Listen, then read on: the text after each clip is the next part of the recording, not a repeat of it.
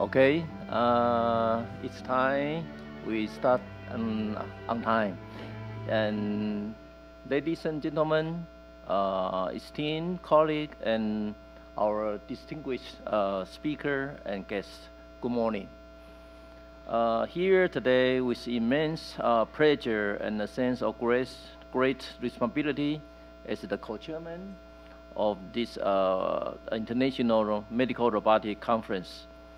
It's both an honor and a privilege to welcome all of you to Taiwan, to Chang'an Hospital, Memorial Hospital, and University. And we plan to welcome all of you to the gathering of brilliant minds from all around the world. We are at the forefront of the evolution of the field of medical and robotic and computer-aided surgery.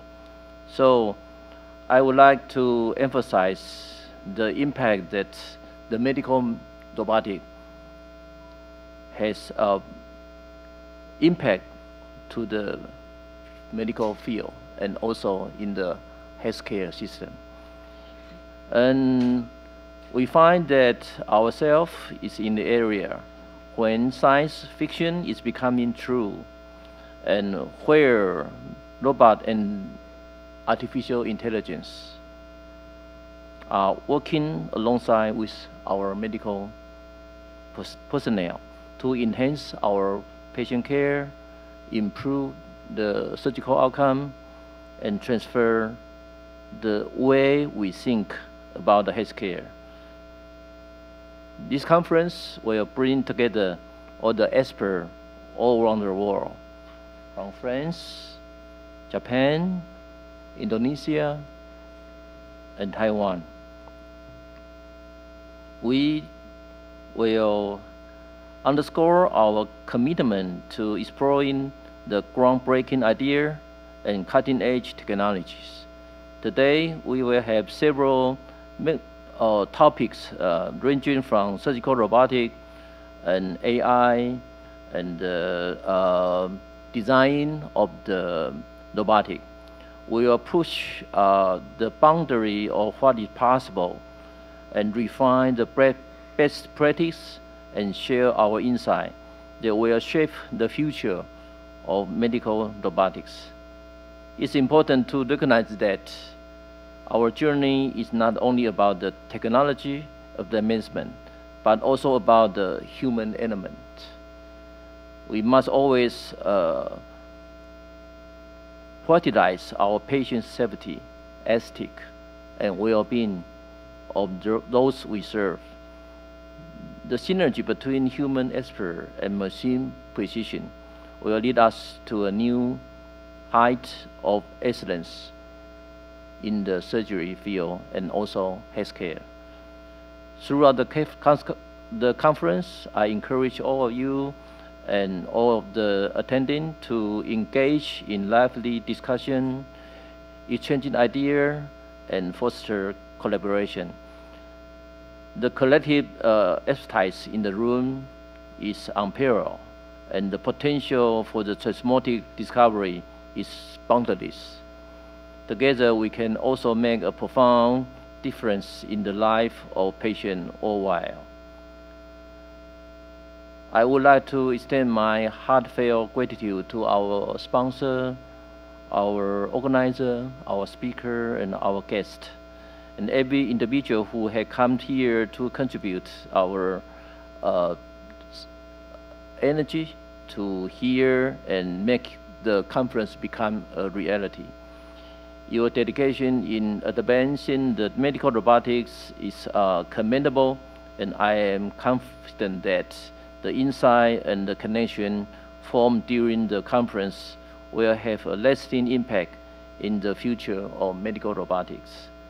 So I would, in closing, I want to express my sincere hope that the conference will inspire you, challenge you, and leaving you with a renewed sense of purpose in your pursuit on excellence in medical robotics.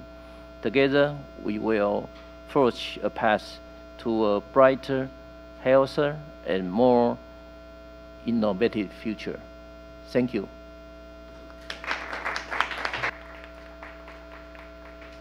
Professor Laribi. Thank you very much, Professor Wu, for this nice introduction and for this hospitality in this very nice building and room. So, ladies and gentlemen, first of all, let me welcome all of you and thank you for your presence and attending this first edition of the seminar. So the seminar on robotics and computer-assisted surgery, ROCAS 2024. I need to say that this seminar, the aim is to provide an international platform for medical doctors, academic researchers, engineers, students, and also very important private industrials. I need to say only some words in order to thank our sponsors. Their help is essential for us to proceed this kind of event.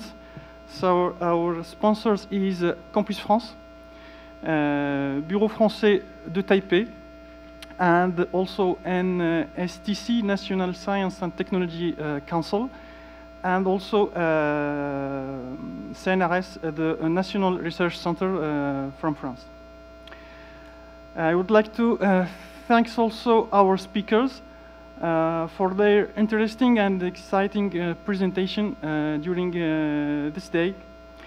And I will finish here only to say now it's now the floor is for our speakers and to start working day. And thank you again for your attendance. Thank you very much.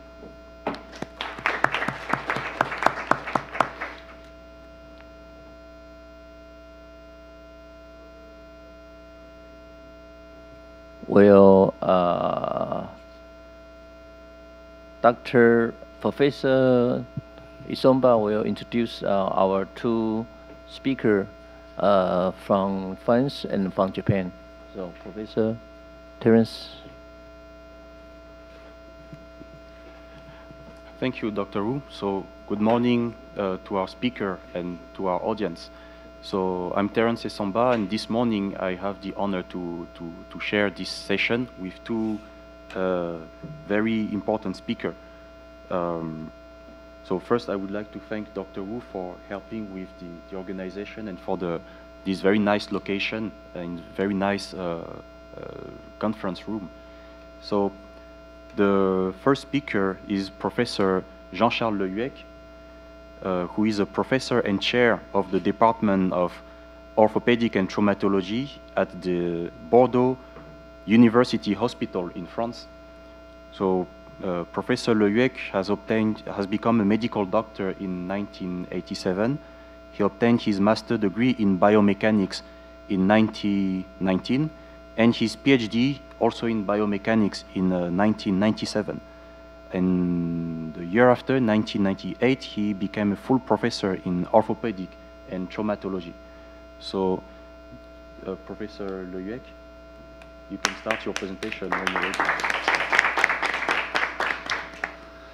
Thank you for this kind invitation to come here. It's a great pleasure. And thank you, Professor Wu, for this invitation. It's my first time in Taiwan, so I discovered the country. And I'm very glad now to collaborate with the Poitiers University, where Tanguy Vendeuvre, who will be a speaker later, is working since a long time, and we started the collaboration for teaching together. And so I have no conflict of interest for this meeting, except that yesterday we got a restaurant organized by Professor Wu, and we tasted some Taiwanese whiskey that were really very nice. So my topic today is about the questions about the robot in spine surgery. What is a robot, the objective of a robot, what are the available robots today, are those robots useful, what do we really need, and what are the wishes of the surgeons. So what is robot for spine surgery? So here it's quite difficult to read on the screen, but even the robotic surgery has been used in other specialties such as urology, gynecology, vascular and general surgery. And in 1908, the first guy with a robot was Victor Horsley and Robert Clark, and to coin the term stereotaxis to define a neurosurgery method utilizing the Cartesian coordinate system. So this was the first time and the first step for the robots. But today we have multiple robot solutions. And on the market outside China and Taiwan, there are mainly 4 or 5 that are well known on the market. But if you look at all the robots available today, there are more than 300 on the market in the world. So the main problem is that they are not all validated by the different systems like the CE mark or the FDA approved or other system, but they are on the market already without patient possibilities for the moment, but this is coming. So the definition of a robot, this is something which is not easy. So I have an engineer, probably a full professor in a couple of weeks beside me here, and I try to find the definition.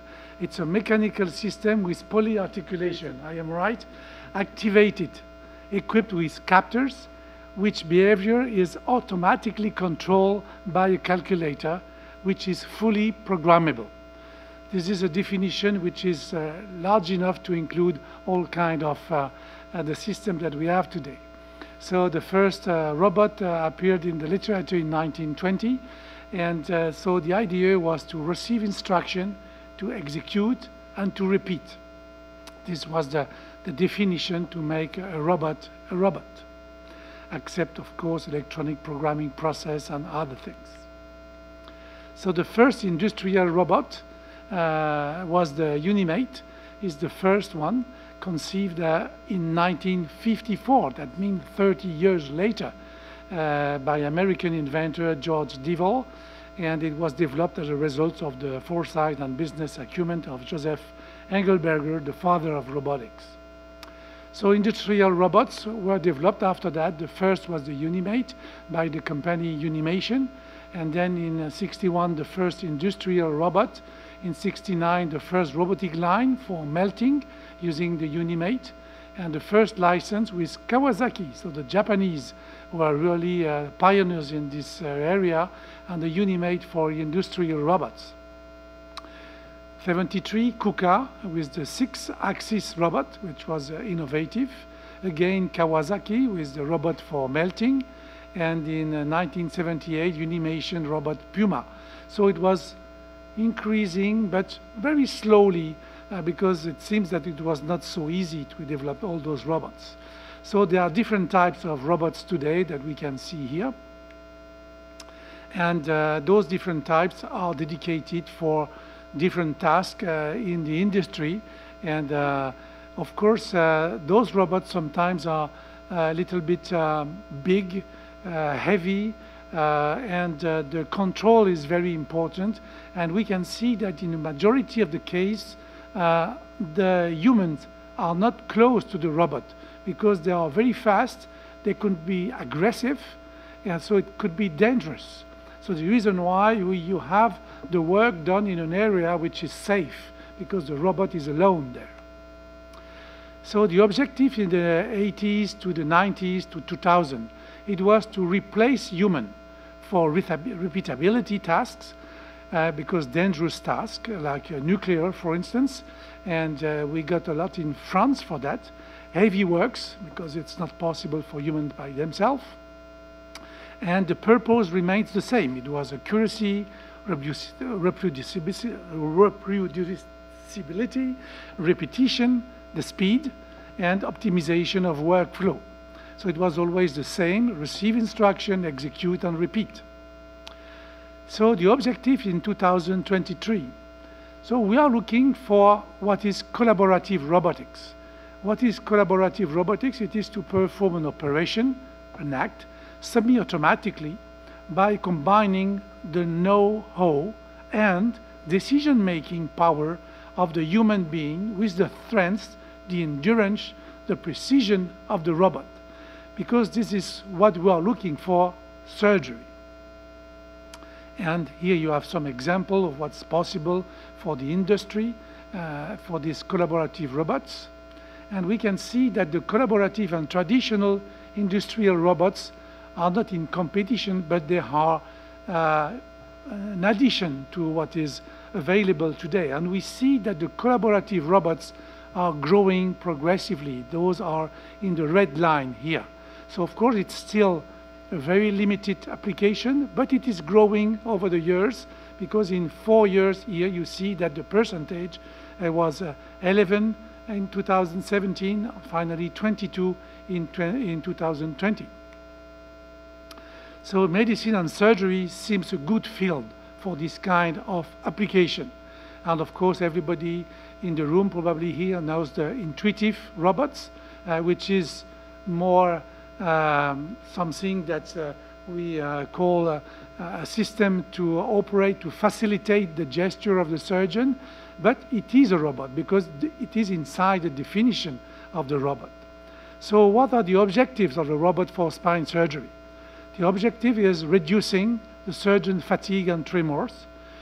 The second one is to improve the accuracy and the precision of the screw placement, for instance, for spine surgery. To diminish the radiation exposure for surgeons, which is really a problem using navigation, because we do perioperative CT scan, and finally to facilitate minimally invasive techniques if possible. So what are the available robots today? Multiple robotic solutions, as we have seen, but those are the most common in the literature. The first robotic was the spine assist system from Israel, and became the Maser robotics with the clearance in 2004, and demonstrated an average error of less than 2 millimeters in 98% of pedicle screw inserted. And in a study comparing freehand fluoroscopic guided screws to robotic assisted thoracolumbar pedicle screws, the spine assist, that was the first one, developed by Lieberman from Texas, had a significantly greater proportion of non-misplaced screws in comparison to freehand. And this was the paper published by Gertzband-Robbins, using the Gertzband-Robbins classification. The paper was published by Moligage. So are those robots useful? That means about safety and accuracy today. So for all the studies in the literature, we use the screw placement accuracy, which is the first safety request when we do spine surgery. And the classification which is used is always the Gertzband and Robbins classification. A is perfect, B is good enough, C it's a little bit too much, 4 millimeters, and D is more than 6, and E is definitively outside the target. So the screw positioning in thoracic and lumbar surgery, which is the most common usage of those robots today, because they were dedicated for that, and they got the CE mark and FDA approval for those indications, thoracic spine and lumbar spine.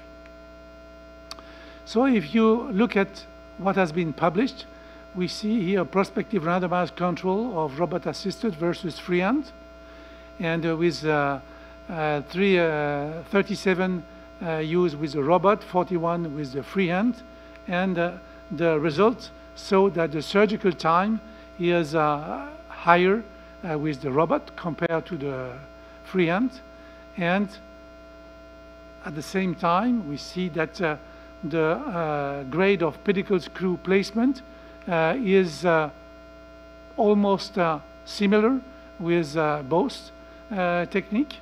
So the robot was not superior to the freehand in this paper, but the proximal facet joint violation was better with the robot because the screw positioning was better, particularly for the orientation of the screws. But all the screws were inserted properly. And the distance between pedicle screws and facet joints surface is definitively better with the robot. So the second paper, always robot versus freehand, and it's I think a bias because they took always the worst situation if you compare the robot to the freehand. Because in the robot you have the navigation, in the freehand you use the fluoroscopy-assisted pedicle screw insertion. And it's a retrospective study, but with more than 169 patients. And another one here from Yuan, and showing that the operative time is similar. The screw placement is good in both. And for the delta, for the VAS, for the back pain, for the leg pain, for the ODI, for the clinical results is not really significantly different. The distance from the facet is always better with the robot. Another one here in 2021, robot-assisted minimally invasive. Here they don't open the patient. It's minimally invasive transforaminal lumbar interbody fusion in the treatment of lumbar spondylolisthesis. And we see again that with the robot it's always longer. And for the VAS, for the clinical results, it's not significantly different. And post-operative is the same. At the 6 months follow-up, there is no difference between the two techniques. And for the 2 years follow-up, it is the same. So the conclusion of this paper is that there is no significant difference between the robot and the freehand technique. This other one is robot versus freehand for adjacent segment degeneration and radiographic evaluation for the adjacent segment degeneration at 2 years. And the conclusion is no revision surgery was required in the robot group, and it was statistically insignificant, but it was a tendency.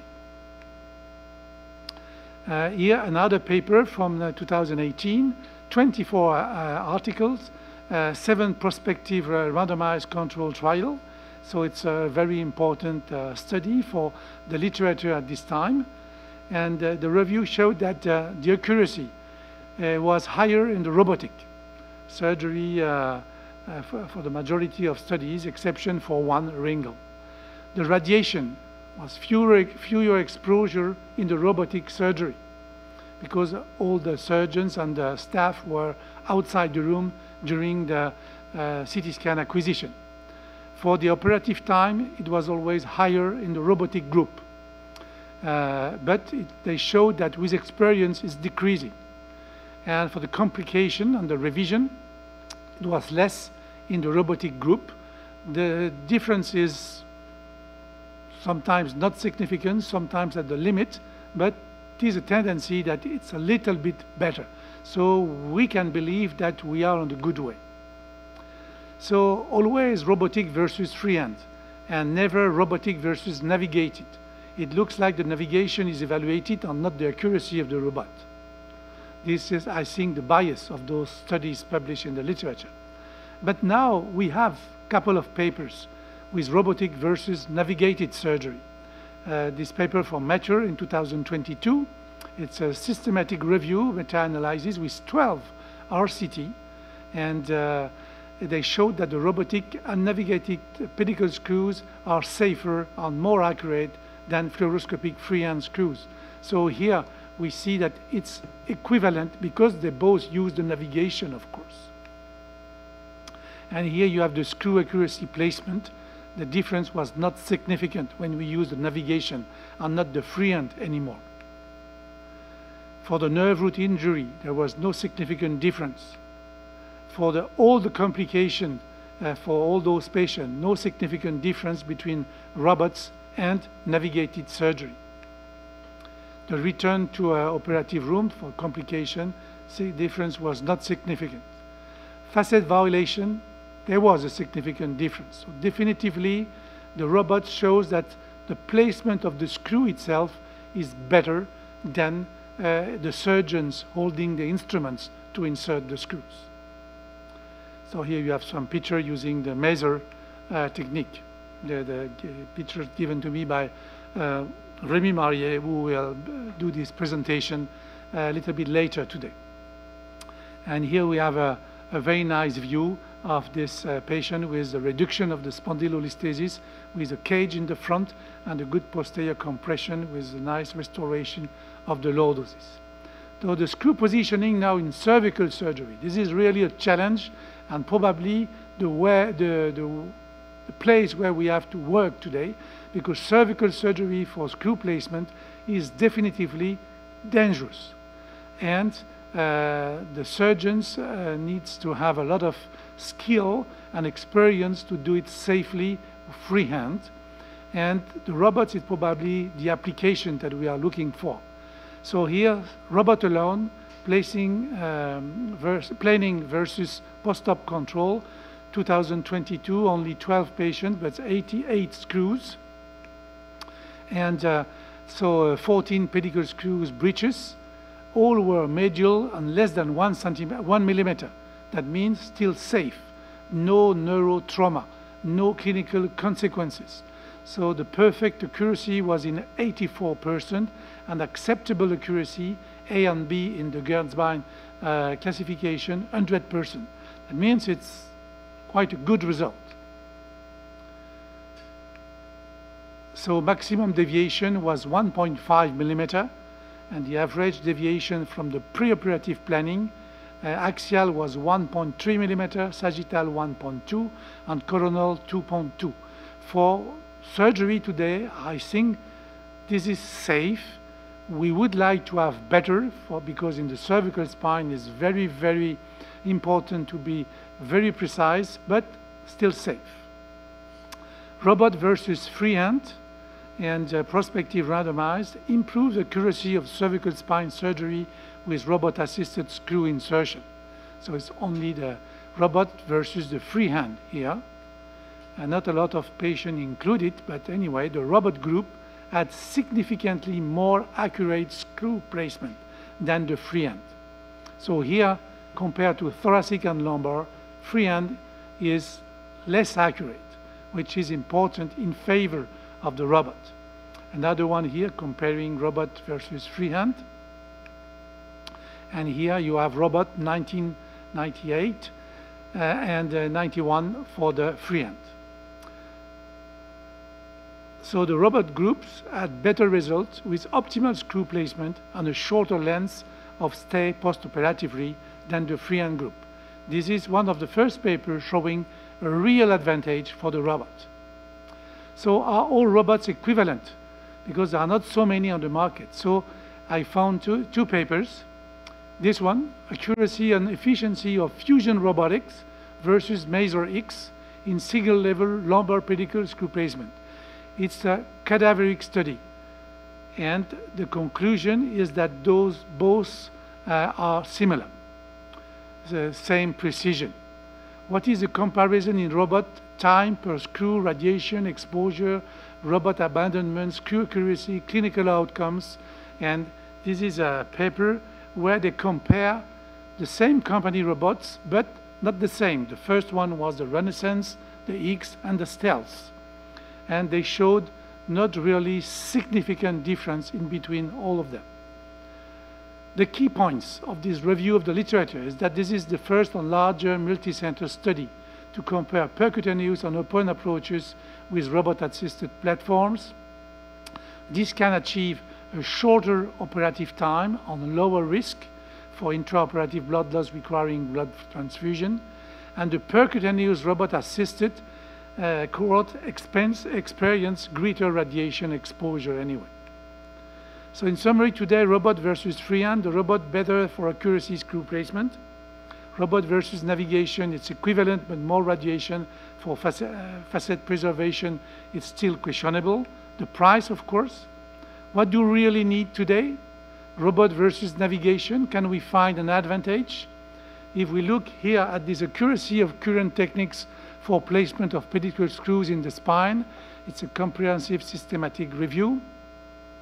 The paper from Yu experimental study on 24 sawbone spine models using robot system, there is a minor deviation in robot group. No differences in thoracic and lumbar spine. So still again, cervical is probably the best indication. The take-home messages for robots is that the robot appears to increase the accuracy of the screw, but this doesn't lead to clinical improvement. The clinical outcomes and complication rate are equal between robots and free hands. The robot may help to spare facet joints and potentially prevent adjacent mechanical instability and adjacent segment degeneration. And the study comparing robotics and navigated surgery are lacking in the literature today. So we want robots with more function. We want collaborative robots. And the responsibility is something which is very important. Who is responsible? So here you have one of the solutions. If you kill the patient, it doesn't pay. So what are the wishes today? We want more than that. What are the wishes? Collaborative robots, and I think we will see that today. Help for surgery planning in order to improve clinical outcomes. Sagittal alignment is the most dominant radiographic predictors of patient outcomes. And we can see in those two papers recently published that the surgeon achieving their preoperative global alignment following adult deformity surgery, they fail to hit preoperative sagittal alignment goals in roughly 1/3 of the adult spinal deformity cases, which is quite high. And another paper recently published too showed more than 40%. So the answer is failing to plan is planning to fail. So the sagittal alignment is the most dominant radiographic predictors. Unfortunately, some parameters used are old, are not pertinent in those algorithms proposed by the companies. This is the reason why we developed a new algorithm based on a databases which is prospectively collected with 3D full spine analysis with long follow-up. So the dream is to have a robotic guidance system to precisely align the screws and the rod placement with combination with computer imaging system and with pre-bend rod using pre-op planning, which is not the same as the planning of the screw placement. And so the pre-bend rod, according to a planning, helps the correction and decrease the rod fracture risk, because using the French bender, which is very well known, you create some cracks and some notch on the rods, and this is a risk of 20% more breakage of your rod. So how much rod bending, we need a plan. And here is how to build a planning. Data collection, then machine learning, predictive modeling, patient imaging analysis, case simulation, personalized implants, and finally case report. So we need to have artificial intelligence algorithm based on case filtering and analysis, and using parsimonious artificial intelligence, which is more easy to use for surgical application. It's not to do like in the industry or motor analyzing and things like that, where they can have thousands and thousands of data. Here it's more difficult. So of course we use the machine learning in the medical and spinal field, but with customized rod. This is our feeling. So it is involved in the process. So for this kind of patient, we try to analyze what is the best solution, and we propose different ways to reach this solution. And how to do this, we propose different solutions, and the surgeon has to make the choice between the solution. It's a case. We send this case to the engineer with the algorithm. So you see the patient with thoracic kyphosis and scoliosis. And here you have the MRI, the CT scan, the X-rays. We see that this patient needs a surgery because she's complaining of nerve root entrapment, pain, she's imbalanced. And the first proposition was this one. But this was the engineer proposition based on the average value they had in the database from average surgeon in the world. But I say, no, this is not what I want for my patient, because this will fail. So I sent them back this, and with other proposition, they send this back. I say, no, this is not a good solution. So I sent, finally, I got this solution, because the correction must not be done at the level 4 or 5 proposed by the engineers, but was better to be performed at the level above, which is at the level L1, because the problem is there. So that means today, those company solutions are not able to analyze the patient the same way as the surgeon. They need us, and the algorithm have to be constructed today. They are not good enough. The surgeon is still the most important, because it's not only the strategy of the surgeon, but also the skill of the surgeon, which is important. You need to know how much correction a surgeon is able to do at this level. And I did the PSO here at the level L1. And you have the postoperative image with the exact correction of the patient, and you see that the pre-op planning is exactly what I got postoperatively, and is the pre-op and the post-op. And you see that even after 6 months follow-up, the patient continued to adapt his balance. So it's not because we did a planning and we hope to have something that it doesn't change, but in this situation, the patient is still balanced and is not complaining of pain. So the predictive modeling and the reproducibility is what we are dealing with today, because it's not easy. We need very good databases to do that. And of course, the engineers, they need the help of the surgeon. It should be customized per patient and per surgeon. So the dream that we had is this. I spoke about that before. And in the future, probably that with 2 collaborative robots and all those things together, we will be able to perform the best surgery for our patient with the best outcomes. And we will see today what all those engineers and guys coming from the university here are able to propose for the future. Thank you.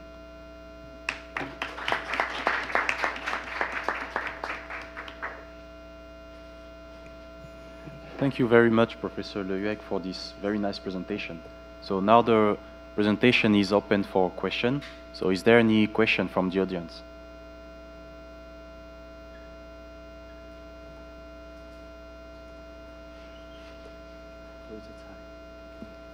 Thank you for Professor's very nice talk.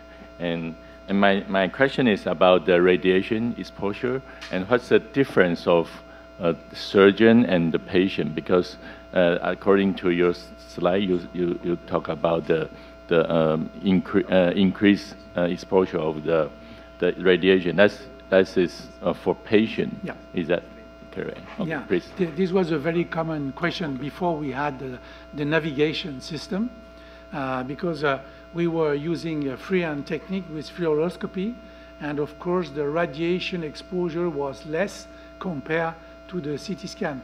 But with the fluoroscopy, you expose the patient, which is very limited because it is cumulative, as you know, during the whole life of the patient. But you expose also the staff. With the navigated system now, the staff is outside the room. So it's 0 exposure for the staff, but the patient is exposed, of course. But it is acceptable because we can adapt the exposure, and it's only once during his life, compared to the staff where it is every week. So I think that this is the big advantages of the robotic system too. We use the navigation. The patient has exposure during the surgery, but he got already exposure before the surgery with the CT scan. But for the staff, it's really very safe. And we did a study in our hospital, and we compared that. And in a 6 months period, the total exposure for the staff was very close to 0. And when we used the fluoroscopy, it was still safe, less than 20 millisievert. It was around 2-3 millisievert. But anyway, it was not 0. Thank you. So I think the doctor should pay the money for the robotic arm.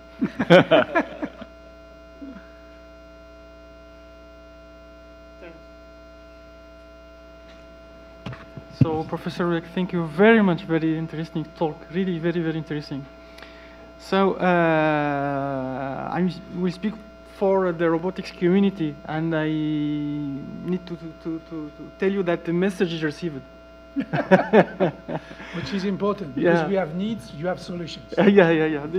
This is important. For this reason, we have this kind of event in order to emphasize our collaboration. So my question is the following. Do you think that we can perform surgery, spine surgery, without planning?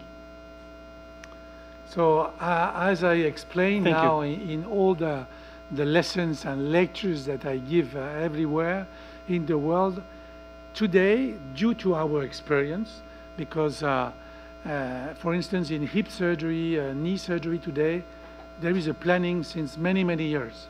And we have seen over years that the results, the clinical results, clinical outcomes were much better with the planning. In the spine, until 2-3 years, when you ask a spine surgeon if he was doing a planning, he said, yes, of course, I planned the surgery. So at the end of the surgery, you ask the surgeon, did you achieve the plan? And the answer was, I did my best, because they had no way to measure what they did. So today, the planning is mandatory. And as I said, I wrote a paper with a good friend from Switzerland about that. It's failing to plan is planning to fail. Because definitively, it's difficult to, for instance, bend a rod in the perfect way to obtain a good correction. We made this experience. We gave a rod to 10 surgeons, from resident to the best professor that we had in the room, and we put a rod on the screen. They say, bend the rod as it is. And we gave them the rod, and we removed the screen. So they had to bend their rod like this. So we had 10 different rods. That means it's not possible to do that. So we need a planning, for sure. And we have seen, I did the work with my good friend Cédric Barret from Lyon, and Vincent Fier from Lyon too, and we saw that when we compare the results of our patient, so all those are excellent surgeons, and we compare 150 patients before the era of the pre-bend rod and after, and there is a significant difference. Clinical outcomes are much better. So we need that. We may have time for 1 or 2 questions. Yeah. Is there any other question? Yes, please. Terence, Professor Hugh, very wonderful and comprehensive talk about the robotic spinal surgery.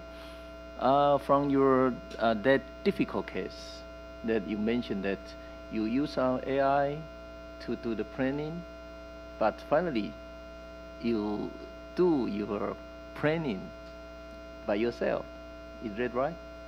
You said that in your experience that L1 or TL junction must be the critical area for the correction surgery for the deformity. My question is that now we use AI, use machine learning, deep learning to do several planning. Every AI company have his algorithm, his solution, and it's a black box of the algorithm. Each one has his own algorithm, but not every AI company have enough experts of involving the surgery in any kind of surgery. So my question is that how do you think we can incorporate our medical knowledge in each specialty into the AI system? Is that possible to a general AI algorithm, or we have to develop several kind of of AI algorithm to do every surgical planning. Yeah. Yeah, this is the best question of the day. Because today, the problem is that the companies, they propose planning. And their planning today is based on what they got from the surgeons. That means they have the pre-op images, and if possible, they got the immediate post-op images, but not always. And if you look at the 1 year follow-up, or even 2 years follow-up, the data they have is almost nothing, 5%. So that means that today they are unable to tell you if the planning was good or not. This is the reason why the proposition they do is not accurate at all, because they use the thinking of surgeons that work with them to do the planning, but they don't have the data. What we need today is a good databases, and we have to collect data, pre-op, immediate post-op, 1 year, 2 year, and why not 5 years follow-up, because sometimes we have failure after 5 years due to aging of patient with other problems coming with aging. But this is what we need. And of course, to obtain 10,000 or more patient files full with all data will be difficult for one surgeon, for one team, even for one hospital. So we need to share those data, but of course at the same time we will need to have experts, and we will need to use the appropriate parameters.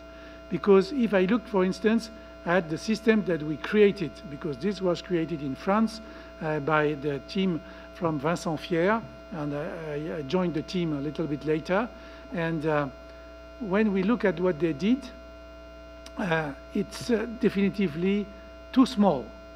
The data that we have are too small. So we need to put all this together and to analyze this properly with the good parameters. For instance, Medtronic today, to give one of the most common, which is the unit, they use parameters that are not appropriate. For instance, the SVA, the surgical vertical axis, which is a distance between the plumb line from C7 and the posterior part of the S1 plateau. I can show you tons of patients where the SVA is perfect, but the outcome is awful. So it's not a good parameter. They just forgot to put the head on the cervical spine, which is very important, because the head and the cervical spine have a weight. And this is one of the main reasons to have PGKs in our cases. So we need to use the good parameters. We need to have a good global parameter and segmental parameter analysis. If we do that, we will create a real good algorithm. But it's impossible for one team to do it. We need to share data, to work with engineers, to use the good AI algorithm. I spoke about the parsimonious AI, which is something that I don't understand very well, but it looks like it is the best system to do that for medicine application. It's not for industrial, but for medicine, it's a good one.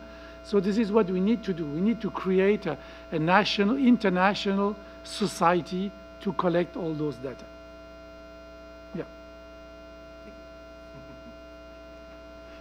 Okay, thank you again, Professor Laribi, for this very nice presentation, and thank you to the audience for the exchange. So,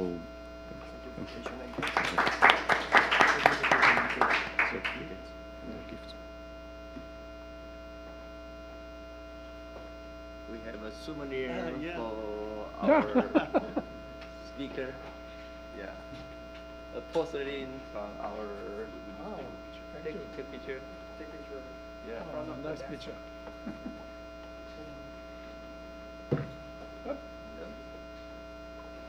Thank you. Thank you.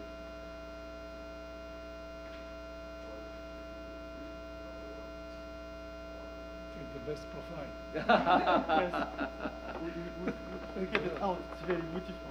Yeah, thank you. Oh, you like it? Yes. Okay, welcome. So this is. Thank you. This is a Taiwanese gift. Yeah. It's only for you. Ah. So it's a small robot, the last one. Wow. It's Excellent. Is this porcelain? Yeah. thank you. Merci beaucoup. C'est très joli.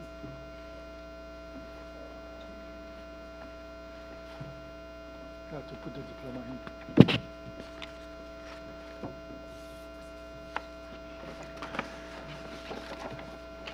Okay, now let's move on to the next presentation of this session from Professor Kenji Kawashima, from the professor from the University of Tokyo in Japan. So Professor Kawashima has also been an associate professor from the Tokyo Institute of Technology, full professor at the Tokyo Medical and Dentist University, and in 2014 he created a startup company named Riverfields, I think. And I think this is actually the topic of his presentation today. So Professor Kawashima, you may start when ready.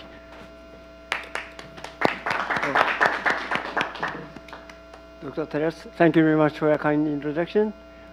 Today, it's an honor to have a presentation here. I'd like to say thank you to Dr. Wu and Professor Laribi. Thank you very much.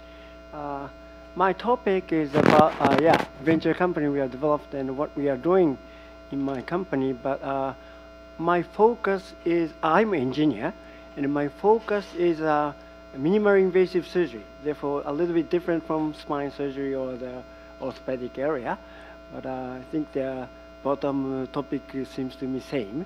And yes, okay, and okay, today my topic is about the assist robot for MIS, we call minimally invasive surgery. The day before yesterday, expert in Da Vinci visited my company, and I heard that there is the biggest center in Asia for training the surgical robot in Taiwan. Yes, and I heard that more than 65 Da Vinci is now working in Taiwan. Oh, very good. I think that Da Vinci is one of the rich and a good system. And I'm not the competitor of Da Vinci, but everybody said, oh, if you're working on a master-slave robot, a follower robot, oh, we already have Da Vinci. Yeah, but I would like to show you the difference of my robot. And first, I'd like to introduce my camera holder robot, and after that, master floor type surgical robot with grasping force display, and remote surgery using the robot, and then partial autonomous control of the surgical robot. As I mentioned, in this field, minimally invasive surgery, Da Vinci is the most successful robot all over the world. I think more than 400 robots are working in Japan. And all over the world, more than 6,000 or 7,000. So, but there are still some problems that the system is a little bit expensive. I know it's very smooth and very good system, even though the system is a little bit large and expensive. So the requirement at this moment is compact and inexpensive system. And also, they only can operate with vision feedback. There is no haptics. You cannot feel the touch. Therefore, the haptic feedback to the operator is become important. And then, of course, single port surgery means usually we have to have several holes to do the minimally invasive surgery. But from the one side and go inside, Da Vinci XP is the brand new system for single port surgery. And the surgery is now also a big issue in Japan because Japan is not so big, but there are lots of islands.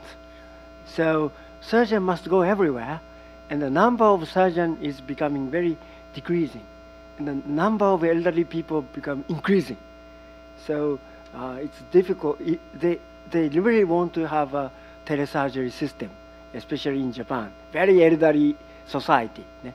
And of course, as Professor Hu mentioned, that the navigation such a system is very important, and some part of partial autonomous control is important. So today I'd like to introduce some of the topics, and then our company, I've developed the company 10 years ago, so I've survived 10 years. It's not working very well, but I survived. So my company name is Riverfield. My name is Kawashima. Kawa means river in English. And my co-founder, he used to be my student, Tada no. No means field in English. Just we combine name. That's it. So we are a startup from two national universities in Japan, Tokyo Institute of Technology and Tokyo Medical and Dental University. And first, of course, the master follower system is a very big system. So we started from a small system, laparoscope camera holder. Maybe some of you know ESOP already. It's first they developed more than 20 years ago, just to hold a camera for the assistant. And then, of course, we are working on this kind of eye surgery support robot. And then today's main topic is about the master follower surgical robot. We named it SAROA, Surgical Assist Robot by Air. Therefore, we call it SAROA. A little bit difficult to pronounce. But first, I'd like to introduce the camera holder robot. As you know, in the minimally invasive surgery, you need an assistant just to hold the camera, endoscope. In Japan, a surgeon must do this. Therefore, maybe we have a main surgeon and assistant surgeon, and you need another surgeon just for hold the camera. So we need 3 surgeons for the surgery, at least 3 surgeons. So everybody watching the monitor to do the surgery. So it takes several hours. The surgeon become very tired and become vibration might occur. So become very sick. So you cannot have a clear view.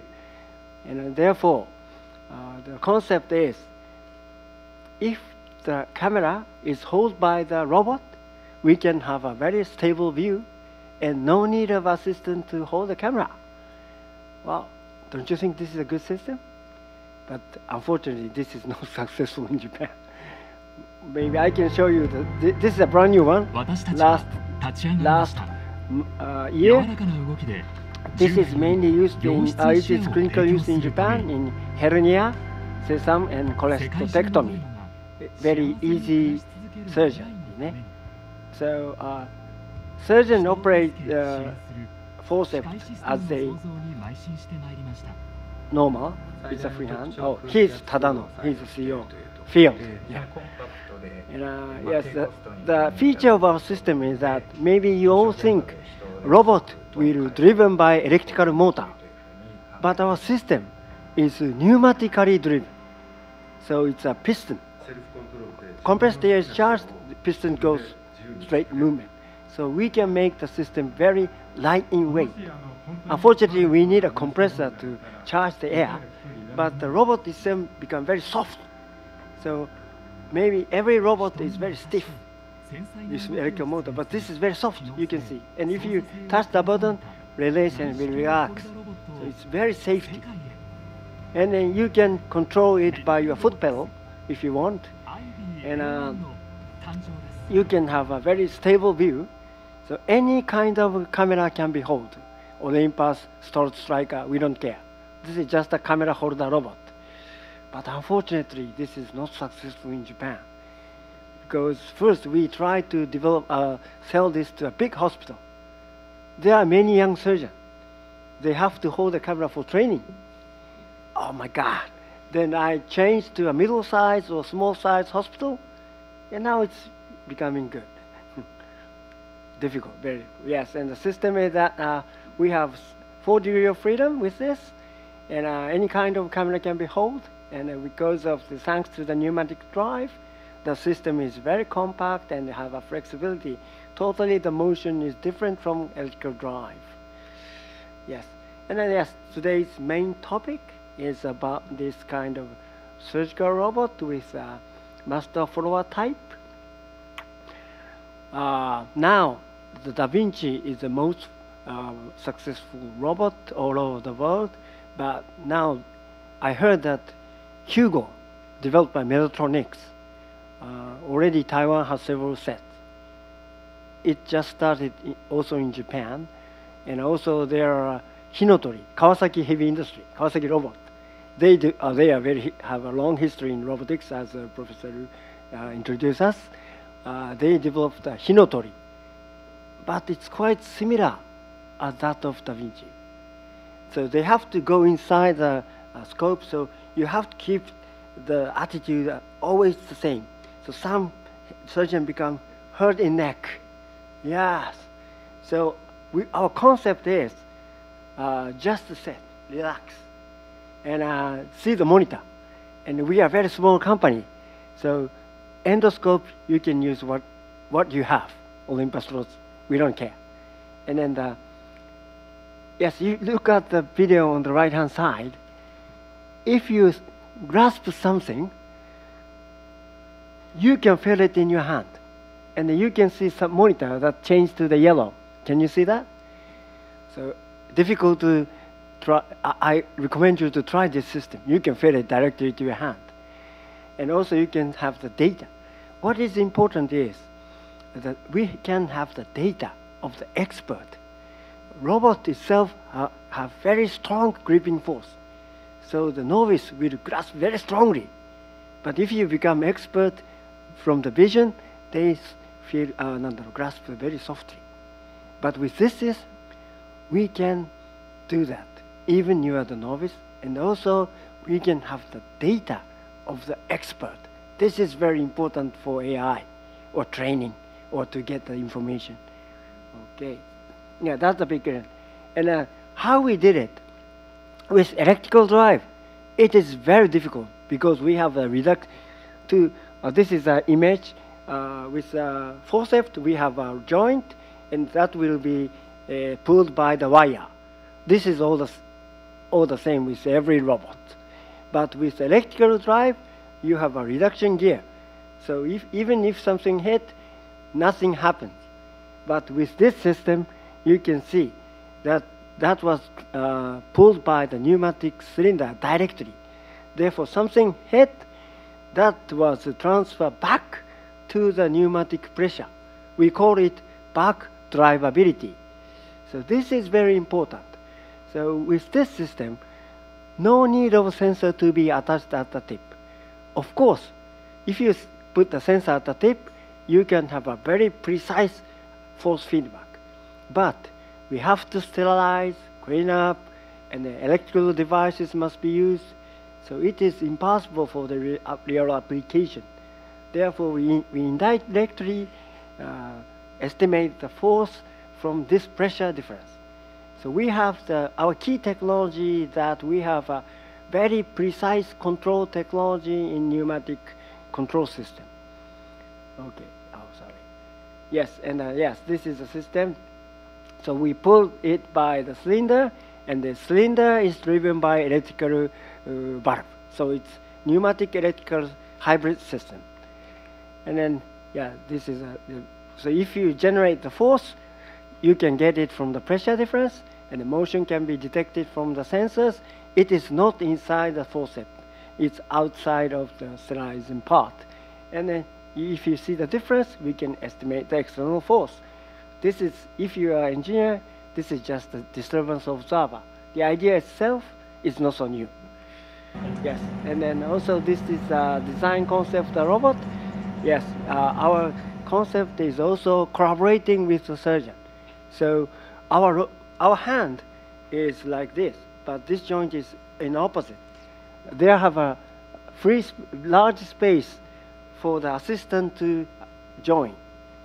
And we have, and the tip parts are driven by pneumatic, because if you put electrical motor at the tip, the system itself becomes very large. But with the pneumatics, tip part can become lightweight, therefore the end part is electrical drive, because we would like to have a very stiff movement at the end. But the motor can make it smaller with this system. Okay, and of course, yeah, Da Vinci is a very good system, and it's very useful for prostate gland, because it's deep inside. The robot is very effective. But our concept is that we Japanese or the Asian is rather small and thin compared to Western people. The robot Da Vinci is a little bit large, for size is a little bit large. And for the lung surgery, the space is very limited. Therefore, using the Da Vinci, it's very difficult to set the planning and join. You have to come from the lower side. But with this system, the robot itself is very compact. So we can directly operate like a minimal invasive surgery. So our main target, we are not competitive to Da Vinci. Our main target is a little bit different, lung surgery, and for the pediatrics area. Yes, this is during using the animal experiment using this system. And yes, fortunately, we have conducted several animal studies. We're using pigs and high rated by key opinion leaders in Japan. But most of the surgeons, robotic surgeons in Japan, they are very familiar with Da Vinci. So their requirement is very high because they feel Da Vinci is the standard. Oh my God, but like a car, Mercedes-Benz in the car. But I said, our system is a compact car, cheap Japanese car. It's totally different. Even this system, you can operate safely. But now we have to improve some part because I know Da Vinci is the best. And this is during the in vivo experiment for pulmonary vein in the lobectomy. And you can see high lung surgery is a little bit danger because it's very nearby the heart, and we have a very vein, blood vessels around there. But it's quite successful. And of course, you can see on the right, there is assistant. Now they are passing the wire from the assistant. So our concept is work together with the assistant, because Da Vinci concept is solo surgery, do by all by themselves. But our concept is a little bit different. And the main surgeon now is sitting, relaxed, and operating, and then very commercial available camera is using. Therefore, to have a 3D, they wear the glass. But in the lobectomy, I heard that many surgeons in Japan prefer to use 2D, not 3D. But so we can easily switch. Yes. And then unfortunately, we don't have a grasp other than clipping. So assistant must do that. Okay.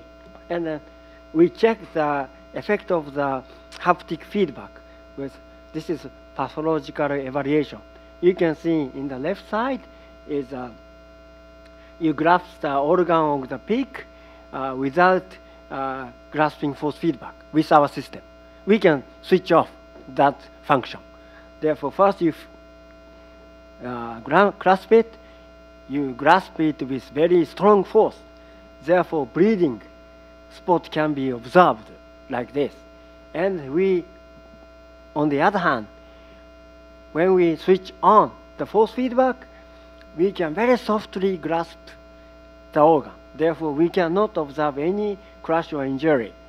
And the right-hand side is nothing done, not observed. It's to compare this.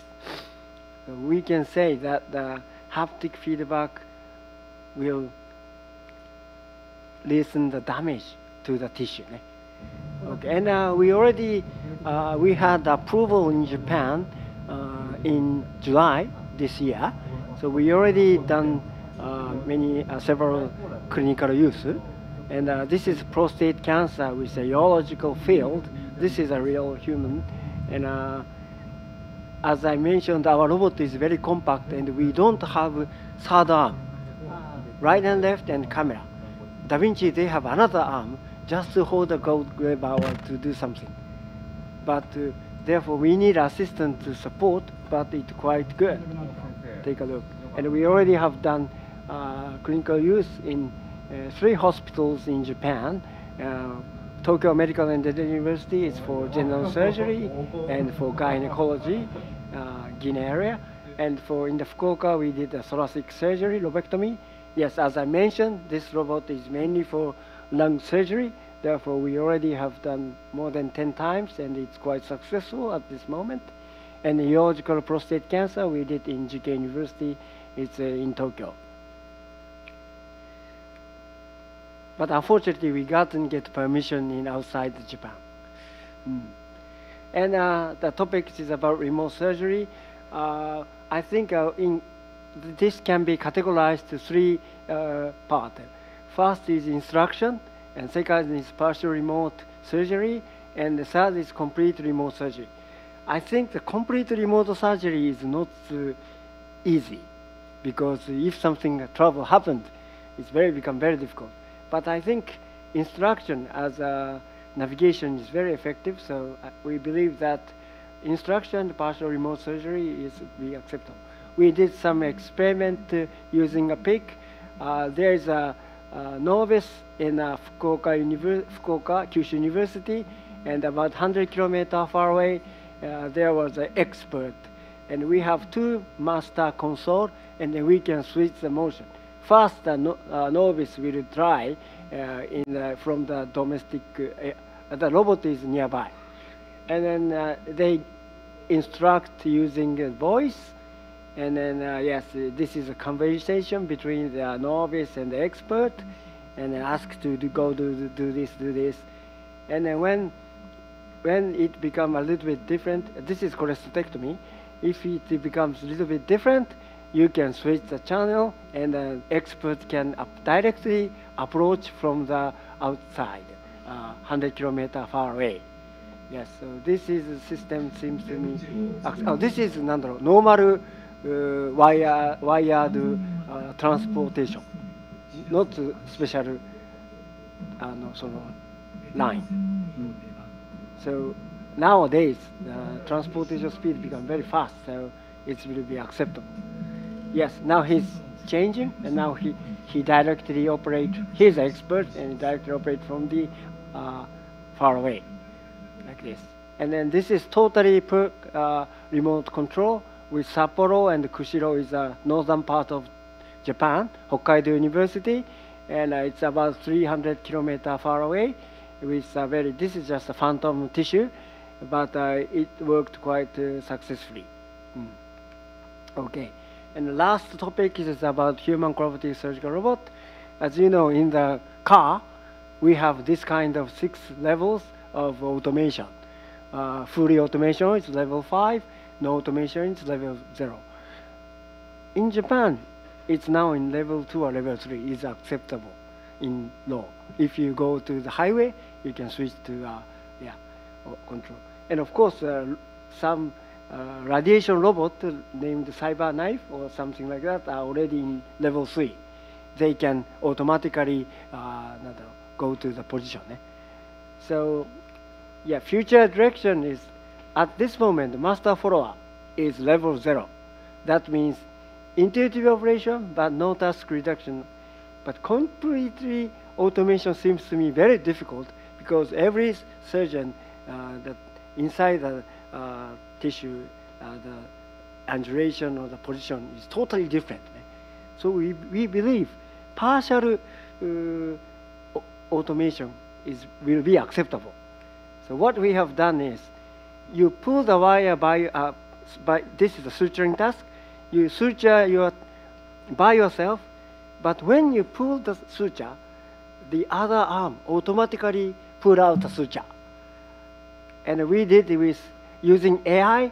We judge these 3, no penetration, penetration pull. We just learned, and yes, these 3 situation. And when it goes to penetration, the left robot will come and pull it out automatically. Take a look. This is 5 times faster, but you can see, right-hand side you did by yourself, left-hand side automatically pull out the suture. Don't you think this is good? Thank you. But when I check this, show this to the expert, they say this is no, because the pulling, you have to pull out the suture, like a curvature. We put it back. So, oh, this will hurt the tissue. So we have to brush out, but the concept itself seems to me acceptable. Thank you. This is the final slide, and I think in the future, I think the cyberspace is very important, as Professor Hook told us, that the navigation. So we believe that real-time world, we can get the data, and we have to transfer that into the cyberspace and do some data and stack the data and use it for the training or to skill evaluation, and then we have to contribute to the safety evaluation. So functionality of Sarawak can be updated by installing new softwares. And we have many collaboration here, and thank you very much for your kind attention.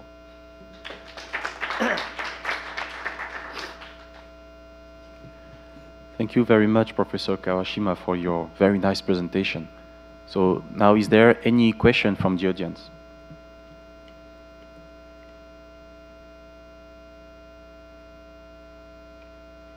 Yes, please.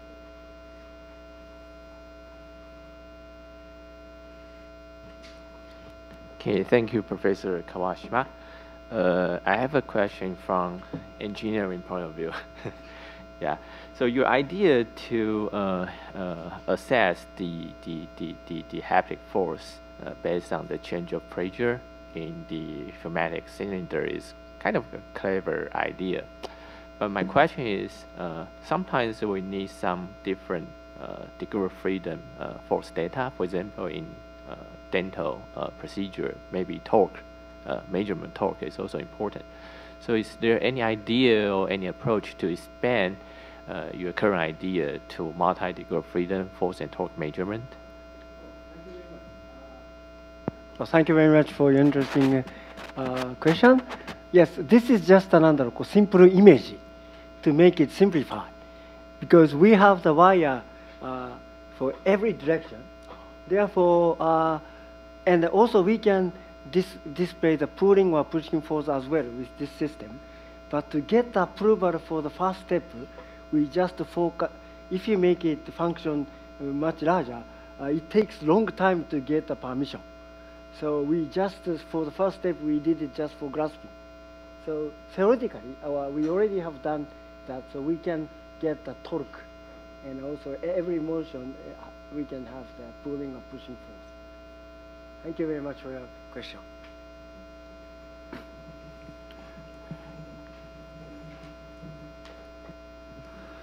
So first of all, congratulations for your presentation. I like it very much. And it's just a comment. I must tell, do you know the story of the Lexus car? Exactly. Yeah. What I wanted to say that. Okay. Yeah. Because as you know, the director of the Toyota company, which is one of the best car in the world, was very surprised that all this sub-director were using German cars. They were parked on the parking, and he said, why? So he decided to create a new car which will be better than all those German cars, and he created the Lexus.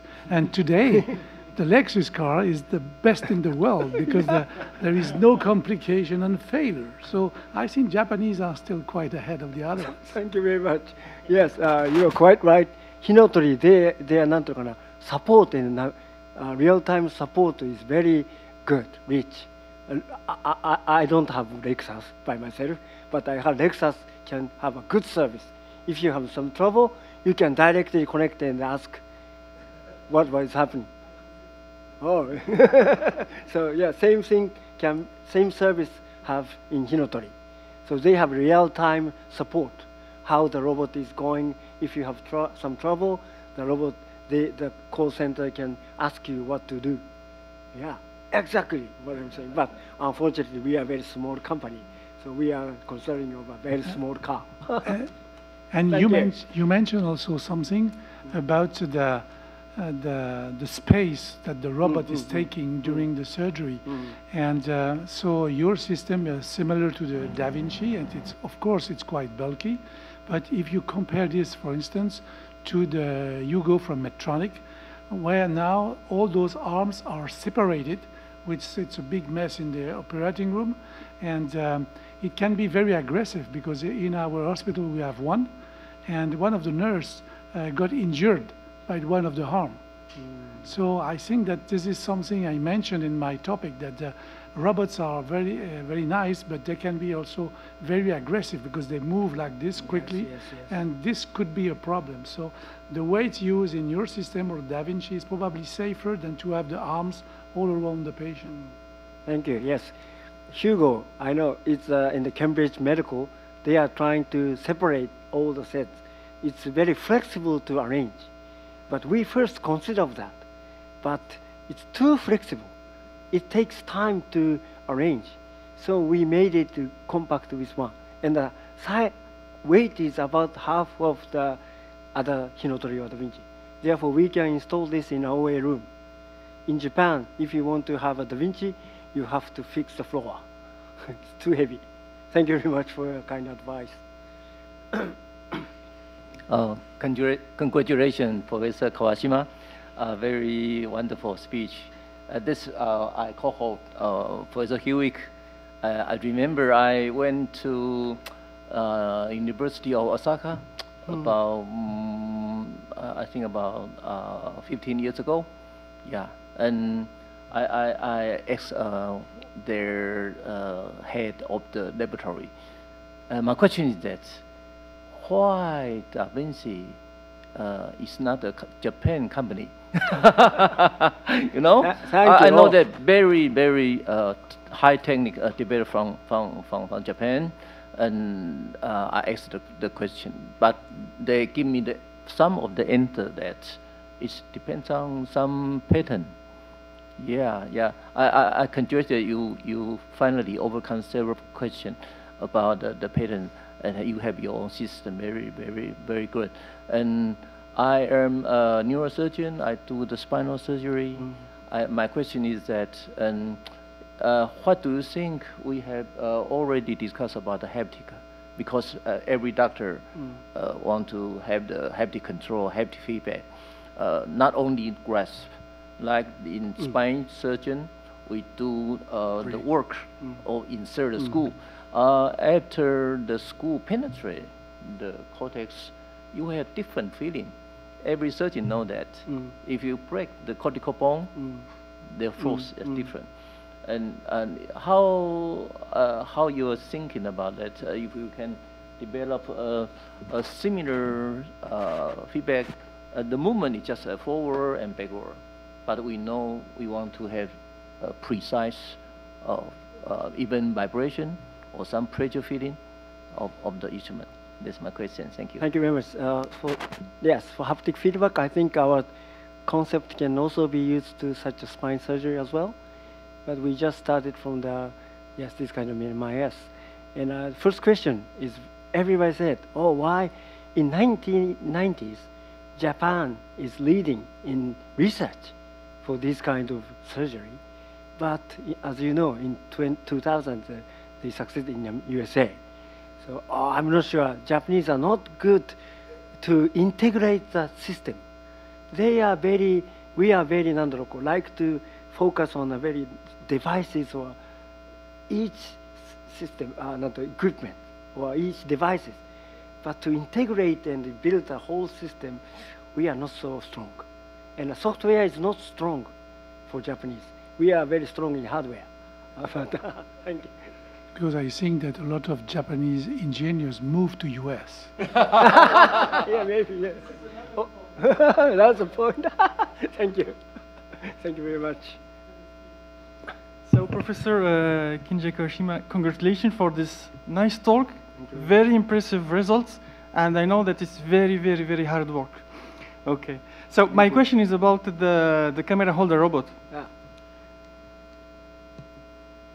Yes. So I have a couple of questions. So the first one, how it's more technical one, how did you implement the remote center of motion for this kind of device? Because it's pneumatic actuation. And my second question, it's really open for probably collaboration. I think this kind of system can be used for echography because it's kind of compliant joint, which is very, very, very interesting to this kind of collaborative robot. So this is my 2 questions. Thank you again. Thank you. For the later question, yes, thank you. We are free to use this to other areas as well. So, and the first question is that with this robot, we don't have to precisely adjust the absolute position, like a mouse. We move it from here to there. So it's velocity control. If you want to move right, you can move it right or left. But we have a very, there is a very precise control valve using piezo actuators here, so we can precisely control the pneumatics. Thank you. We may have time for one last question.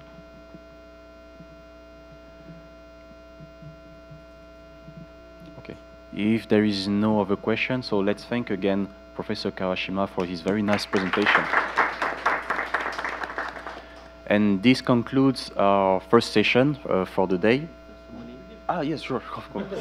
Yes, of course, we have a gift for you, of course. Almost forgot.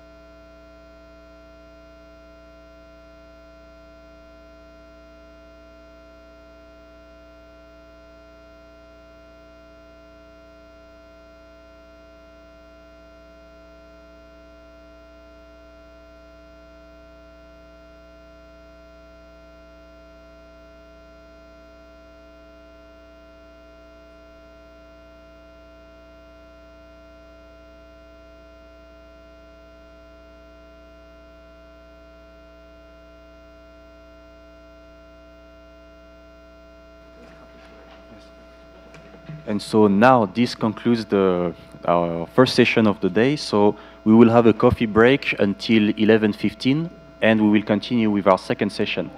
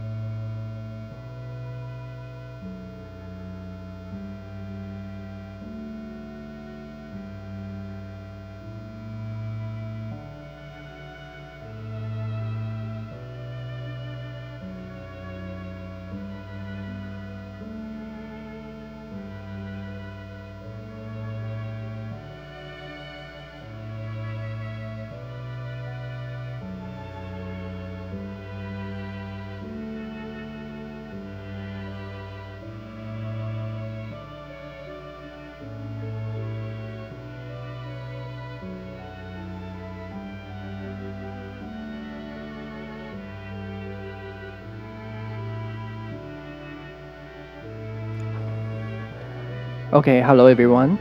We are now going to move into the next section, and I'm Dr. Huang, and let me introduce the next speaker is Dr. Vongdu. And Dr. Vongdu is from Poitiers University Hospital, who specializes in spine surgery. And I just visited Poitiers University Hospital 2 months ago, and Dr. Vongdu invited me to observe a very complex case that is a CT junction scoliosis surgery. And in that case, despite the large cup angle and the very thin pedicle, and Dr. Vongdu insert all the pedicle screw from C6 to C7, T7 elegantly and very easily with the assist of the arm navigation. And it looked amazingly easy. And I think that's the power of the technology and can make challenging things incredibly easy. So I believe that those who control technology well can shape the future. So today we're very honored to have Dr. Vongdu here, and we will present a very interesting topic for us. That is the benefits of the AI and finite element simulation for trauma planning. So let's welcome him with applause.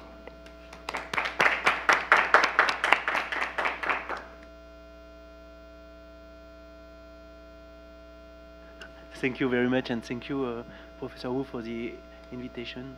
Thank you very much. So, what about the benefits in the future of finite element and RA for trauma planning? Because planning is very, very important, maybe, and I like this quote about Roald Amundsen. Adventure is just bad planning. So surgeons don't want to be an adventurer and want to have a good planning. It's very, very important. So what we know about trauma, the context of trauma, it's possible to know the shape of the glasses before and after the trauma, but it's not the same for the bone trauma, because when we have the patient, we don't know the shape of his bone before the trauma. For example, we know a lot of 3D anatomy. We understand well the bone, the artery, the muscle, but not the personalized shape of this knee. And we have a puzzle, but we don't know the 3D plan to be able to reconstruct the puzzle, the 3D puzzle. So in trauma, is it possible to know the shape of this patient? It will be very interesting, because if you want to use a robot to introduce screw, it's necessary to know the final shape and to be able to use correctly the screw and the diameter of this screw. So no robotic without planning, and maybe it's very important to have good robots for better surgery, but if without planning, it's only adventure, it's not surgery. So how it's possible to predicting the shape, the geometry of the knee, and is it possible, and how it will be possible? So the first step, it's very important. It's the segmentation, and segmentation of all the fragments all the bone fragment. It's very important to be able to identify each fragment by segmentation, and automatically it's better. And after, is it possible to have this shape and to cut the fragment part, and only with the other part of the shape to be able to have a good reconstruction, and to be able to know the initial shape of this knee? And maybe it will be possible, but how it will be possible to be able to see in sagittal plane, in choroidal plane, the normal shape? It will be possible if you use statistical shape model. So it's very interesting, because it's necessary to have a lot of data, but with a lot of data and with some specific anatomic point, it's be able to modify the shape of the model, and it will be able to reconstruct after for planning the trauma surgery. Is it also possible for the spine? Is it possible to to have the same shape model, and the response is it's possible to have this to predict the 3D shape of L1 vertebral body with use adjacent vertebrae. So it was possible to have a geometric planning, but it is possible to reconstruct the puzzle. Is it possible to predict all the planning to reduce the bone fragment and also to use the screw, the rod, or the plate to have a good stabilization for the trauma? So is it possible to have a 3D planning with length, diameter, plate of shape for a specific patient? And in clinical needs, you need to know how it's possible to stabilize, to have a good stabilization of the fracture, the shape of the plate, and if you use cement or not, like PMMA. And also, is it possible to simulate the healing process and to understand mechanical behavior, this healing process? As you know, the healing process modify the mechanical condition of the patient, and is it possible to be able to know, is it possible to walk or not, when it's possible to walk, and to take an account this healing process. Is it possible also to take an account osteoporosis or bone density, and also the alignment, the valgum or the varum, or the sagittal alignment? And is it also possible to understand well this mechanism with all type of fracture? Maybe the response is by use a digital twin for personalized medicine, and this digital twin maybe is a return to roots of the medicine, because Hippocrates says there isn't one pathology, but there is one patient. So it's very important to be able to treat one patient and only to think this is a fracture, I have to do that. No, this is one patient with a fracture, and it's very important to take into account all the parameters. So our response to clinical need is to create a digital twins to help the reduction, maybe help the stabilization, and to understand well the recovery, the future of the recovery of the patient. Digital twins, it's very well known in aerospace, and maybe it will be interesting to know how it's possible for a plane, and how it's possible to have the same effect for patient. Maybe it will be interesting to use also AA, but is it more important to use machine learning, or as explained Professor Lewek also, maybe it will be interesting to use parsimonious neural network, because with parsimonious neural network, it's more easy to learn interpretable physical law. So what we need to know to be able to have these digital twins, the more important is to have the geometry, and also to have the material properties, the boundary condition, and after to be able to validate this model. So for the geometry in trauma, now it will be possible to know the initial geometry, so maybe it will be possible for that. And for material properties, it's very important to well define the properties of the bone. So it's interesting to note that for spine and knee is the same histology. You have the cortical bone, you have the meniscus, have the same cartilage, it's fibrous cartilage, and the joint surface is the same, it's hyaline cartilage, so maybe it will be interesting to note it's the same for all the joints.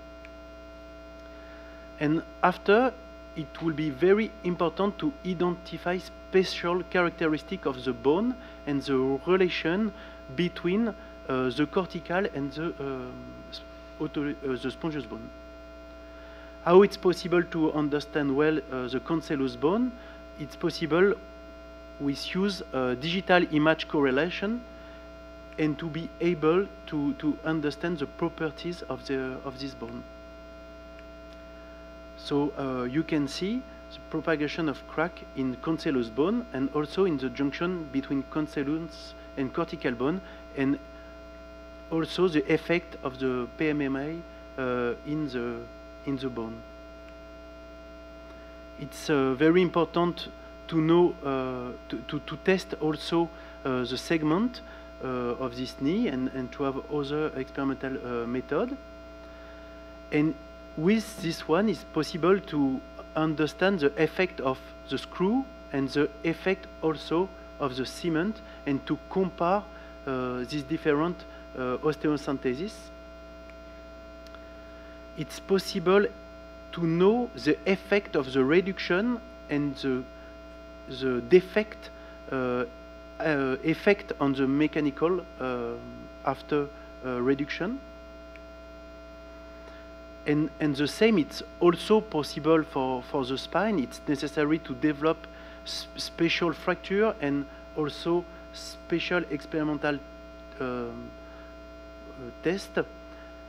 And now, with Amine, it's possible to have boundary physiological condition, because we use the robots to be sure that the physiological condition is here. And you can see a model for disc replacement on the top the disc, and on the second one you can see a disc replacement with prosthesis. And this is possible because we have physiological bonding condition with the robots. So we need to know the geometry, we need to know the material properties, we need also to be close that boundary and physiological condition, and after it's necessary to validate the model. So you have to make some other clinical data to be sure that the model will be validated, and we have to match the data from clinical point of view and also from a finite element point of view to be sure it will be able to take in account, for example, in this publication, the healing process, and to be sure that a small screw will be better than this bigger screw. It's very interesting because for orthopedic surgeon, maybe you think if the screw is more longer and the diameter it's more important, it maybe will better for the patient. But in this publication, it's possible to note that the small screw maybe will better for stabilization this fracture. It will be very interesting also to take into account the cement injection and to be able to simulate this cement injection and to compare the risk of leakage. Is it possible to simulate the leakage or not? And is it possible to know how well you have to feel the vertebrae? And it's necessary to match clinical data and experimental data and finite element study. Another example for the spine surgery, to be able to know the interest of the diameter of the screw and the length of the screw and the mechanical effect in the pedicle, to be sure you have the better construct for our patient. And maybe also this mechanical plane, it's not only a geometrical plane, it will be interesting because in a pedicle it will be possible to have many different trajectory and also many different lengths of screw or diameter of screw, and which one is the better for our patient. Finite element study help the surgeon to be sure it will be the better plane. So now it will be able to have the geometry, the material properties, the boundary condition. We have validated some part of the finite element model. And what about the future? The future will be to validate finite element model for use in clinical practice. One example of this man with a fracture of tibial plateau, and we use the navigation system for the stabilization and for the surgery. and we want to know the screw, and we want to know how it's possible to reduce the fracture. So is it possible to use finite element to simulate the inflate of the balloon, and to understand well the better position of the balloon to have the better correction of this fracture? It's now in progress, it's not available, but maybe in the future it will be possible to plan the balloon and to know where is the better position, what is the volume necessary to have a good reduction, and after it's possible to stabilize. So it's not possible now to well understand the fracture reduction, maybe in the future, but it's possible to understand if it's better to use a big screw or a smaller screw, and it's possible to know the effect of the cement injection. So an example of that, we use the CT scan image, the segmentation with a 3D slicer, and after we have all the bone fragment, it's possible to use ANSYS space claim for the screw positioning, and after to use the meshing with simple wear, and with ANSYS mechanical, it's possible to be able to be sure it's a good bone properties for each part of the bone. And after, it's possible to have the boundary condition, as you can see for this male. It's possible to know how it's possible to have the real boundary condition, and to be sure to be able to have the good stabilization for this patient. So for this example, the very interesting to note, it's better to use a smaller screw, but maybe to use a PMMA injection to have a better stability, and to be able to have a fast recovery and a fast walk for this patient. So maybe it will be the future to be able to know what is the initial shape, and after to have a personalized finite element planning, and not only a geometric planning, but a real mechanical planning, and after to use the navigation to be able to reproduce the planning, and after to use also the robot to be sure that the planning will be in effect during the surgery. So thank you very much for your attention, and you're most all welcome in Poitiers if you want.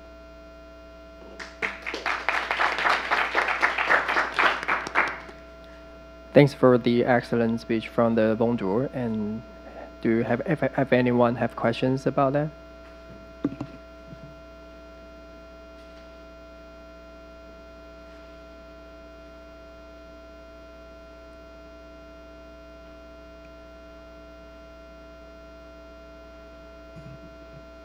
Oh, okay, I have one question, and I'm curious about the bone cement, because we have an issue of bone cement leakage. So does Dr. Bonjour have any experience about how to use AI to help us to prevent the cement leakage in the future? Okay, so thank you very much for this question. In the paper, we have two different devices, and we have used kyphoplasty, and we have used also a stent. I don't know if you know VBS is Santes stent, and we saw the stent will be interesting to have no more leakage in the lateral part of the vertebrae, but the real matter is the posterior leakage, and this stent, it's not interesting to be sure you have not this leakage. In the future, maybe it will be interesting to simulate the cavity, the defect with the balloon, and after I think it will be possible to be sure you have no leakage in the future. Maybe yes, it will be possible. Thanks for the answer. Have anyone want? Oh, Hugh. I have one question. Today, when we perform this kyphoplasty, for instance, or all those stenting that you are speaking about, what we have seen is that it's effective to treat the pain immediately. So the patient has a fracture, we treat the pain with the cement. And at the beginning, we have also, using the balloon or other system, we have a reduction of the fracture. But we have also seen that with the follow-up, at 1 year follow-up or even later, we have a loss of correction. And 70 to 80% of the patient at 1 year follow-up, they lost the correction. They have exactly the same angulation that they had before. So will it be possible to analyze this risk? Because in a young patient it's much less, but we have more osteoporotic patient to prevent this risk and also probably to find a solution the same way that you did for the tibial plateau fracture. Okay, so thank you very much for this question. Maybe there are two parts of the response. The first is some surgeons are afraid about leakage. Sometimes they use a balloon and maybe they inflate the balloon about 3 cc, and when the cement injection, it's not 3 cc injection, it's only 2 cc injection, so it don't fill all the cavity, and maybe it will be a part of the response, because if you don't fill all the cavity, you are lost of the correction. But for some patient, in particular in osteoporotic patient, it's not this real response, because I think it will be very important to have the cement on the upper plate, and also to be sure the cement is on the upper plate and also on the under plate. If you don't have important fill, the cancellous bone under the cement may be cracked, so subsidence. Yes.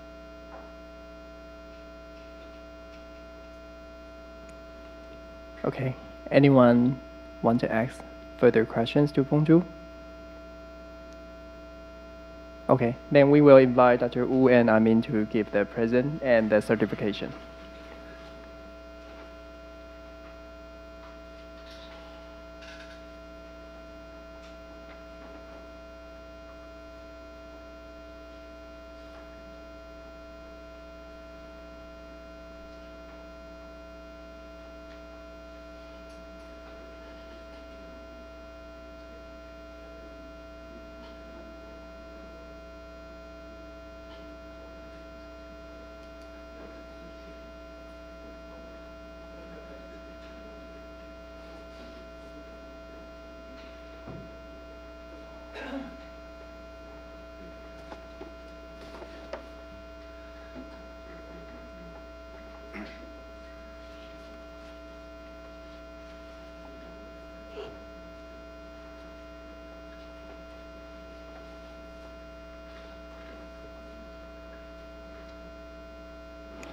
Okay, now we are going to move to the next section. We're going to introduce Dr. Chen. Dr. Chen Jie-Xiao is Jerry Chen, and he's a very legendary figure. He's a doctor who originally specialized in the urology, and he went to Stanford University to learn the startup culture in Silicon Valley. And then in 2015, and Jerry Chen found his own company, Brand Navy, which focused on the developing robotic system for brain surgery. Yes, you heard right. A urologist who developed a company focused on the neurosurgery. So it's very interesting. And that's why I consider Jerry Chen a legendary figure. And I have very impressed by his product and nail track that was received CE mark and TFDA approved. And FDA approved is also under processing. So today we are very honored to have Jerry Chen share his vision for the neurosurgery, and let's welcome him with applause. Thank you very much for inviting me to have a short speech here. I'm Jerry Chen, the CEO of Brand Navy Biotechnology. So today I'm going to give the talk. The talk is the next vision, not version, vision in robotic neurosurgery. Why? Because you will see that, well, that is the different way how we navigate. Thank you for the introduction. And I myself is a surgeon for more than 23 years, still practicing. Still doing the surgical surgeries. I'm also a PhD in biomedical engineer and also a Stanford fellow before. I'm a serial entrepreneur My first company already got IPO in Taiwan, so that's my previous experiences. So Brain Navi Biotechnology is a surgical robotic company in Taiwan, especially for brain surgical robots. So our vision is to make the surgery more precise and more the life more brighter. So how we do that, we want to develop the innovative navigation and the robotic technique for surgeons to improve the accuracy, streamline the surgical procedures, and also reduce the learning curves. So this is a short video that this video was taken last August in Hualien Tzu Chi Medical Center. This is the case of a live demo that in front of 130 KOLs all around the world in 5 continents. This is a case of brain tumor biopsies. And in this case, you can see that Professor Cho in Hualien Tzu Chi Medical Center, he is right now doing the surgery very easily. When he explaining the procedure to the KOLs, in about 30 seconds, he finished the registration of patients very fast. If you have experiences using other competitors' robots, it takes about 20 to 30 minutes to finish the registration. But in our system, it takes only 30 seconds. And then he used another seconds to finish the tool registrations. And then he can start to do the surgery. The robot directly apply the needle toward the lesion, and the doctor doing the biopsy very beautifully. You can see that I like the posture, like pulling out a sword, you know, very beautiful. So, and after that, this total process of this surgery is less than 1 hour. So what is the technique behind this? Actually, it's we call it a smart platform, which is the surface mapping auto registration technology. And this technology combines of 3 things. First is the machine vision.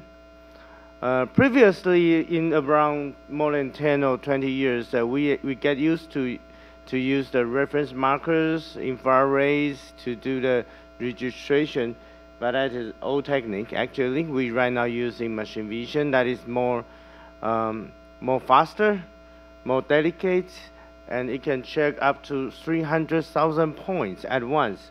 So rather than only 6 or 12 reference markers, so it can be more precise actually, and can be used in multiple postures. I will show you how it can do that. And also we are the first one, so we are actually the first one using machine vision as the direct navigation system all around the world right now. And we are right now the only one that combine AI in the process of registration. So that's why we said in our competitor, one of the biggest in the world, actually they take about 20 to 30 minutes to finish the registration because it takes a long time. You have to mark a lot of things. You have to use the laser points on the patient's face and pick out how many points you want. But with our systems, as you see in the video, actually you push the button and the robot will go out and find the patient by itself with AI, of course. So it will find a patient by itself and then doing the adjustment of the distance, the angles, everything, and then finish the comparison and the positioning within 30 seconds with the preload CT or MRI, both okay. So it is the first system that combine AI together in the world. And of course, we use the robotic arm to deliver the very delicate procedures. So the AI empowered algorithm is actually can check up to actually up to 300,000 points at once, which that combines some AI inside that we can figure out, we can find out the patient's some very important landmarks, and then trying to use that landmarks to adjust the angle, the distance that we want to have a better image taking, so we can have a better result of the registration. That's why it can be so fast. So during the surgery, it will be like this, maybe the day or 2 days before the surgery, you do the CT or MRI. You can do both. CT or MRI is all okay. And then when you're doing the surgery, the camera in front of the robots will take the characteristics of the patients, and then doing the comparison, doing the calculations, everything in 30 seconds, and then you can start to use the robots. However, you have to also know the position of the tools. So we also provide the auto-registration of the tools, not only the patient, but also the tools. So everything you have to do is just fix up the tools you want on the robotic arms, and then it will also do the registration within about 30 seconds, and then you can start to do the surgery. It's very easy. So these are three characteristics. First, we do the auto instrument recognition right now in the robotic arms, especially in brain surgical robots. We are the only one right now can do the automatically instrument registrations. And also we do the auto service matching as I described in front, and do the local detections. So we use a very high resolution 3D image to provide this accuracy, so it will be not only fast but also very accurate. What we want to do, because we figure out that many doctors already buy the robots. In some others, I think in here, in Chang'an, we also have some robots here. But some doctors don't like to use because only the setup actually takes a long time. So we want to shorten the operation time. I think time is money, and time is also life. So we want to shorten the operation time to reduce the patient's risk of anesthesia, and also we want to streamline the surgical procedures, because we know that especially for neurosurgeons, it takes a long period to mature. So if we can use some technique to streamline the surgical procedures and help reducing the learning curve, that would be very benefit, especially for neurosurgical area. And another important thing is that we can use in multiple surgical postures. If you use the navigation system before, you will notice that almost all the navigation system can only be used for patient in supine position only. Even with some lateral positions, it cannot fit. But with our system, because we are not using the reference markers, we're using the computer visions, so you can directly use even in prone position, not only in supine, in lateral position, but also in prone position. It still can provide a very good accuracy. This system has been set up in 3 medical centers in Taiwan, such like in Hualien Tzu Medical Center, around 1,000 beds hospital. Another China Medical University in Taichung, one of the largest hospital in Taiwan also. And in Tainan, in Annan Hospital, we have already set up. And in another medical center in Taichung, we will set up it this week. I think it's already set up there. So there are 4 installations right now in Taiwan. So the applications can be used in many areas, such like that we can use in brain tumor biopsies, brain tumor ablations, stem cell implantations. I will explain that a little bit for, especially we have several cases for spinal cerebellar ataxia, which means that the cerebellar area is atrophy. So we have to, we use some stem cells implant to this area to help patient recover.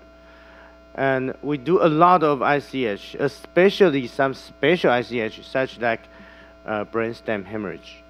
We do several cases of brainstem hemorrhages, and all the cases that receive the treatment of ICH, especially for brainstems, they withdraw from the ventilators, all the cases. So I think the result is quite good, and we do some SEEG, DBS, and of course some neuroendoscopic surgeries and EVDs.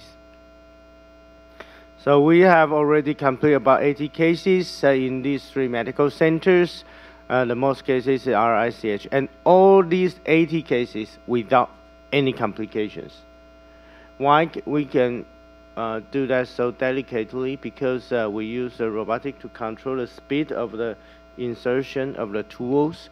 So when you go into the brain, it can be so slow, and you will see that later. So when you go into the brain, it will be so slow as 0.5 millimeter per second. So when you approach to some vital, very important targets, it can be very slow and safe, even in the brainstem.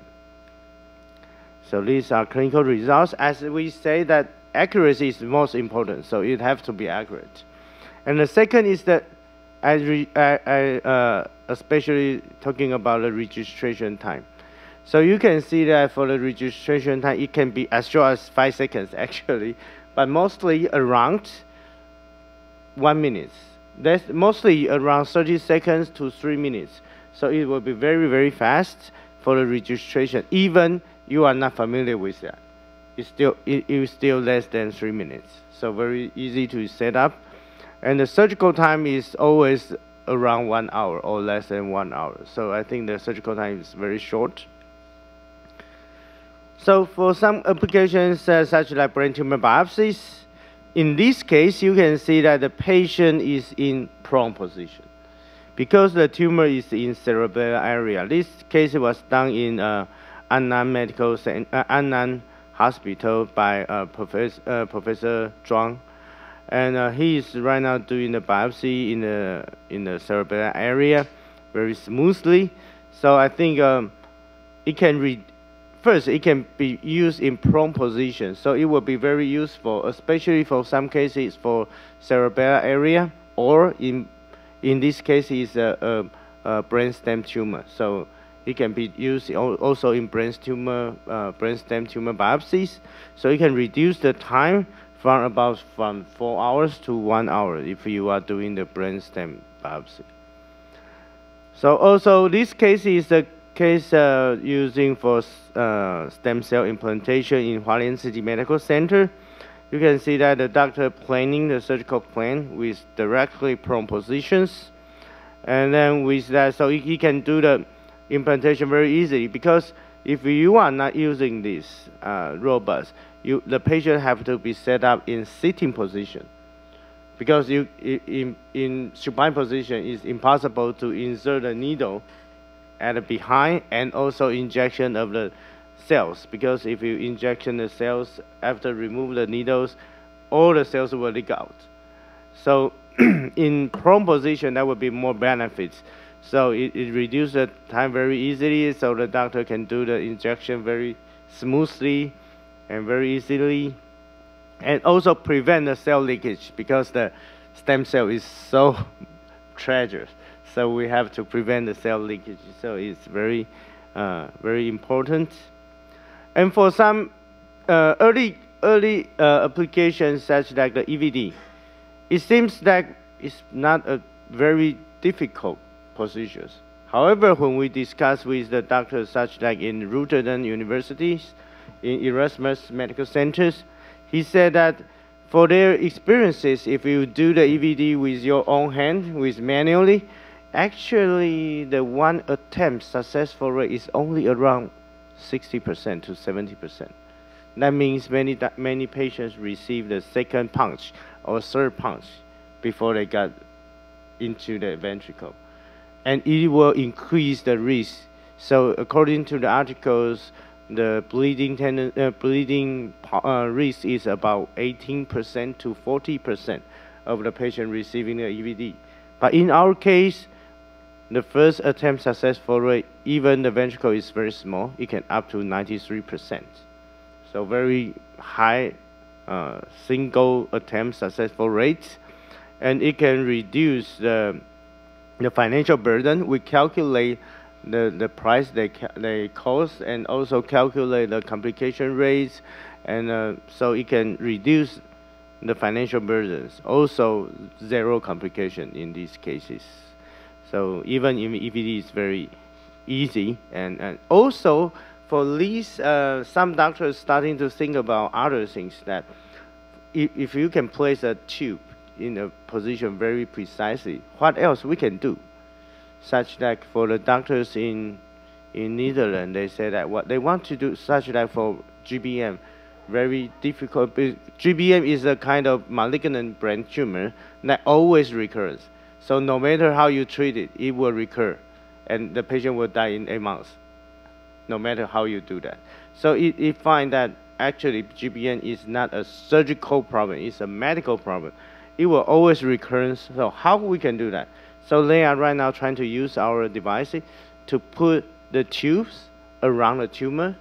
So after resection, they're starting to infiltrate some of the chemotherapies very slowly, directly to the tumor, so suppress the recurrence. We have already, after discussion about this part, and starting to collaborate as soon as possible. I think maybe within 2 months. So I think that would be a new thinking about how to use this in a different ways. So very interesting applications. Another important application is ICH. I think in ICH is almost only in Taiwan is about 10,000 cases require surgery in Taiwan, and all around the world, I think that every country has a lot of problem about this, especially after you have a stroke. It takes a long time for rehabilitations, so and cause a lot of society, economy. So can we do more for these kind of patients? We know that especially for patients that if the blood clot is less than 30 milliliters, usually we will ask the patient to wait for the blood clot resolve by itself. That's usually the case, not only in Taiwan, but also in Japan, in Netherlands, in Europe, I think that is the guideline right now. However, the patient will ask, well, doctor, after 2 months of waiting, will my function go back? Well, I think most of the doctors will say, well, that's God's business, not my business. So everything, you can only pray to see, well, that's God's business. Not how we can do that, but can we do more for this kind of patient? Previously, why we don't treat the patient less than 30 milliliters? Because you have to make a big hole, you have to separate the brain, and then that will may damage something rather than benefit it. So we're starting to use our robot. It's very fast, very precise. So we only place a small needle around 4 milliliters into the blood clot. And because of our calculation, we can aspirate it out up to 90% of the blood clot amount. And then we figure out that most of the patient will recover within 4 days. And the aspirating rate can up to 90%. The operation time is very, very short, usually less than 1 hour. So such that we have a case of brainstem hemorrhage yesterday, 25 milliliters. He's going to die. So last night, I think the last night, 7 p.m. around, we do the surgery to aspirate out the blood. And the patient recovered, at least right now, in a winning phase for the ventilator. So I think it's a very, we give them another chance. And also, if for putamen hemorrhage, we figure out that patient will recover, they will experience a muscle power improvement in 2 days. 98% of the patient will experience the muscle power improvement in 2 days. And we can have a high aspiration rate. We figure out that if we can aspirate it out the blood clot, not only the space occupying problem, but also the inflammatory and edematous change of the normal tissue will eliminate. So that actually can improve the patient, because some of the damage is actually because of edematous inflammation change. So if we can reduce the blood clots as early as possible, we usually do that in about after 2 to 3 days, and in around less than 10 days. So we usually do the surgery in around after 48 hours to 10 days. So we do that in this window. This is a patient actually after the surgery less than 1 week. That he has a small amount. The blood clot is around 20 milliliters only, but the muscle power is less than 2. And after we do that, this is the early case, so we do that on the 10th day. And after remove the blood clot, on the same day, the muscle power go up to 3. And after, so you can see that the muscle power can go from 2 to 3 in 24 hours, and in 72 hours, the muscle power go back to 4. So almost nearly normal, so very impressive for this case.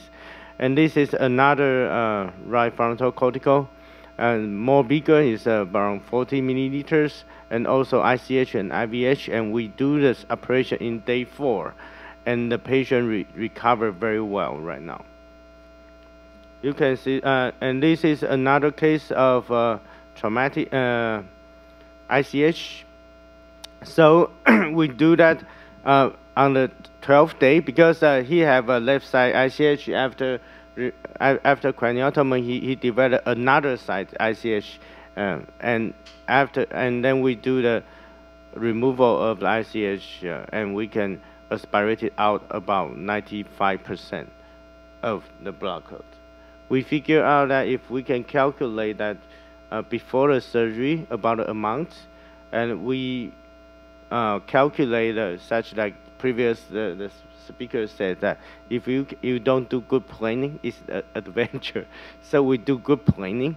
We're planning from the depending point to starting to aspirate out the blood clot and then go out, and we can almost complete more than 90% of the blood clot aspirations. So also showing you some cases of difficult biopsies, such like this case is a Pons tumor. So we do the, and also that he has a hydrocephalus also. So in this case, the tumor is in the deep brain. So we do the planning for 2 procedures at once. We first do the biopsy. It is in Pons, so the entry to target distance is around 95 milliliters and millimeters. So we set up the speed to 0.5 millimeter per second to go to the target and do the biopsies. And also we plan another track for the EVD, and the entry to target is about 6 centimeters. And because it's EVD, so we set up the speed more faster at about 2 millimeters per second. And you can see that the patient's biopsy very successfully, and the pathology shows the astrocytoma grade 2. So that is some case that we explained, and also we have a very fantastic planning software. For these cases, actually we are more flexible that we can use 2D and 3D models, and also we provide some negative I3D technologies that you can use that for the planning and to see the lesion. And we help doctors to do the segmentation very easily, so you can circle out the area you want, and then do the segmentation very easily for yourself, and also create the subject. Not only segment it and calculate the amount, but also create the object in 1 click, and then it will be directly generated in 3D models for the doctors. So it's very easy to use that to do the pre-operative planning and also the post-operative analysis. And also we know that some of the patients may have a lot of things outside the brain because of some traumatic cases or something. So it has some frames or some other things surroundings, and it will confusing doctors. So we also help them to remove something if they don't want it. So with only some clicks, and it can remove the things you don't want. So we help the doctors. We want to let the doctors do their job more easier, so make their life more easier. So that's what we are trying to do. And also we help doctors to measure the thickness of the scalp so they can do the drill hole more easier and more accurate. Especially this is very important for a case such like in SEEG because the scalp bone is different in multiple areas. So they can help them to determine how depth they have to drill. And also provide vessels and trajectories and other views for doctors to view. So we hope that doctors will like this software so they can planning before the surgeries at home maybe. So not only in hospital, but they can planning at home and calculate everything they want, and then they can export this data directly to the robot, so they can starting to use that. And we provide other views, such like the trajectory views, and not only the traditional coronal views and sagittal views, but also the trajectory views. So that is our presentations, and we are right now, we got a CE mark already, we got the Taiwan FDA already, and right now under the process of FDA applications, and also planning to apply for PMDA in Japan next year. So we are welcome for any kind of collaborations. We have some collaboration in Malaysia, in Middle East, and also in Netherlands.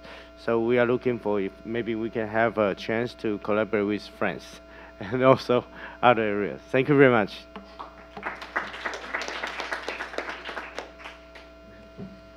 Thank you so much, Dr. Chen, for your very nice presentation. The topic is now open for question and discussion. So is there any? Okay, please. Thank you, Dr. Chen, for your wonderful speak. And I have two questions. And the first question is that for prone position, so you put the patient in supine position first, and then you let the camera take the photo, and then you turn the patient into prone position, or how do you manage in different position? Thank you. As we said, that we are not using the reference markers, so we actually directly use the machine visions. And for the machine visions, we can capture up to 300,000 points. So actually, even in prone position, it provides enough characteristic for calculate.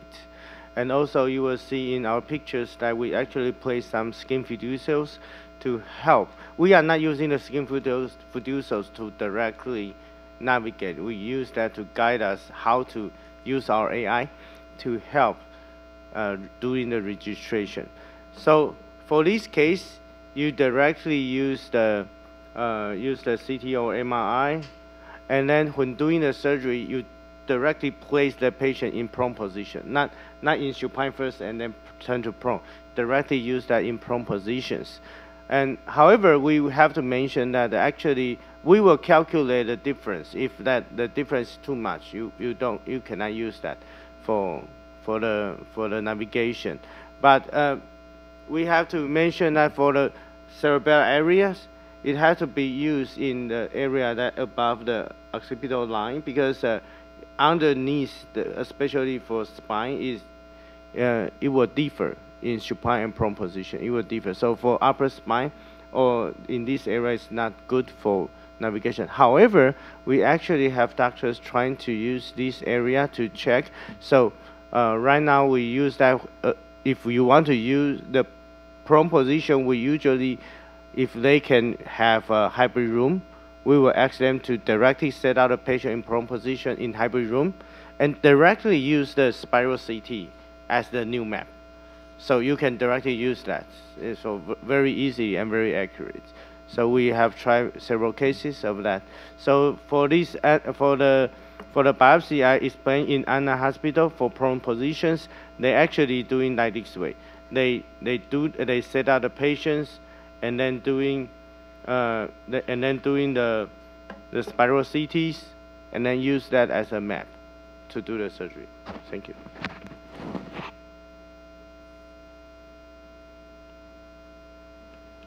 Is there any other questions? Yes. So thank you very much, Dr. Chen, for this very nice talk. Very interesting, really very interesting. So my question is linked to the future work. So if I understand well, the patient in your case is in static configuration. So my question is, do you think that the proposed approach can be extended for dynamic registration? And I think it can be probably linked into the competition time in order to finalize the registration in this case. So this is my question. Thank you. Yes, I think, sure, we are actually doing that right now. We are looking for some cooperation with other institutes, if maybe possible, with friends also about this part. We actually thinking about combining other new kind of navigations rather than only the optical ones, but combine with other navigation methods together, so we can improve the accuracies even in dynamic, registration. So I think that's possible. Basically, that's possible, but we haven't finished that yet. So I hope maybe a couple years later I can announce that part. And if you have something like this you want to maybe collaborate together, it's welcome to connect to us. Thank you.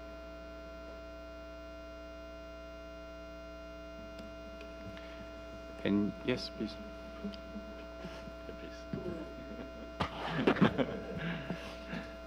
Thank you, Dr. Chen, for your talk. And the surface matching of the faces, I think, is very smart method for registration. And the face is more complicated than other area. So my question is, if we apply this kind of navigation to other part, like a spine or other bone, then how can this system used to other part? Yes, that is why I explained that. Actually, we have some doctors trying to use that for upper spine. Especially, we know that for other, it's actually even in prone position. You see that in prone position, there's a lot of landmarks, but we can still provide a very good resolution and results, because we have already also combined some AI inside to help us to facilitate the registration and the results.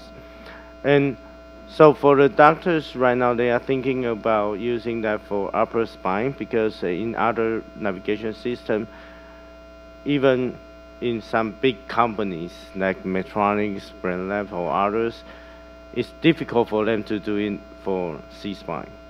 But right now we are thinking about how to use this to use in C-spine and other areas. So we are right now trying to do that. Yes. So I hope that so maybe in your hospital, if we can collaborate, we can starting to try to use that to do some navigations to see if that can fit your clinical use. So we are right now looking for collaborations all around the world, especially in Taiwan. Of course, we want to find out more hospitals to try this system, use in brain first, and then try to figure out if they want to use in some areas. We are welcome to help them to, because we are here in Taiwan, so we can help everybody to make your dream come true. So that's our goal. I'm actually, as a doctor, actually I'm a surgeon. Previously, when I was young, actually I have a lot of imaginations, but every time I go to the medical device companies and they say, well, forget about it, because Taiwan is a small country, small market, so nobody recognize us. But right now we have our own companies, so we can do the things by ourselves. So welcome to if you have something you want to do, just let us know, and we can figure out if we can do that. Yeah, thank you.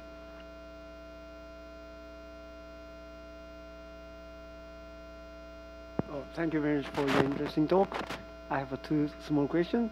One is, your accuracy seems to me 0.2, something like that. Is it acceptable, or you would like to make it more precisely? what will be the bottleneck? And the second question is, device lag is a big issue in Japan, Tokyo. How long did you take to get CE to B? Thank you. Okay, first is that for accuracy, I think many doctors, everyone wants to, better accuracy. Actually, if you can see the result later, in this afternoon section, actually we have a full demonstration outside these classrooms, and you can see how it can do, and the accuracy is actually very, very high. Usually less than 0.0 how much, so it's very, very accurate. But for the regulatory requirements, actually the regulatory requirements is less than 2 milliliters. So actually 0.2 or 0.3 is already very high accurate. But usually for the cases we do is very high, even less than that. So that's the first part. So I think it's good enough for right now, but of course we are improving it. The second thing is that for CE marks, actually it takes a long time because it's a class 2B. So we starting to apply for CE first, and then we are at a period of CE change the MDD to MDR period, so it takes more time than previously we want. So for the first version, that it almost take 2 years for us to finish the CE mark. But because of that, so we have a lot of experiences about that part. So when we take the Taiwan's FDA, much more faster. And right now we are under the process of FDA. Also, I think it becomes more easier because we choose the hardest one at first. So right now it will be more easier for us. Yeah, and I hope that in Japan we can have that more faster. But right now we discuss with Tohoku universities, because Tohoku University is very they are very good in epilepsy area, so they try to use this for epilepsy first. So I think it's a good chance to collaborate with them. So if possible, that we are welcome to collaborate with Tokyo also. Thank you. We had another question. Okay, the last question. Okay. We are hungry. Thank you, Dr. Chen, for your talk. And following the previous questions, I want to ask, have you ever compared different, the reference accuracy between different positions and different body parts? And second, for the target, for the entry point, because for the robotic system right now, we have to design the entry point ourselves and to design the trajectory that wouldn't affect any vital structures.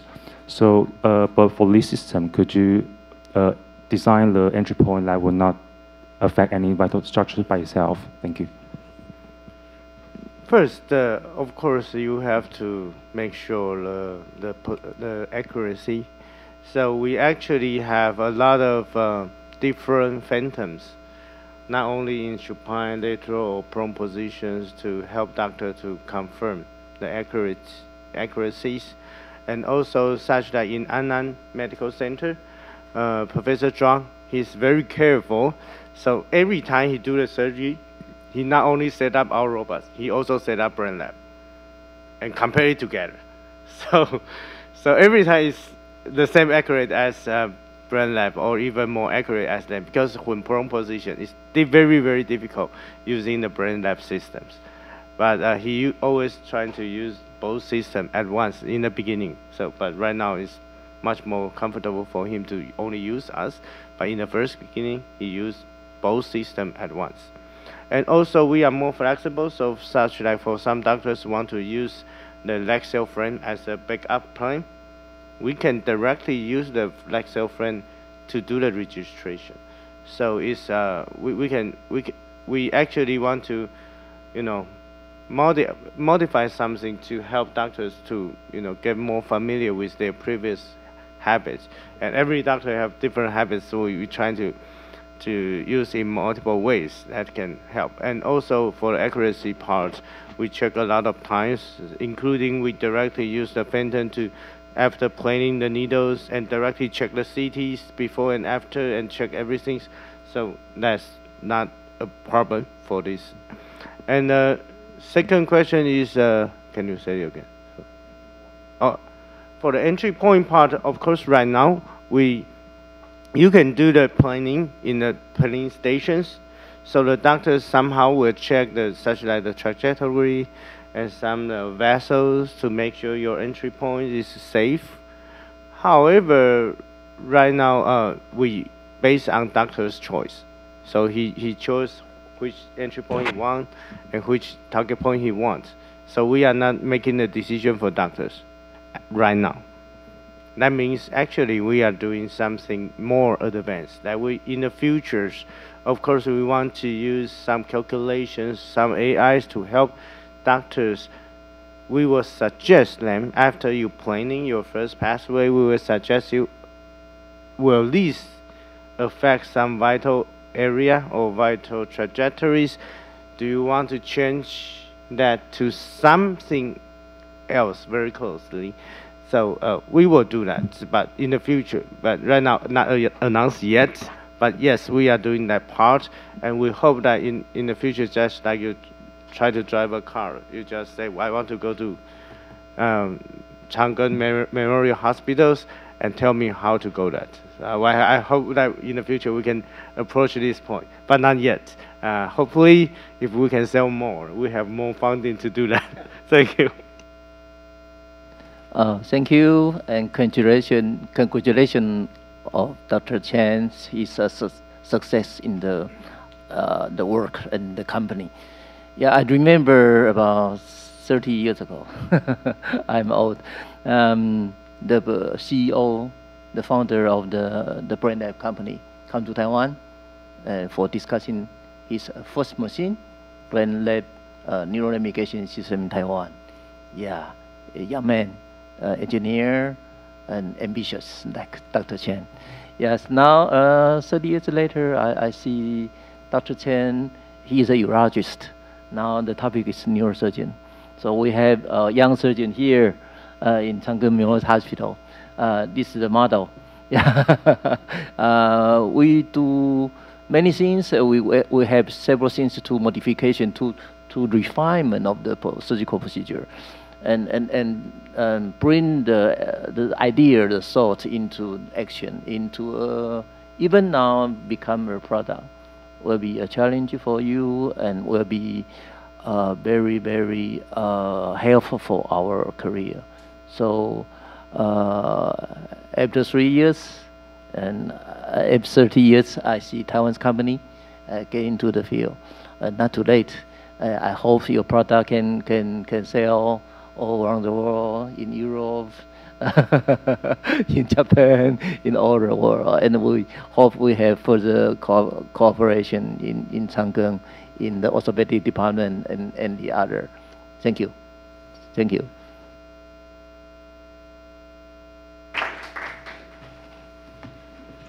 Okay, thank you everyone, and I believe everyone is hungry, and our lunch box is outside, but before we have lunch, we have to take the group photos, so we are going to...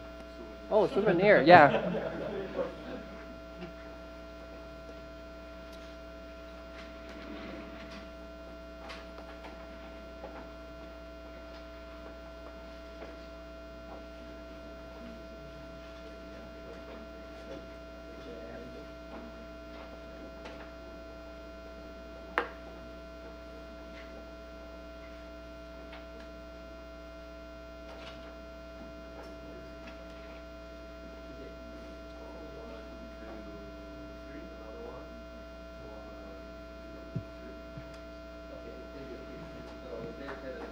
Yeah, that's going out for good photos, and then we can have lunch box and get inside and eat the lunch box.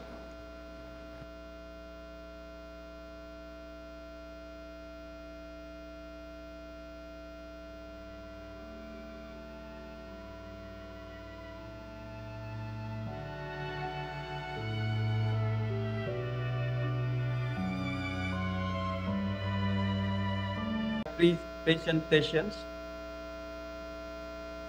I already sent to you the PPT.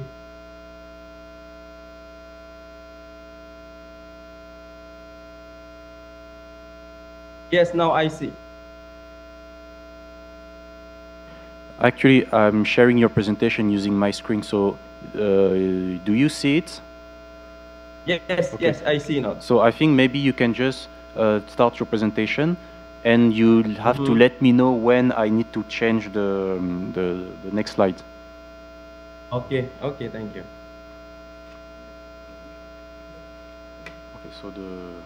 Okay, so let's start the session. So good afternoon. I hope you enjoy your meal and the nice robotic demonstration. So we will start again with a new session, and on this session we have a professor from Indonesia, Professor Irwansyah Idram. So he's an associate professor from Universitas Siak in Indonesia, and also the dean of the Faculty of Engineering of University Tuk Umar, if I pronounce correctly. He also have a bachelor. He has his bachelor in the Universitas Siak, his master degree in Asia Institute of Technology in Thailand, and his PhD in Taiwan in National Central University. So, Professor Irwansyah, whenever you're ready, please start your presentation. Thank you, Professor Terence, and the audience. Sorry for the technical problems that it might take some few minutes before we starting our presentations. That is all. Actually, I would like to introduce myself. Professor Terence already introduced myself also. But actually, I'm in Irwansyah. So like now, I'm a faculty member at Syah Kuala University and also a dean for the Faculty of Engineering in University of Teguh Umar, Aceh, Indonesia. In 2019, I graduated from the National Central University Taiwan. My promoter is Professor Jing Lai, and then Professor Terence Essomba also as my promoters. So he teach me and the others college well know about the robotic mechanism. So today's thank you for Prof. Terence have invited me to join in this workshop and share the previous works and the future works that I have done after my graduations. So today I would like to share with the topic of virtual bone reductions, use of the 3D registration technique.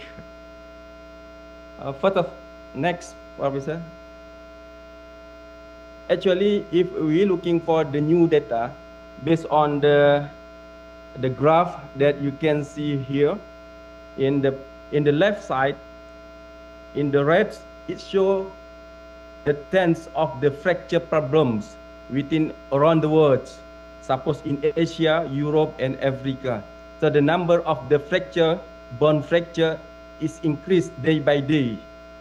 In the right figures, you can see also the number of fractures that classify based on what kind of the fracture problems.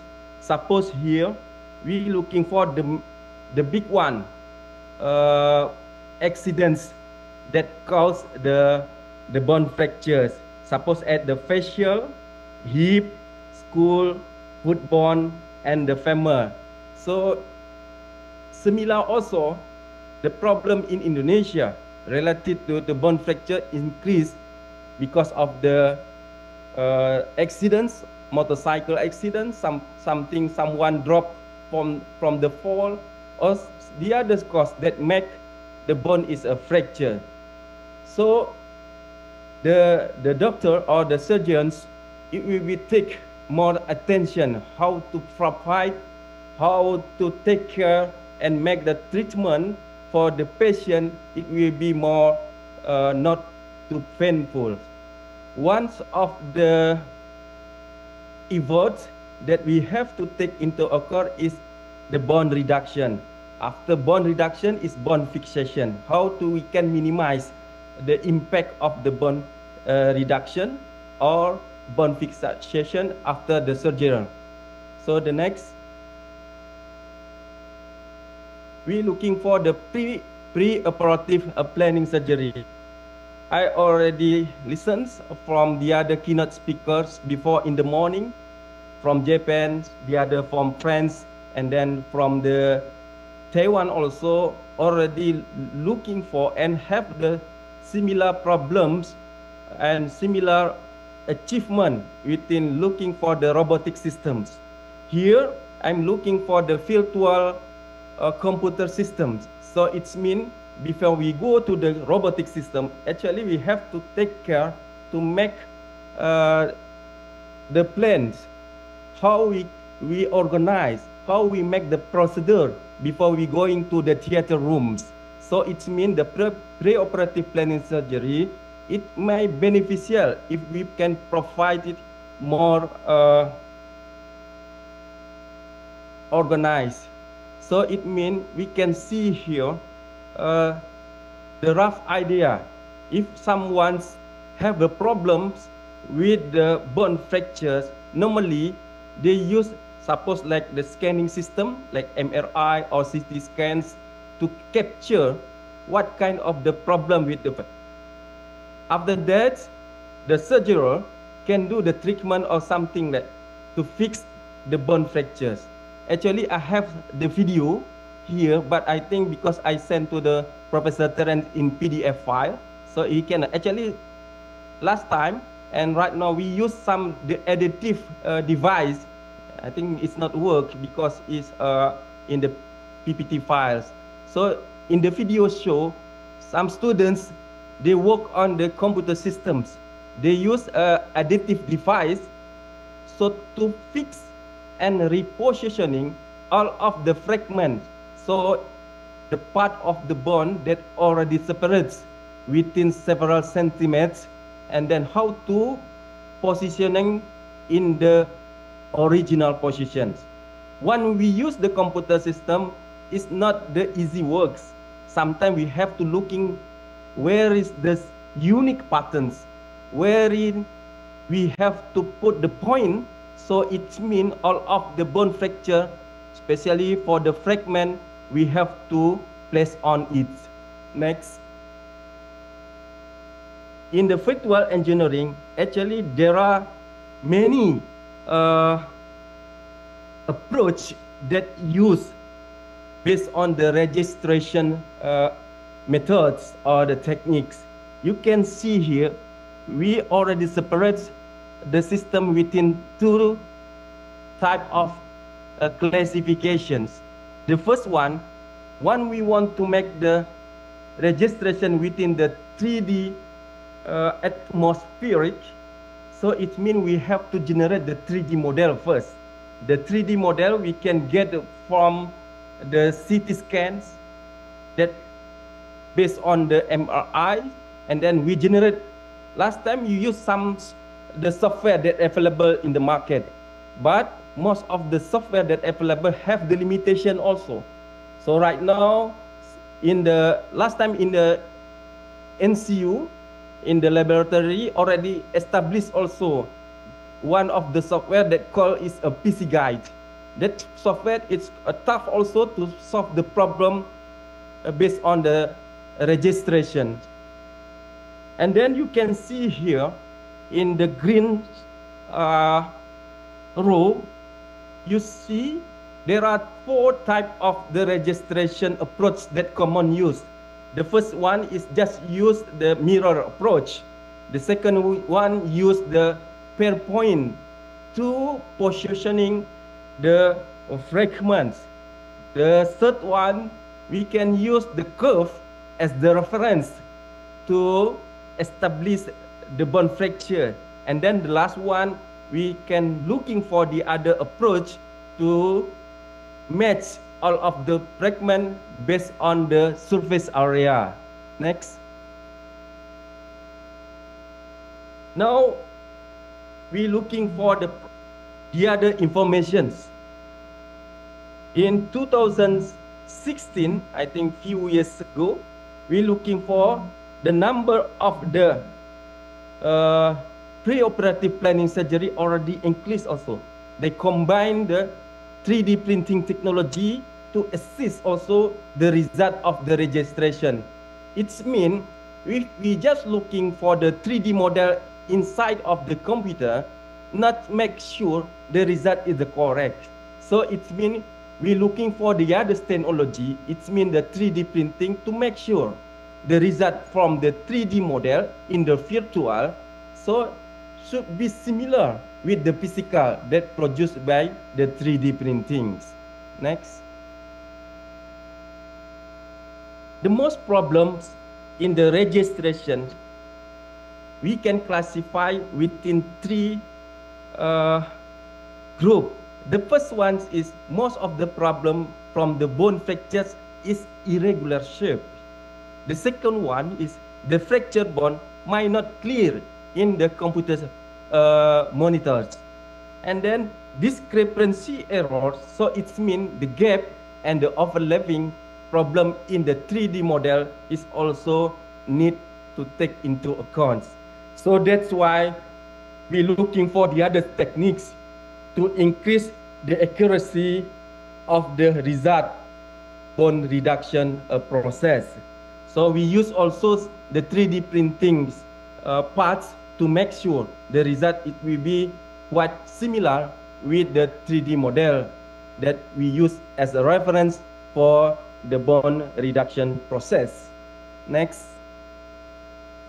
Next, professors. Next. Yeah. This one is the first approach to align the bone fragment. Normally, in some software, they use the normal part. I mean, the normal part is the second, the opposite part that is not broken. So we developed by using the 3D model software. So we use the contralateral parts, it means as a reference to put on all of the bone fracture in the original positions. So you can see in the right side of the figures, the steps when we use the common method to reduction of the bones. In the first one, at the beginning, at the A figures on the top of the figures, you can see after the segmentations, we have to looking for generating the contralateral templates. You can see from the femur, from the blue one, they change to the red one. It means the red one is already used as the reference for the left one to create a repositioning process. In the C, in the second groups on the right figures, you can see there are some lines that it means we have to take into account if someone use this approach that someone is not have enough experience, I think there is big problem because they have to put where is the point of the pointer. In the computer we have to put the pointer, or if we use the haptic device, if you use the haptic device, we have to point it also where is the reference point and then the fracture point. There is make it another errors when we generate the reductions. So it means this process, it will take more time. We did several times before we got the good result. This is the common approach that we use in the registration process. Next. So we try to looking for the other approach that we call is the pair points based registration. Actually, this process registration is generates the algorithm based on the SVD algorithm. I think it's the common approach, but we are looking how to put the point. So it means here the computer system should generate the point. In the previous, the human have to put the point. But now, how the computer system, knowing the unique area, so it means we can see on the right figure, there are the points with different colors. So it means every fragment should be knowing So it means in this system, we have to use the computer with high ability. So it means the memory should be high. And then another thing is maybe it will take the computation times more longer if we compare from the previous. But the result is quite good if we compare from the previous approach. That's the advantages from the pair point. But you can see here, if we have many fragments, it means if we have many parts of the bone broken, it will be take more time to process also. Next. The other approach that's being considered based on the registration is the template based. So in the first approach, we use the mirror process.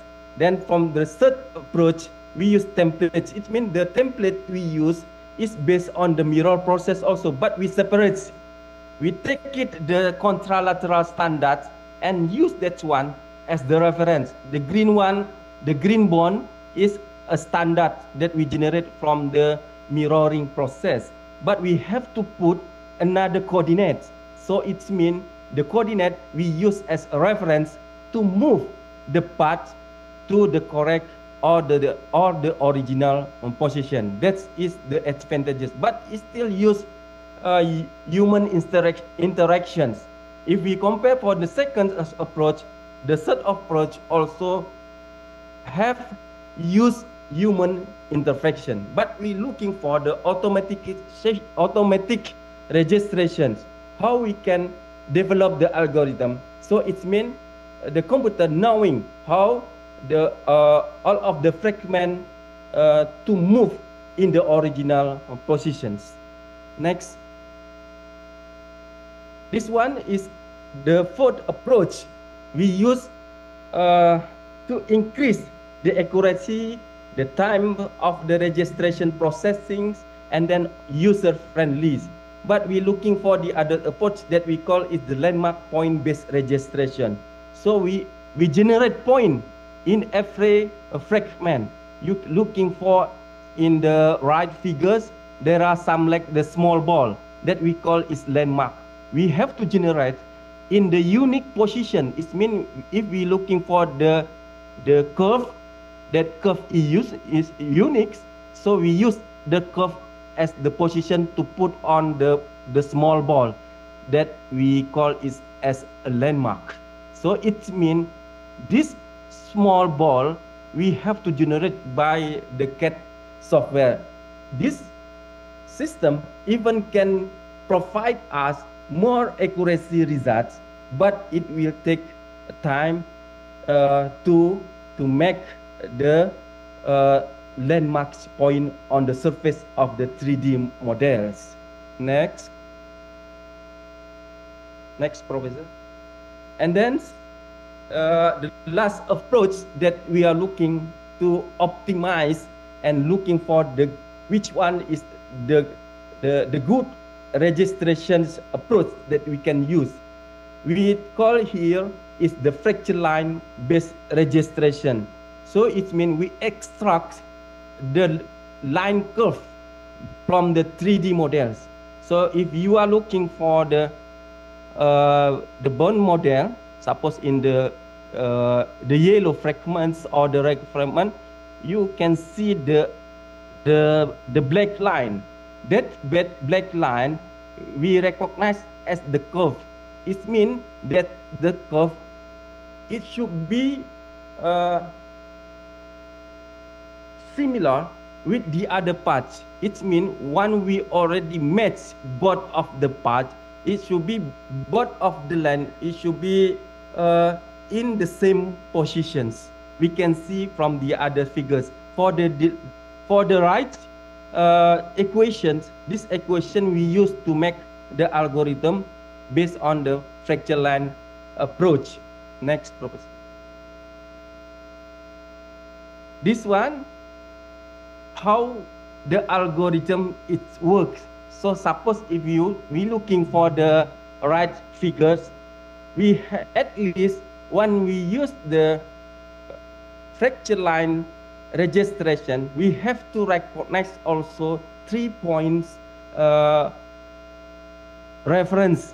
So you can see in the blue figures, the blue, the blue points, there is one part of the fragment and then the second part of the fragment. So we move all of the points based on the algorithm that develop it to rotate and transforms to the correct or the original positions.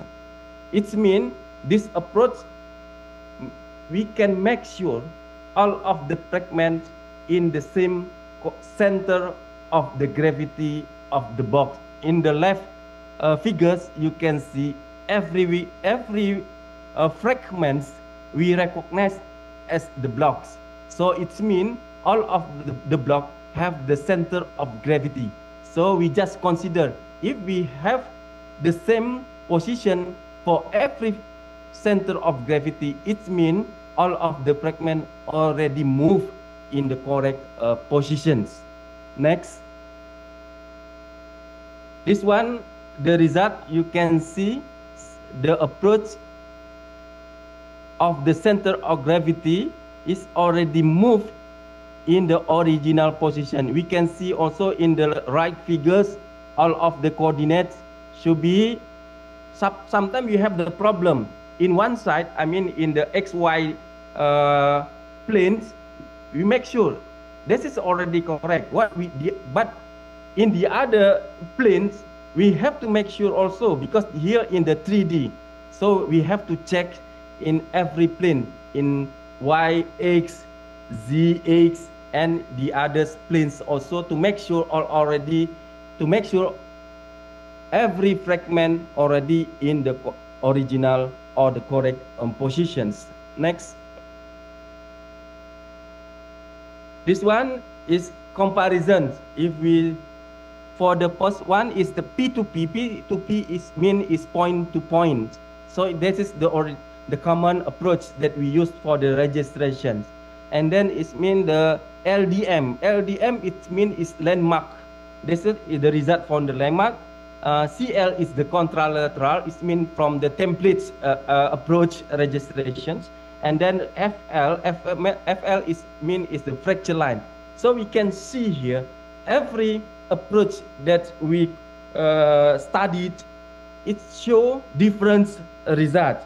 So if we mean which one, if someone asking to me which one is the best one we can use, if you use fracture line, you need the highest ability of the computers, something like that. But you still have another opinion. So it means we have to ask the others experienced surgeons, this is the result already correct or not. This is the comparison we're looking for the others different approach that we already studied. Next. Once we already decided, we have to make sure also, because in the beginning I already say this is one part from the 3D modeling view. So it means we can say that the 3D reductions process is already correct, but we have to make sure also if we already printed every part, it will be put in the same result or not. So that's why we have to consider to make the 3D printing result. Here, the other problem with the 3D printing, once we generate, we have to make clear all of the model. It should be, do not have the rough surface like this one. Because we generate from the city image, a lot of noise, a lot of the mesh problem. We have to take into account to make sure the printed result should be adequate once we reductions doing processing. Next, Professor.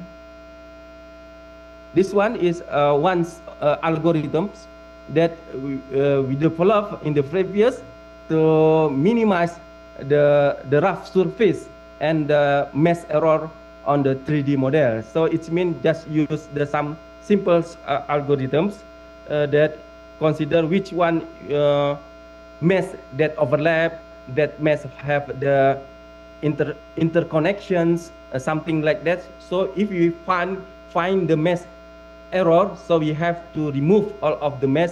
So the result will be the surface is quite smooth. Then next, Professor.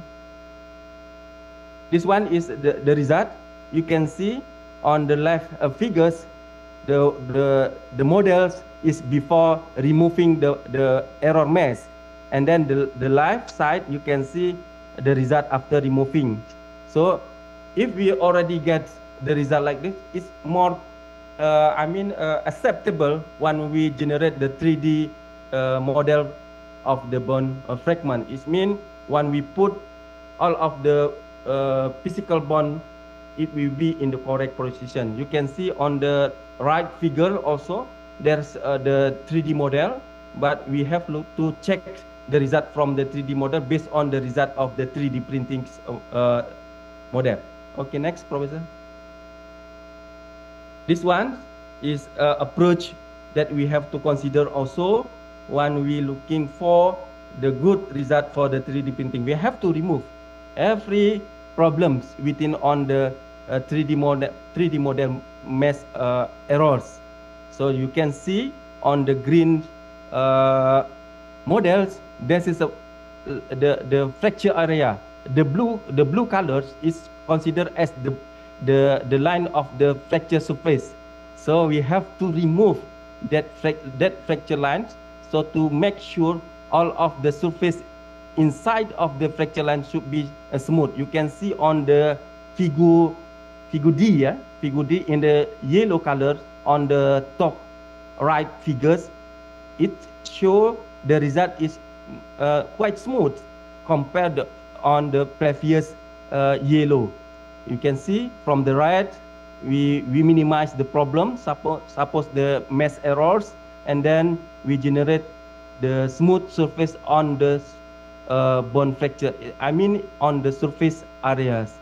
So we can attach both of the fragment in the good positions after we print it. Next, process. This one is the left side is the 3D model result, and the right side is the result from the 3D printing. You can see on the graph also, the result is not quite so different. It means based on the 3D model registration, we can make sure the result of the 3D printing also can give the same result if we provide the good computational or the modeling procedures before we printed the models. Next, Professor.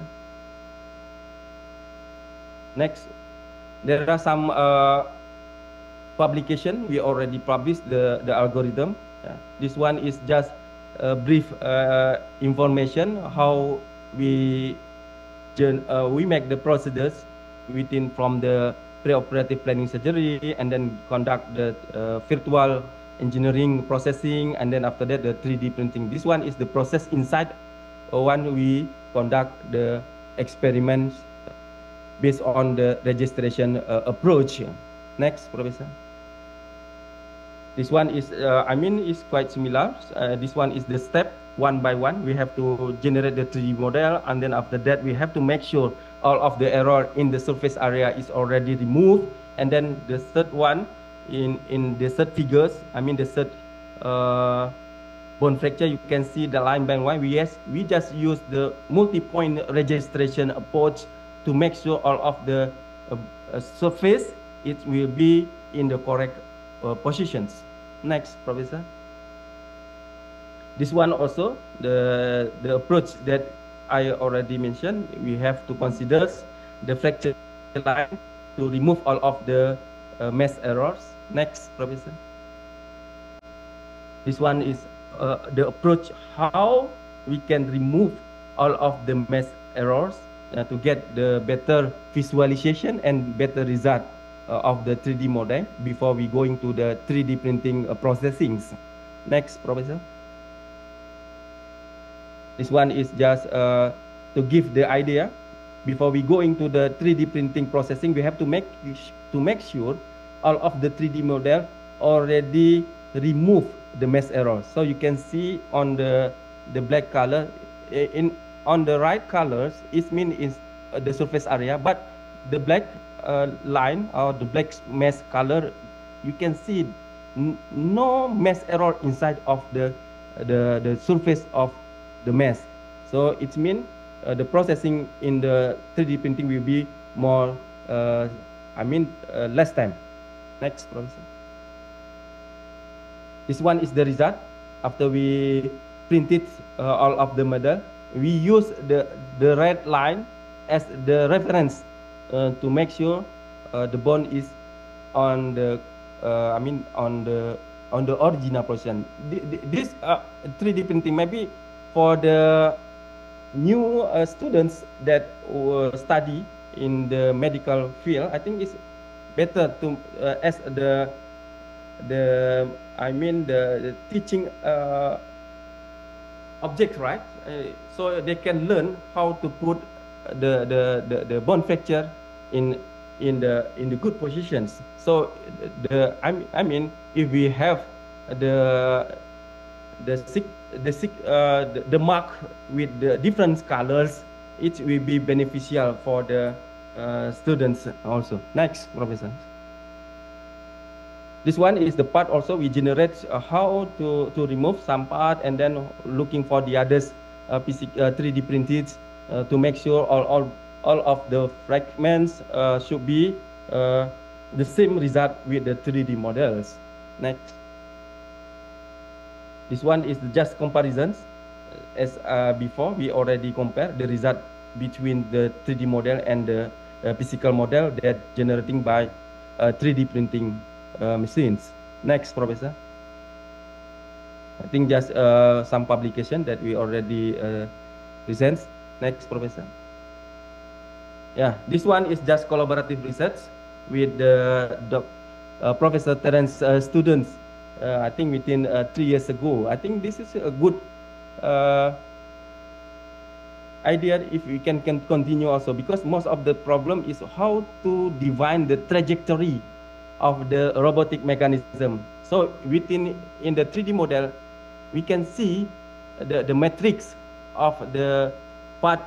Once the part is moved to the other positions, but how we can use that kind of the kind of data to send to the physical robotic mechanism. So it means if the 3D visuals model it's work, I think in the mechanism it will be works also. That may reduce some navigation sensors. So we just use the result or the data from the 3D models. When the model is moved to the correct positions, we attract that data and send that data to computer system. That computer systems will move every part in the mechanisms. That is the main idea last time. But I think it still need improvement. I think the others college maybe the same with me also. I still working in this algorithm how to increase and send data to the robotic mechanisms. Next, professors. And then we collaborate with the others college also. We use some like the artificial intelligence, so just use deep learning and stuff to detect the fracture. But sometimes we cannot easy to detect the fractures in short time. That is what kind of the type classification, how we have to make the solution. This is the other's problem. So we just working with the others college in the computer system or on computer engineering field of study. So we try to looking for the algorithm. So it means beneficial to define and detect the fractures. Next, Professor. So I hope in the future can collaborate with all of the professors here from the Japan, France, and Taiwan also. Even for me in Indonesia, we have some society also, like the biomechanics societies. So we are looking for how to improve the the implant. So most of the problem here in Indonesia, we can still develop the implants. So in this one is the previous our research group work. So we just consider from the, you can see on the top, that is the 3D model, I mean the 3D calcaneus plate. And then on the bottom, that just straight line, just is the regular. So it means from the surgeon, they have to take into account to bend the plates. So if we don't have some patterns or we do not provide some the reference for the bending processing, I think this is make the difficulty to get the same result. I mean the same result. It should be the plate follow the contour or follow the bone shapes. So if we don't get the plate, it's similar with the contour of the bone, maybe it make the others the others problem. So the patients will be get not good enough for the treatments. That is, I think, the collaborative on the future works. Next, and another thing is we still difficulty to get the morphology. It means the size. Suppose here I just give example for the calcaneus. So every country, every people have different size of the calcaneus size. So it means it will be make effect to the size of the implant also. So that's why another issue that we have to think how we can measure. Suppose right now we have to measure from the cadaver, but from the CT image, how we can measure in the 3D view. So that is another concern that we have to looking for. Next, Professor. Next slide. Yes, next slide. Next slide. Yes, I think that's all for my sharings. I hope can give some the information for all of you. So maybe we have some Q&A. So for me, it's beneficial to increase my knowledge, my college here to increase the ability and perform our society. Thank you. Okay, thank you very much for your presentation. Is there any question from the audience?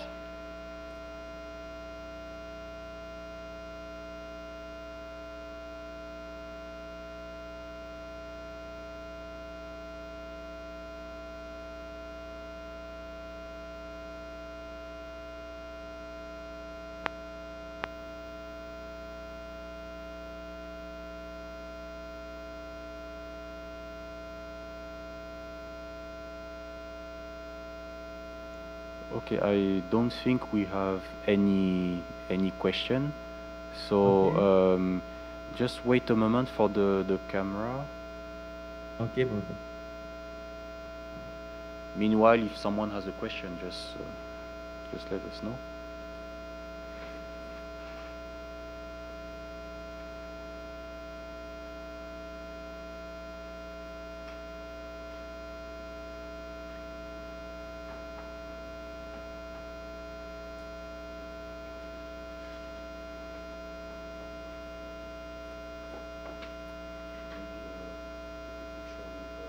Maybe put his on the screen and we go how to do.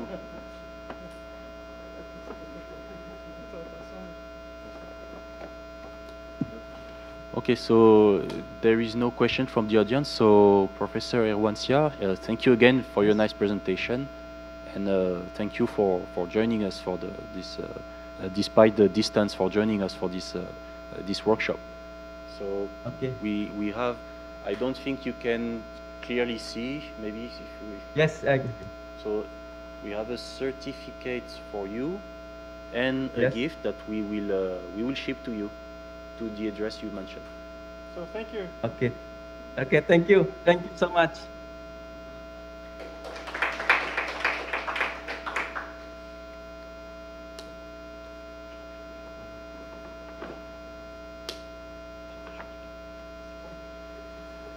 Okay, so this concludes this session. So now we're going to have a coffee break until 4:45. No, wait. Until 3:10, and we will continue with the next session.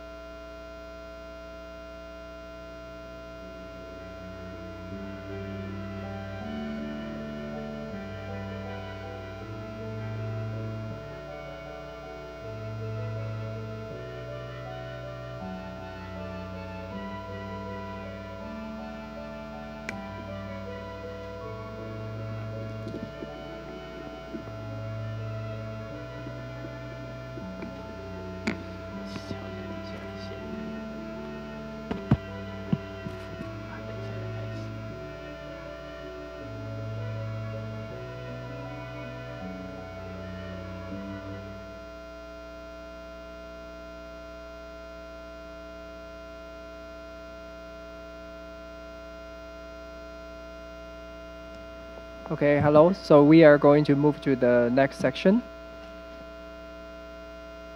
Chieh-Tsai Wu is a professor who received his degree in the electrical and control engineering from the National Jiao Tong University in 2009 and an MS degree in the National Taiwan University in 2011 and his PhD degree in the University of California in 2018. He is currently an associate professor in the Department of Electrical Engineering at the National Taiwan University. And his research mainly focuses on the robotics, mechatronics, digital control, and automation.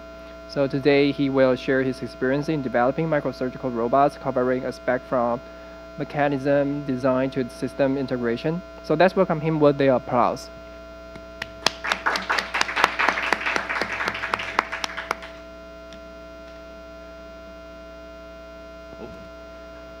Cool. Good afternoon, everyone. Thanks for participating in this keynote speech. I'm Chieh-Tsai from National Taiwan University. And in this short talk, I'm going to share with you some laboratory results. Okay, not clinical results, laboratory results we made on developing microsurgical robot in the past few years. Okay, so it's my brief bio.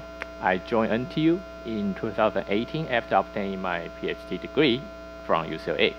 And my research focus since the period of PhD is mainly applying control, robotics, mechatronics technologies to facilitate surgical automation.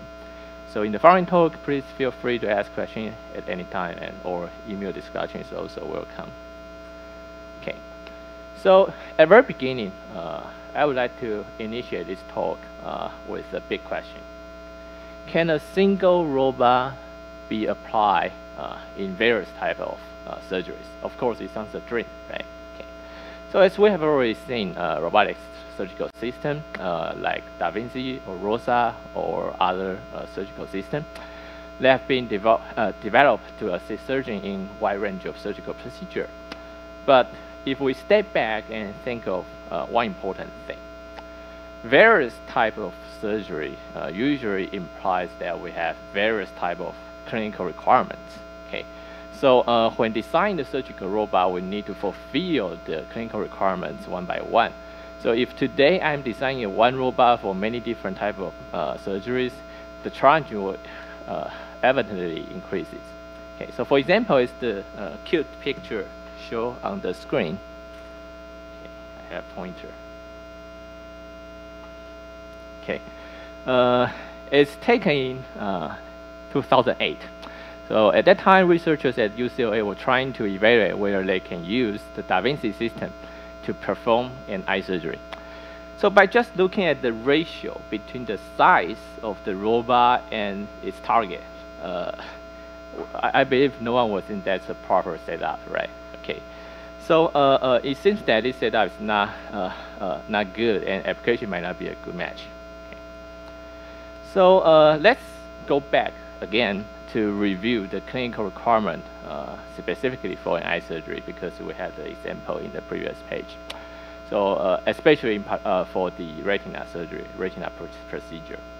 The most critical requirement in eye surgery or retina surgery is we need to have a fixed incision point on the surface of eyeball. Okay, so it's annotated at this point. Okay, and during the whole surgery, the surgeon must keep a stationary penetration through this hole, small hole. And the size of this incision should be less than 2 to 3 millimeters to avoid losing the intraocular pressure, because if the incision is too large, the liquid will leak out and you will lose the pressure. Okay. And besides the thickness of the retina tissue, I don't have an exact number here, but it's usually around 20 to 50 micrometers. So the precision or repeatability of the robot for this case is desired to be 10 to 100 micrometer level. Okay. So according to the experimental evaluation they have done before, we can clearly see that the Da Vinci failed to maintain a small incision. The incision size is up to 7 millimeters. It's too big for eye surgery. So apparently we cannot just directly use Da Vinci for eye surgery. Okay. So after this introduction, we realized there are some challenges and opportunities we had when developing microsurgical robots. Okay. So first of all, usually microsurgery requires a better accuracy and precision, and as well as a smaller footprint of the robot itself. Okay. And this actually gives us some room for improvement by using a new mechanism design, okay, for that specific surgical task. And secondly, since the target small resolution of motion, the quality of actuators and sensors become more critically important. For example, the backlash issue caused by gearbox in a motor, that will significantly affect the precision of a robot. Okay, so that's something we need to take care of before we making the microsurgical robots. And also, the surgeon might need advanced sensory feedback like 3D depth information, like what we have seen on the Brand Navy robot, or 6-dimensional force torque sensing, like what we have seen from the Professor Kawashima's system. Okay, to provide the surgeon comprehensive information when they are doing teleoperation, or even for automating the entire microsurgical procedures. Okay. And in the end, we also found that traditional dynamical control theories actually could be applied to the robot, especially when we are doing some microsurgeries. So dynamic during the interaction between the robot, patient, and also the surgeon will greatly affect the performance of the surgical robot. So at that time, if we can apply some traditional control theories, and actually we could have a better outcome. And that could even help us for further automating some certain surgical procedures. So in the following slides, I'm going to use some of our ongoing projects to further elaborate those concepts. And the first robot I want to introduce is the eye surgical robot we developed in the recent years. We call it iOrbis. Okay. The development of eye surgical robot is relatively mature, up to date. Okay.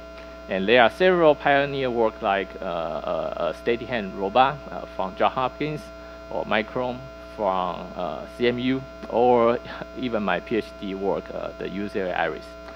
So among this work, the requirement, if you still remember, that we need a very small fixed size incision for eye surgery. So this requirement is mostly fulfilled by so-called mechanical RCM mechanism. Okay. So for example, the precise system, they apply a double parallelogram mechanism. So we see two parallel here, which is preferable because this kind of mechanism could, first of all, have a very precise RCM, and secondly, the footprint is smaller. However, if we apply this kind of mechanism, the problem is how to actuate the tool engagement and retraction direction. Okay. So basically, we need to install a linear actuator around the effector area, and the stroke of the linear actuator must be larger than the size of the linear actuator much larger than its stroke. That's the physical principle of the actuator. So the current arrangement for linear actuator will clearly increase the compressibility and weight around the end vector. And it also hindered the installation of a tool changer. So nowadays in robotic eye surgery, if the surgeon wants to switch instrument, actually we need to, that task is done by a human technician, not the robot itself. Okay? So it's more tedious and time consuming. Okay. So to mitigate this problem with this mechanism design, I'm going to skip the technical detail here because that's not the most important thing today. But as you can see, we move the actuator from the end vector to the backside and replace the joint by a double prismatic joint. So it needs some, we need to sit down and think of how to improve the mechanism to achieve our requirement simply. Okay. And this is the prototype. So this robot has 4-degree freedom designed for intraocular surgery, eye surgery.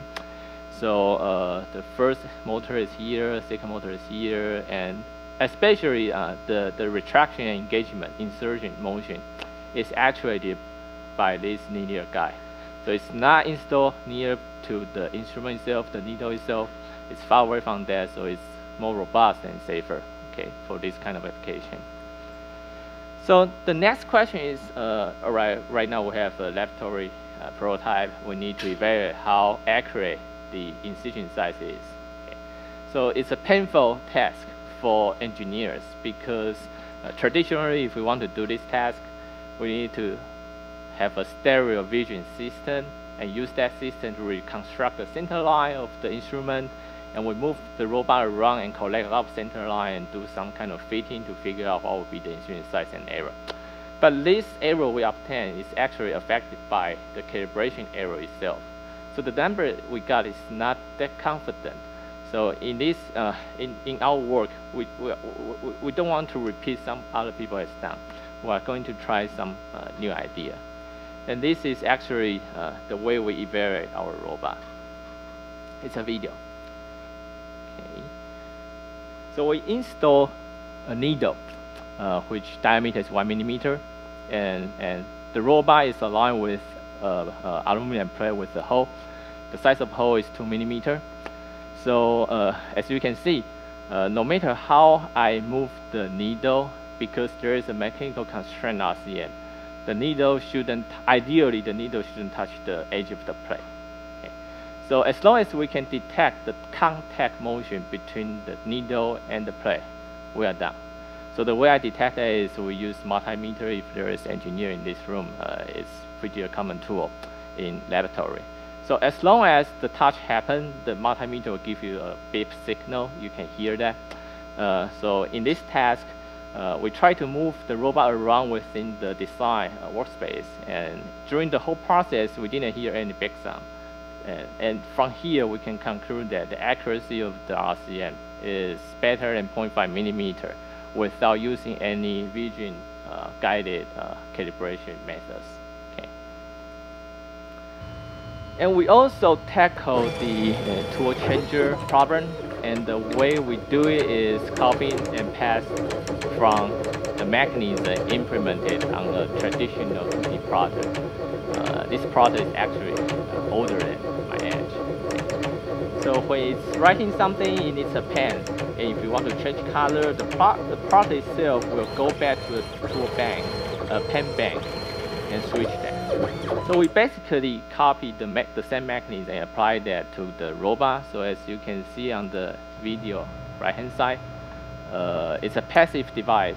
We just connect two connectors together, and the tool will be automatically switched to the other side and vice versa. Okay. So I believe it's a clever design because most of the existing robot, they need to have some kind of motors or actuators to do this kind of motion. But in our design, actually it's not our design, we borrow from others' design, but in the end it's working. Okay, so the robot we designed, we use it for subretinal injection, which is an important surgical method for treating retroretinal diseases. Okay, and the step is kind of easy. I can replay the video. Give me 1 second. So the surgeon needs to place the needle tip in between two layers on the retina, precisely. Okay, and after place the needle at the correct position, they start to inject the drug between the layer of retina. So from the microscope view, you will see a blob is formed on the surface of retina. Okay, so that's the procedure of subretinal injection. It's challenging task because the thickness of retina is much less than the scale of human tumor. It's 50 micrometer, and human tumor is roughly 200 micrometers. So it's difficult for surgeon to do this kind of dedicated procedure. But with the robot, it won't be a problem because precision and accuracy is something robot good with, right? Okay, so let's continue the video.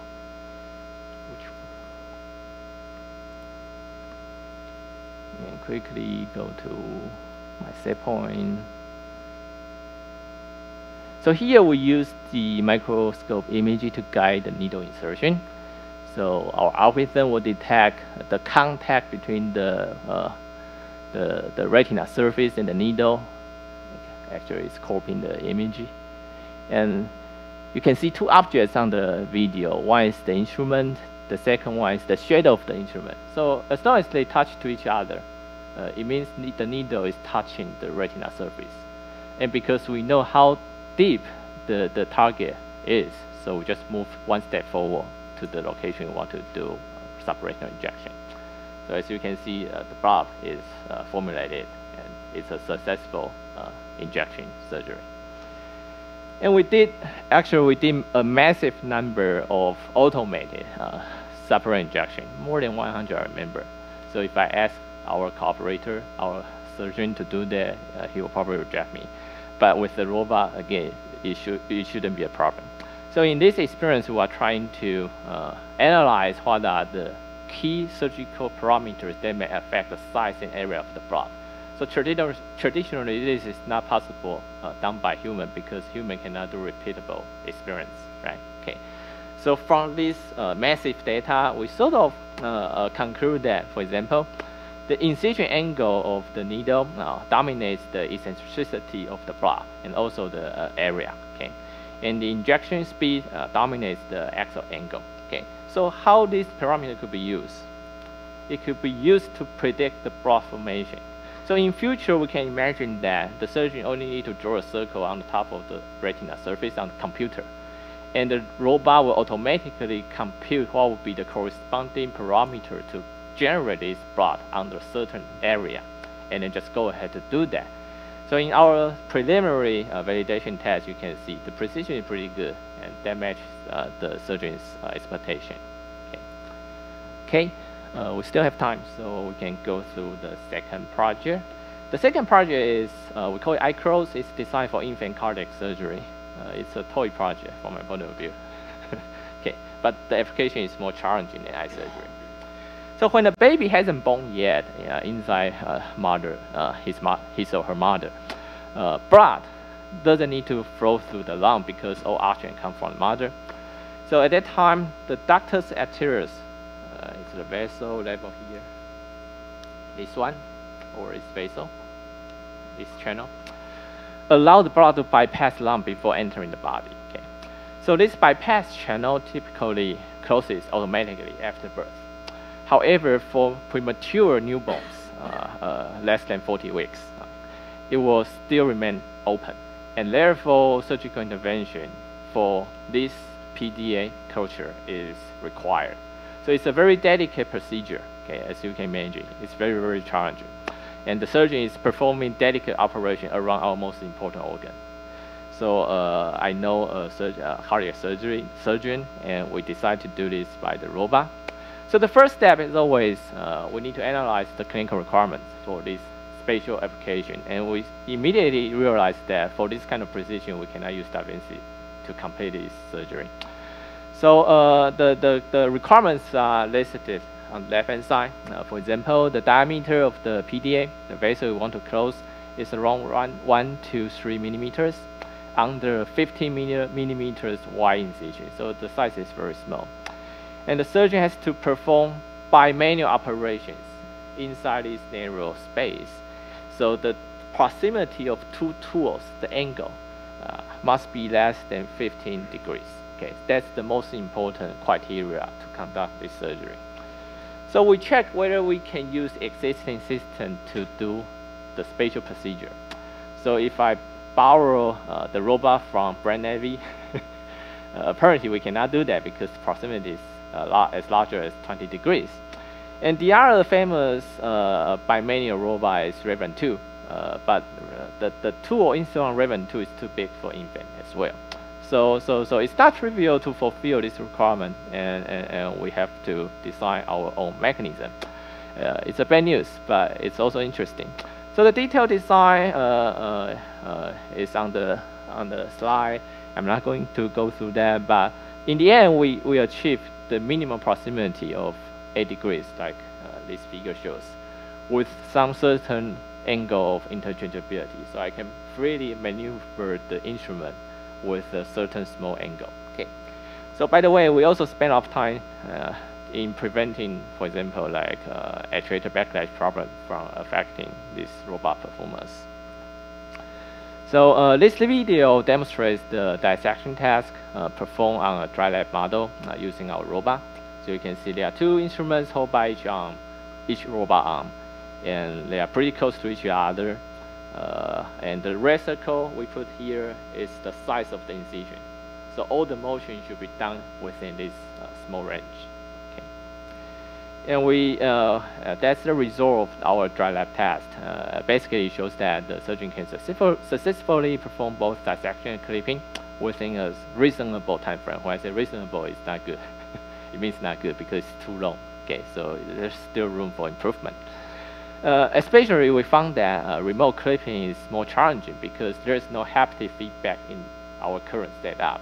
And since the target is small, without haptic feedback, it's very difficult to determine where is the correct position of the vessel we want to close. So also, sometimes the two instruments itself might collide with each other. Okay, so in this case, we need haptic feedback. Okay, so there are some remaining challenges, including haptic feedback. If we want to include haptic feedback in our system or in Da Vinci system, I think the most difficult question is how to generate the feedback itself. Okay, there are two ways. One is we can install a sensor, like Professor Kawashima's work, but this will compromise the footprint and complexity for the robot design. So for clinical requirement, sometimes it's not preferable. Or we can use visual-based force rendering, meaning we use camera to take some picture point cloud and use those data to generate force or estimate the force. But this is traditionally very difficult because we need real-time computation for the force, but there are many point-of-point cloud, so the computation time is much longer than the speed we need. And also there are some sensory noises or some occurring issues happen, so these are all difficulty when we are applying a vision-based method to generate force feedback. And the other difficulty is how to evaluate the robot's accuracy. So this has already appeared twice, right? Evaluation of robot, especially for microsurgical robots, is challenging because there is no such a good sensor to measure 6-dimensional position and attitude in a small range. Okay, so of course we can use some motion tracker system, but their accuracy is only with the level 0.1 millimeter, so they are not ideal yet. And also some people try to use laser interferometer. They are very accurate, but they only provide you 1 degree of freedom measurement at once, so you need to reposition the sensor multiple times to get the entire measurement. It's very time consuming. Okay, so it's an open question.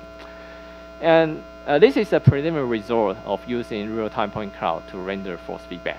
You can see the surface is breathing and moving. And the red arrow can sort of correctly generate, indicating the force we generated. Okay. The third project I'm going to go through today is Dentibo. It's robotic endodontic treatment. I believe most of people in this room have already went through this process before. So endodontic treatment, some people call it root canal treatment, RCT, is a very common dental procedure. Okay, in this case, in the case of root canal infection or big caries, the dentist will remove those caries and do crown opening to create access to plumb chamber. Subsequently, they will use endodontic file to clean the infected plumb and shape the root canal.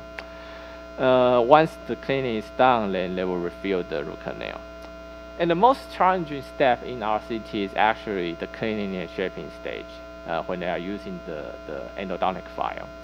So they need to drill down until the file tip reaches the apex, the end of the root canal. Okay. So although the file is flexible, it's still possible to break inside the root canal, or you have lesion. Lesion meaning the file is going outside of the root canal. Both are terrible experiences. And also, the patient is not under anesthesia during the whole process, so they can move. So we need to align the robot with the patient simultaneously. It's also a very challenging task. And in the end, there is no visual feedback in this procedure because the teeth is not transparent. So traditionally, dentists, they rely on their experiences and tactile sensation to complete this procedure. Okay. So there are some previous work. This micro robot proposed from a professor. He was in NCTU probably 10 years ago, but this robot never been implemented. And Yomi is the first FDA-approved robot for dental implant surgery. Dental implant surgery is very similar to what Brand Navy has done, right? They have a pre-planned path, and the robot needs to follow the pre-planned path until the implant reaches the desired location. So all these machines, all these robots, they are not as complex as the test we are going to take on. Okay, so this is our, we call it Dentable, the robot we designed. In this case, we didn't do mechanism design because after analyzing the requirements, we found that actually it's not necessary to have RCM mechanism. So we just use the small robot installed with the dental handpiece to do this task. But the key is about control. So to autonomously completing the cleaning and shaping of the root canal, we use traditional feed rate control and admittance control to complete this task. If you don't know what that is, fine, but there are some textbook material in control theories. So we just apply them. And that's the result we can get. So at the bottom, something is moving, and we don't know how it will move. It's a stool platform without any calibration. So we don't know what's exact motion. And based on the force and torque measurement, you can see our robot can track the motion of the simulated patient motion. Okay, I can replay that again.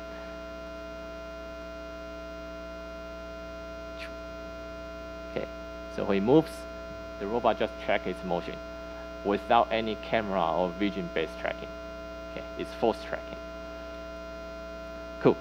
And we also conducted several preclinical evaluation on acrylic and 3D printing model, and that's the result before and after. We took CT scans before and after. So as you can see, basically we can successfully enlarge and shape the root canal as expectation, and we can also handle the curved root canal because we have the force feedback. Yeah. Okay. And the length of root canal doesn't change, so that means this procedure is successfully being done. Okay. So in the end, I would like to highlight several takeaways. Okay.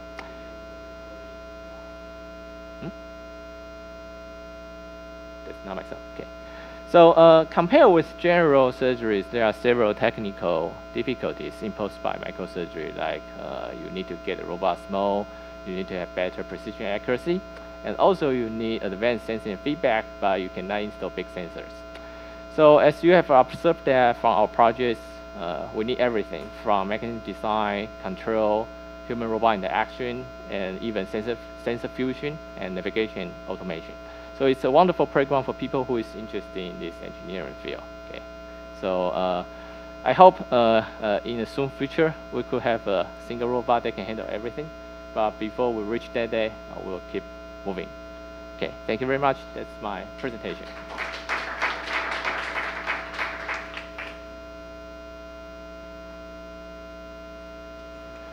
Thank you, Professor Chen, for this nice presentation.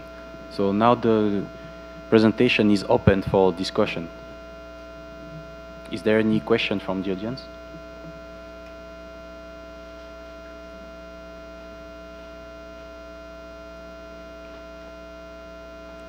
Thank you, Professor Chen. And I'm very interested about the last dental robot, the one, and when we are doing the spine surgery, we have to put the pedicle screw inside the bone and inside the cancerous bone, just like the dental. So is it possible to change this system to help us to put the screws like this? Yes, of course. Yeah, because as long as you have any force or contact, you can always measure that and use those information to do something.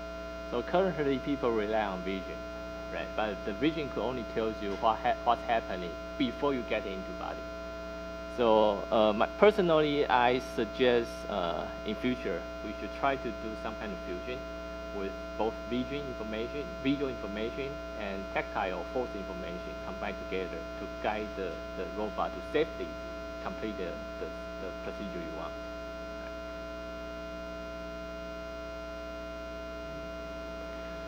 Is there any other questions?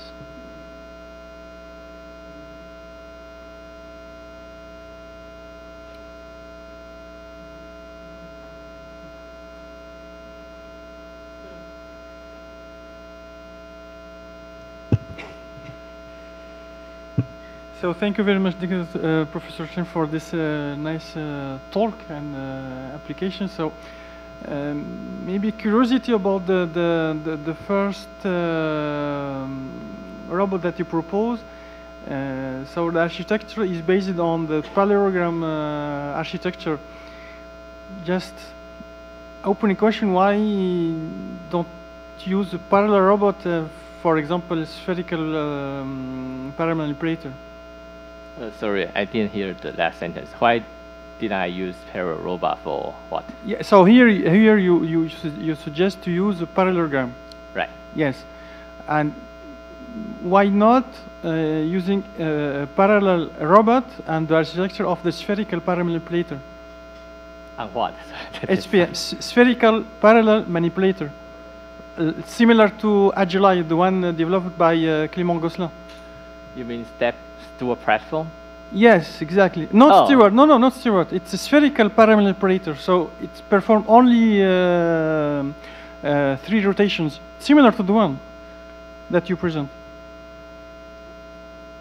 Only 3 rotations. Okay, there are different kind of parallel mechanism, right? And for eye surgery, we only need 2 + 1 rotations. When I say 2 + 1, 2 is the roll and pitch motion, and +1 meaning the tool rotation itself, right? So usually they need to have 2 surgical instruments cooperating around the eyeball, right? So at that time, if the footprint, the size of the robot is too big, they will collide to each other during the operation.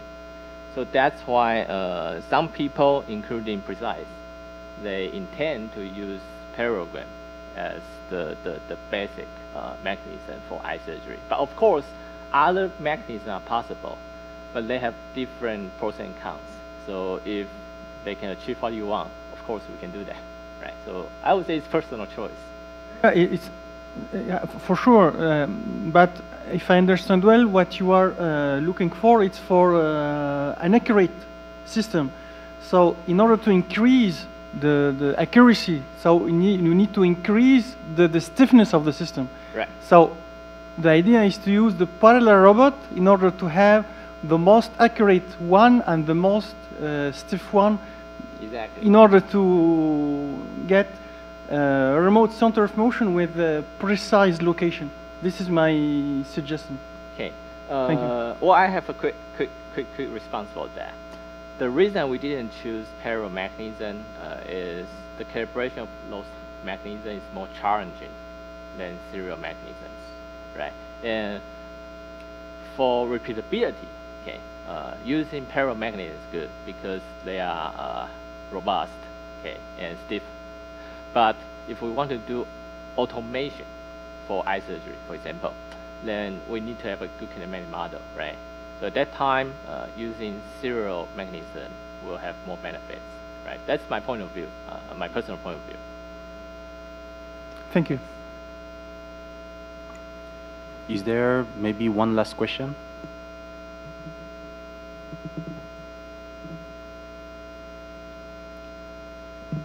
Okay, if there is no other question, let's thank again Professor Chen for his presentation.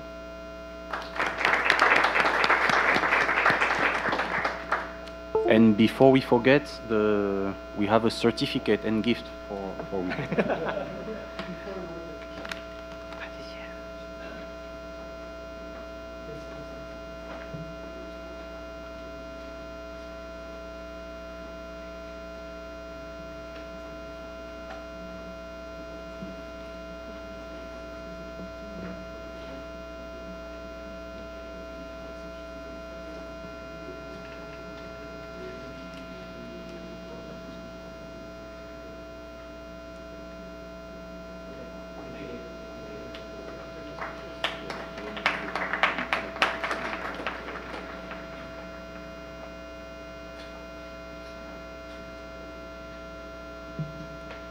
Okay, and now let's move on to the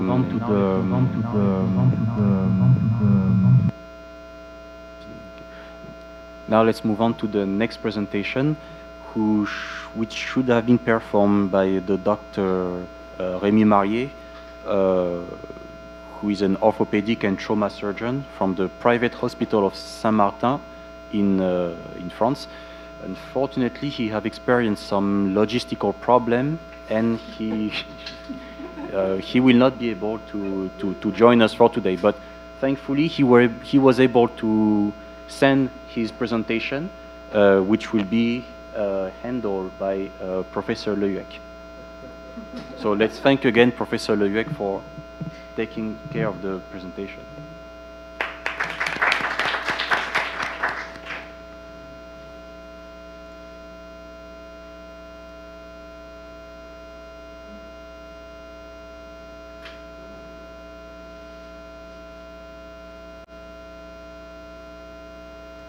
So Dr. Marier is a good friend. He is working in Bordeaux also in another institution. And I do believe that they got a problem with the robot at the airport. And they had a mix with the suitcases, and he was unable to get his computer back. So, okay. So Dr. Marier is an orthopedic surgeon working in a private hospital, and he is one of the two centers in France that get the Maser robot from Medtronic. One is in Bordeaux, the other one is in Lille, and they got it for, I think, 2 years or something like that. And this team, there are 10 surgeons, and not all of them use it, but at least 5 of them. And they were all involved to check if it was working, and so he will provide us his experience, and he will try to answer a couple of questions.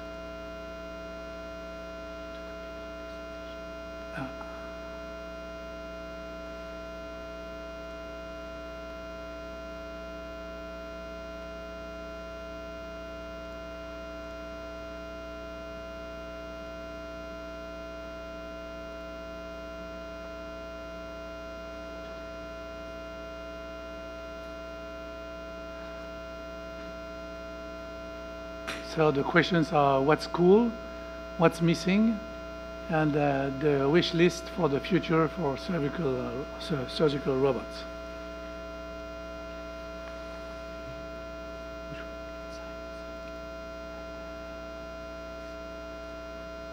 Please. I know him because he was resident in my department too. So, and he's a very nice guy.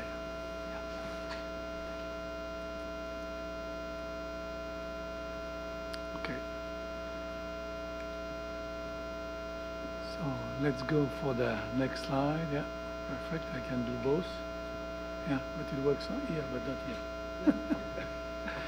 So I spoke about that. They perform roughly 4,000 spine surgeries in this center per year. And they got the Maser X in summer 2022. And now they reach 100 surgeries. And it is the end of the learning curve. And it's time for them to analyze what's happened. So, oops, doesn't work here. Yeah. So what's cool with the Maser? The accuracy, the pre-op planning and the post-op result. And so they were bluffed by the exceptional accuracy and the perfect concordance between the pre-op planning and the post-op result. And their opinion, it's impossible to reproduce such a result even with the neuronavigation. This is what I showed this morning in my presentation, is that definitively for the best positioning of the head of the screw is definitively very accurate. And here is a simple illustration with, in the left, the pre-op expectation and the post-op result.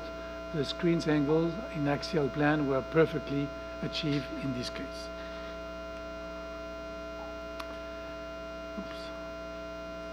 It's not moving in there. So the pre-op planification, what's cool with the Maser?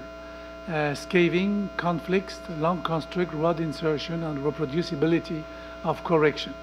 And there is a paper that recently published that showed that the misaligned spinal rods can induce high internal forces consistent with those observed to cause screw pullout and disc degeneration. So the pre-op planification is very well designed and permit to deal with some details usually skipped in the freehand or neuronavigated pedicular screw insertion.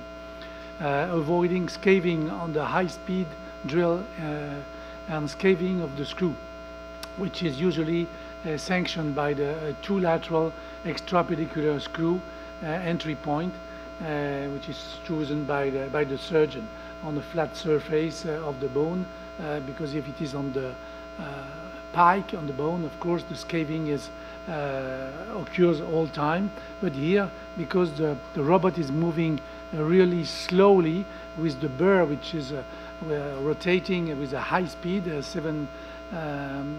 think it's 77 rotation per minute. It's perfectly done by the system, and the accuracy for this reason is very good. And it was not the case at the beginning, but now it's much better.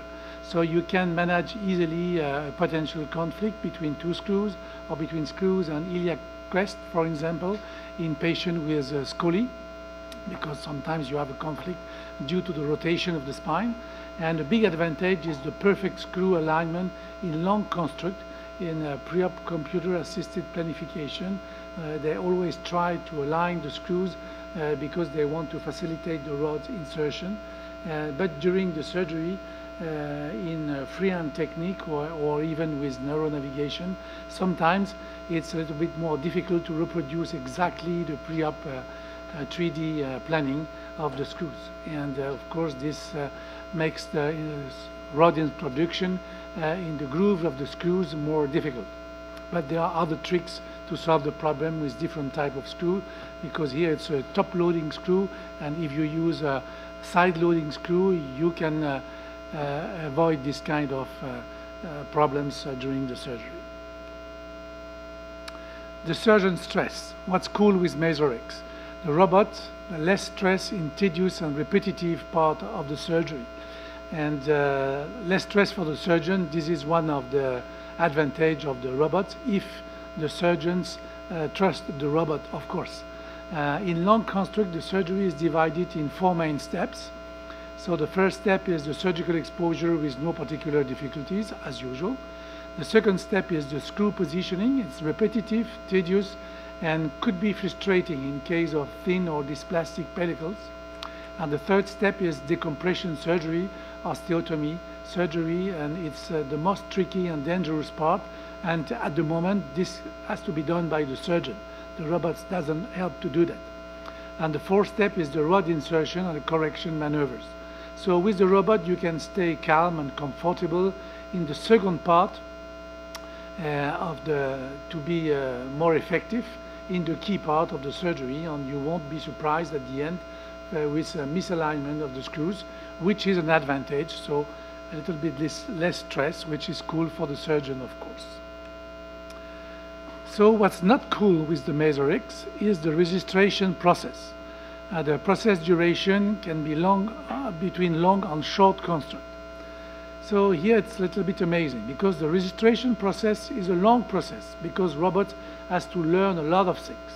Where it's secure working space, where it's located, its own arm on neuronavigation, where is the patient with the X-ray, TDR fusion, TDM fusion, sorry, with potential computer or human mistakes in every steps. I tried the system and I can confirm this is totally true. And consequently, a lack of accuracy at the end or a registration failure, and it takes time. But time is not a problem in long construct, because registration duration is well balanced during multiple screws insertion. It's quicker with MASER than in freehand technique. It's almost the same if you compare to navigated technique. But in short construct, the MASER is a waste of time, and for example, in their experience, from beginning to the end, in a classical TLIF, L4, L5, it's 2 hours from the beginning of the anesthesia and the skin-to-skin closure. With the robot, it's 3.5 hours, so almost double for a short construct. So the advantage is only for long construct. With the MASER, the registration failure. This is a problem if you use metallic cages from the front, for instance. In this case, the patient was first operated from the front using a titanium cage. And here the robot doesn't always manage with the metallic artifacts after the anterior approach, if you put a titanium cage like here. So it's difficult to find the vertebral plates and the fusion. So to achieve the registration process. And for this reason, the recommendation is, of course, to use a radiolution cage made of PEEK or other material, but the metallic cages can be a bad option in this case, even if this example, the result is perfect. It's not always so easy, and you can lose a lot of time.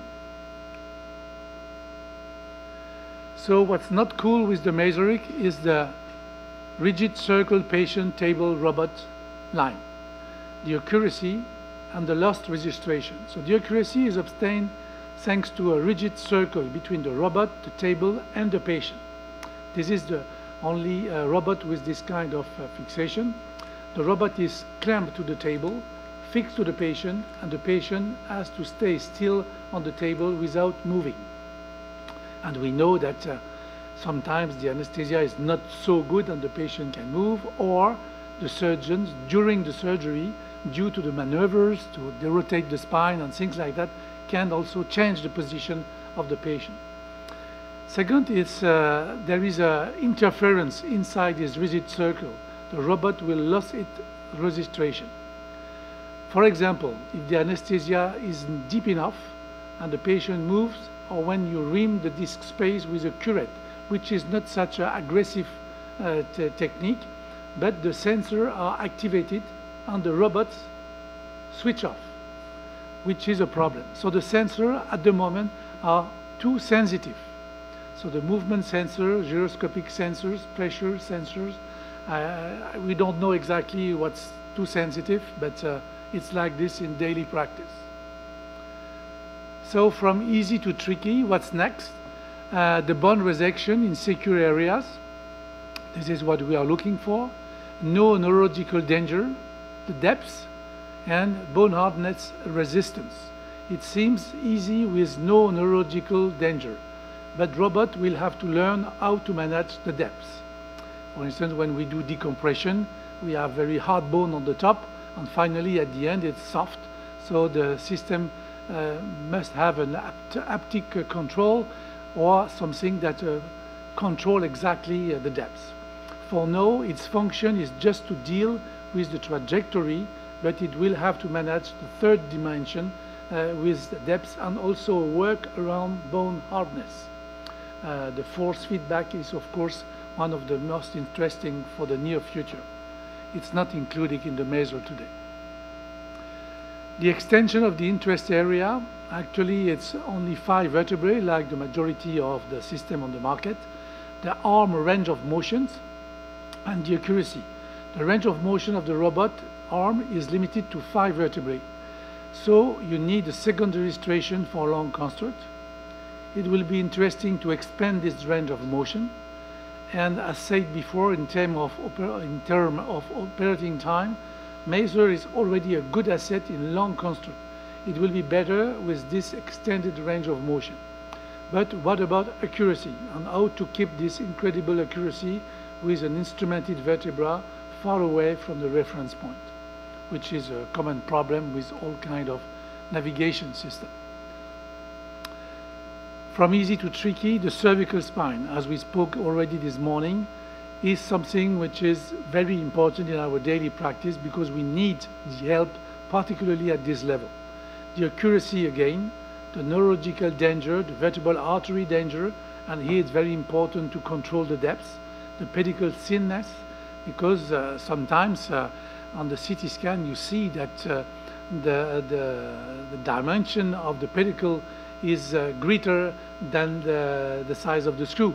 So it's a little bit tricky to put the screw in the right place, and you can see here the whole of the vertebral artery, which is just at this level here, up, yeah, at this level here, this hole here, this is where the artery is. So sometimes you have some deformity of this piece of the vertebra, and you have to put the screw definitively in the right position because it's very easy to injure this artery. And you have a huge bleeding.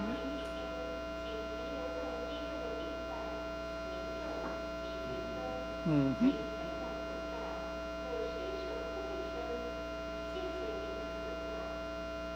Thank you. Our niece.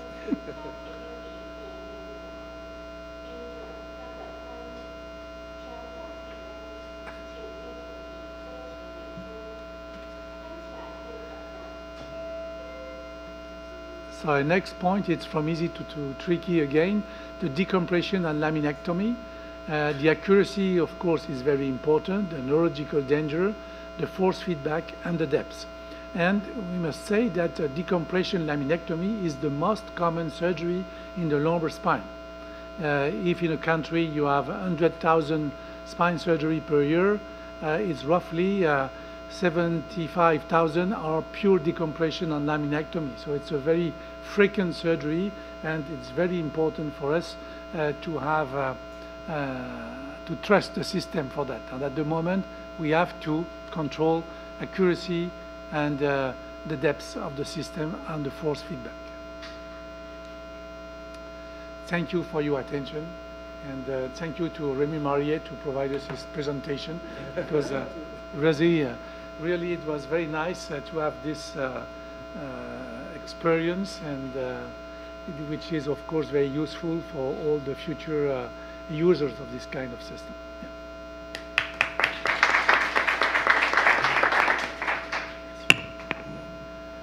Thank you, Professor Le Huec, for handling this presentation, and also to Professor Marier for still providing the presentation.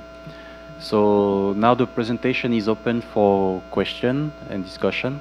So is there any question from the audience?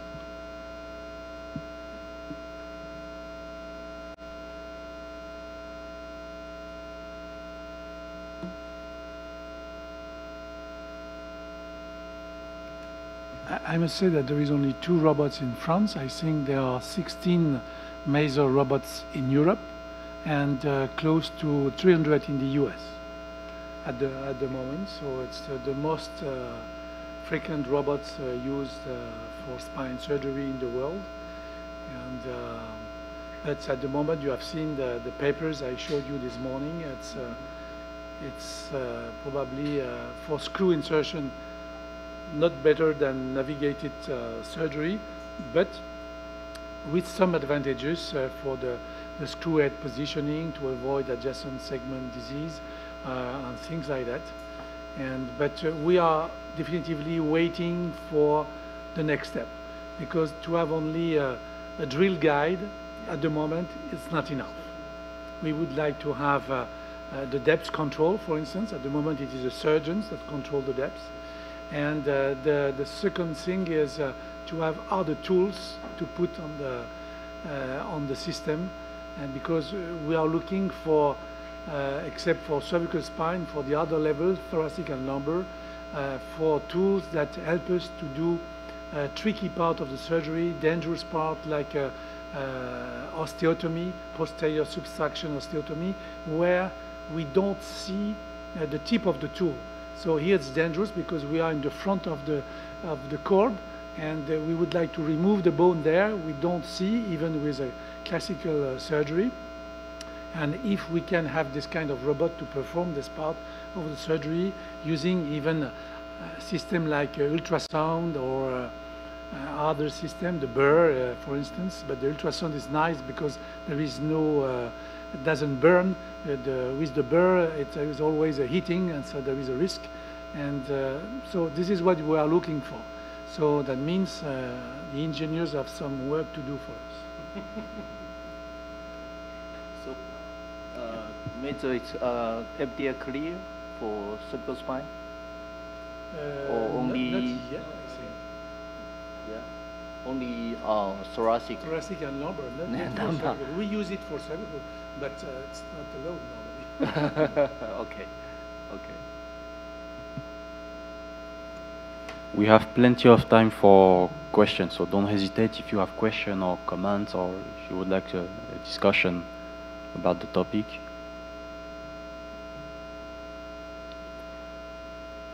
Okay, so since we don't have any questions, that concludes this this session. Well, we had a certificate and a gift for Dr. Marier, but maybe you can take a picture and send him, or make him the surprise to bring it. Up to you. Okay.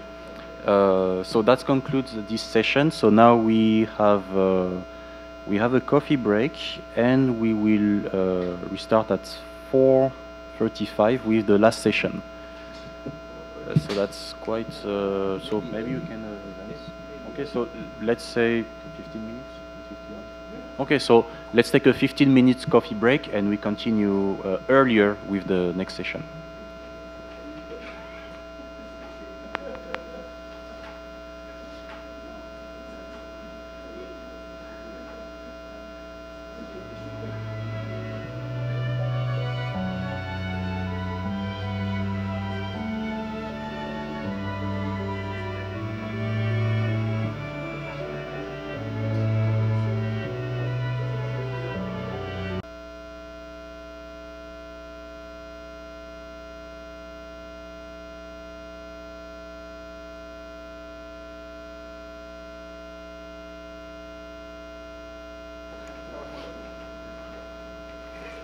Okay, if I can have your attention, please. So now will be the last session of this workshop today. So we have two speakers. The first one is Professor Sheng-Han Huang, from who is a professor from Chang'an University in the Department of Computer Science and Information Engineering. So Professor Wu obtained his PhD in 2001 in NCU. He's also a research fellow in the neurosurgical department of Chang'an Memorial Hospital. He's the chairman of the Department of Computer Science and Information Engineering from 2007 to 2011, and from 2016 to 2018. He was also the director of Artificial Intelligence Innovation Center from 2008 to 2020. So, Professor Wu, you can start when ready.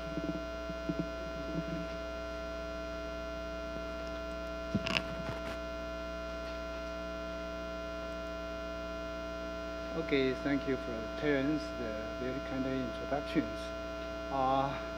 My name is Sheng-Han Huang. I come from the computer science, Chang'an University. Today, the talk is regarding to the title is 3D Medical School Pace Planning and the augment virtual reality navigation for cervical spine operations. Okay, so I will cover this topic include the point cloud, 3D medical school pace planning, augmentation, virtual reality navigation, the key technology and the future work.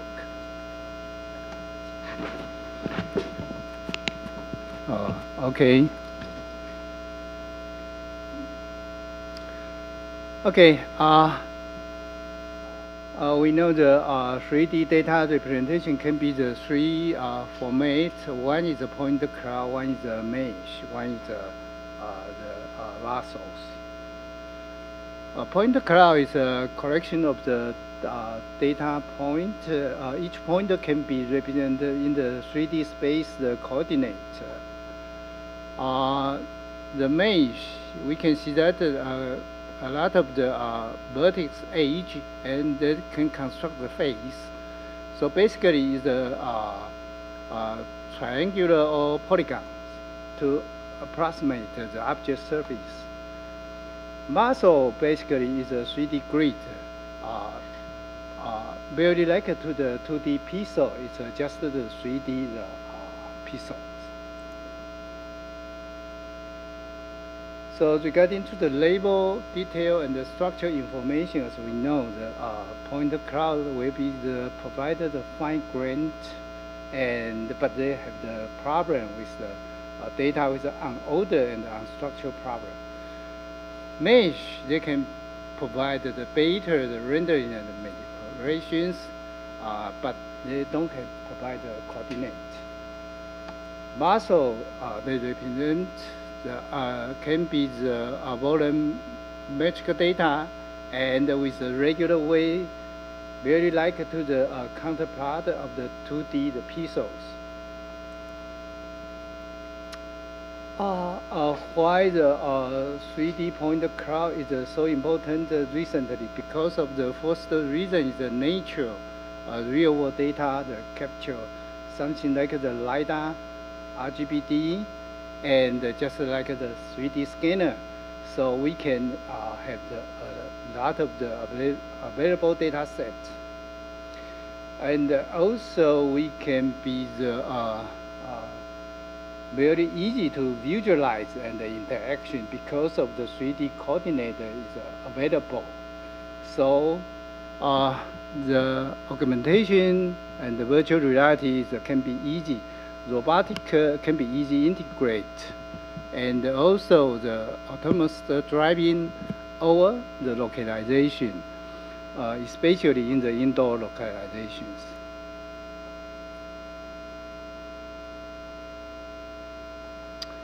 The challenge to process the point cloud, the first one is the unordered problem, because if we want to do the deep learning, the base, the measure, we need the data can be the order. For example, we can see that the cloud, the group of the pointer, they can be the for the P1, P2 this order, but we can also input another order.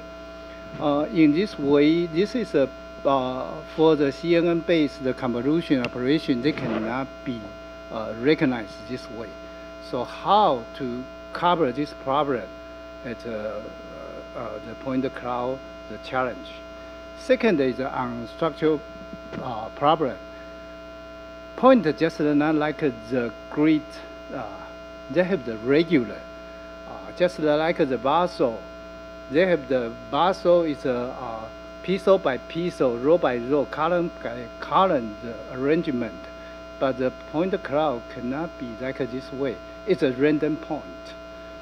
So that cannot be easy operated by the deep learning like the CNN base. Okay, so how to solve the unordered and unsolved problem is very difficult to the previously the IT technology. But currently, because of the deep learning, the powerful the representation capability, so recently they gained very great successful in the image field, such like the classification, object detection, segmentation, path segmentation, semantic segmentation, also the registrations. So that can be easy done. The following, we will introduce our recently the preliminary results. This is a cooperative with the chairman, Dr. Wu. Basically, we just use the point cloud to do the 3D medical school pace planning. Okay, so firstly, I would like to review some of the recently work on the school pace planning. The first the work basically is on the menu process the CT image to extract the vertebral geometric, and after that they can decide the school trajectory. However, they basically on the manual selections, so they incurs some problem, the complication and the time intensity. Second, related work, they just based on the linear least square feet. So they just took the 2D geometrical projections to compute the school pace by using the linear least square feet to find the minima pedicle width across the multiple slices. Then they can find which one is the minima pedicle width. This way, it's a 2D measure. They need to check so many slides, and may not be the optima for the 3D optima school pace. The third one basically is a mathematical model. They use this model to simulate the 3D the geometrical shape of the vertebral structures, and then they apply the after that, they apply the patient CT image information to calculate the school size and the trajectory. Basically, this is based on the menu tuning parameters and for each the patient, which means that they cannot apply easily for different patients, the vertebrae. Another work also they use the 3D unit to do the segment vertebra.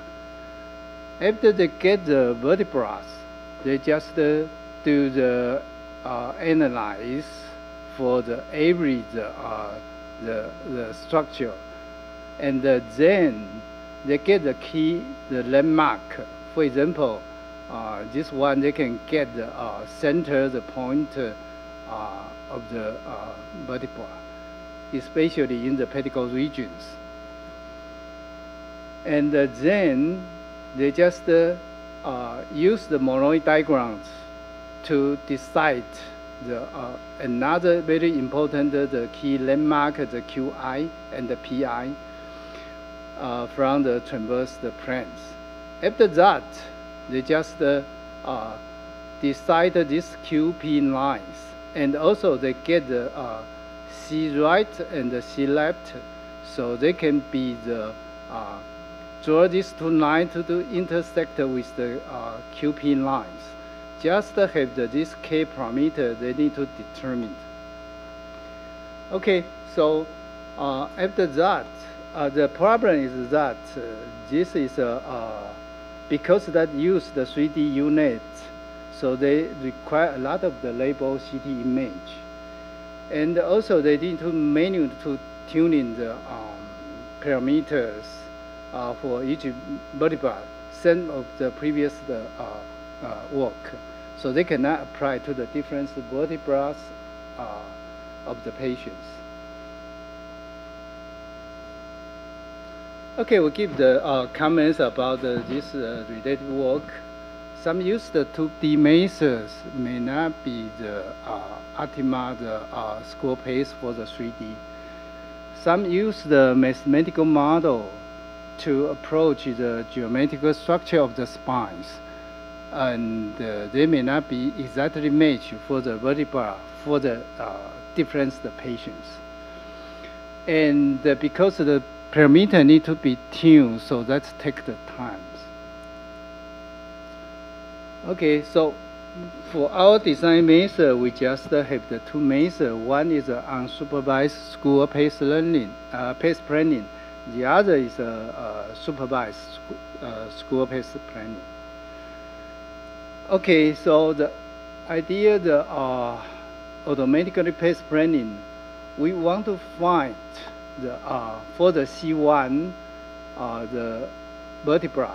We want to find the most of the narrow part on the posterior arc, and also we need to find the most of the wide or most of the center of the lateral mass, so that we can plan in the pace to pace these two regions. So this is a posterior arc, this is a lateral mass. So if we can find these two regions, the key point, so we can design this pace.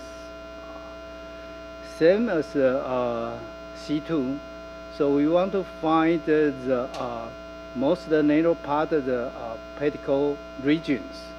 And also we need to find the lateral mass, the center of the point. So we can also connect these 2 points and finish our pace planning designs.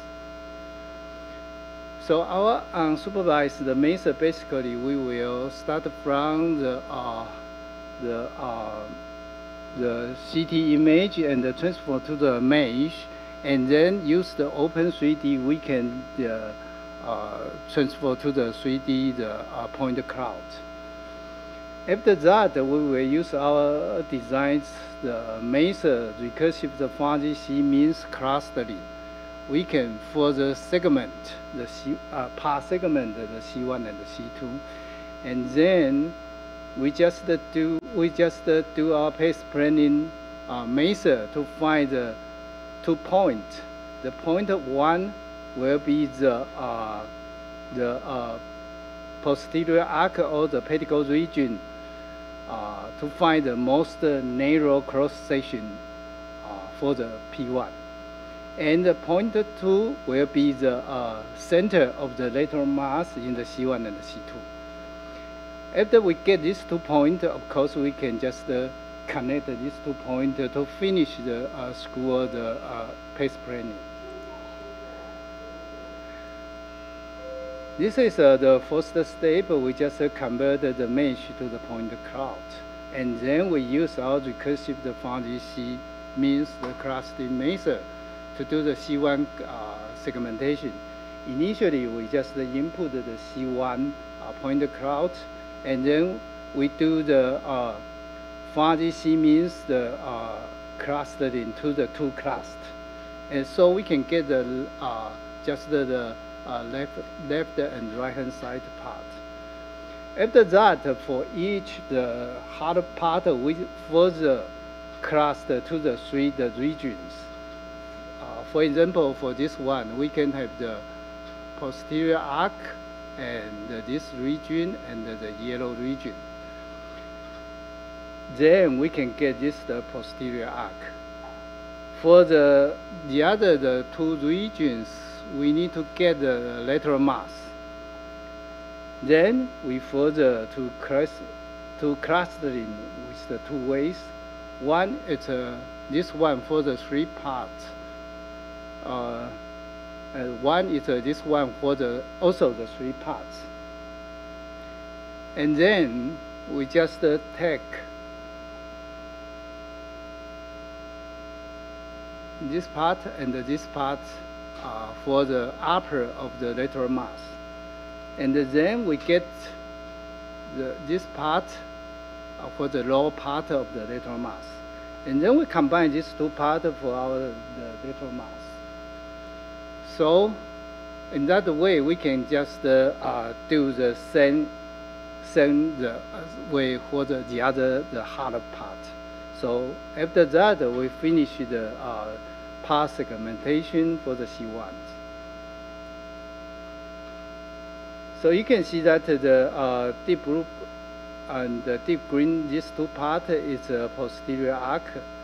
Green and the yellow is the lateral mass.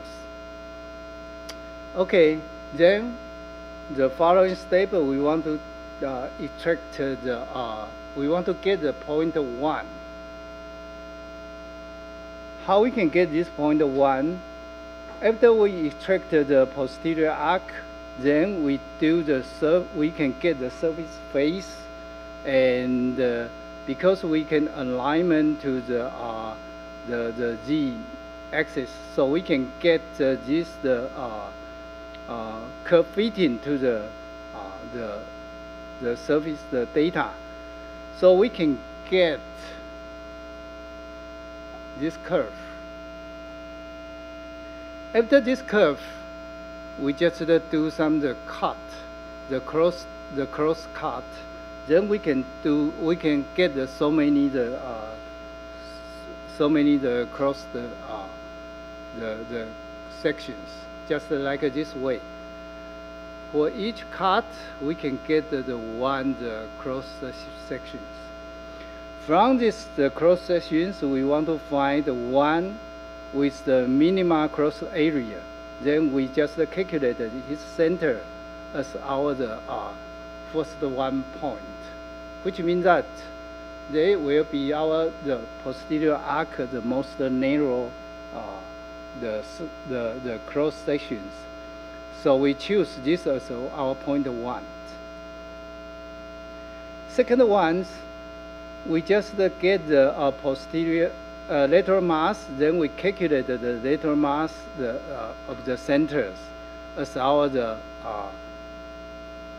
point 2. So after that, we just join these 2 points so we can connect this the path. C2 segment, just a very similar way we can do this one. So we just very quickly to see this one.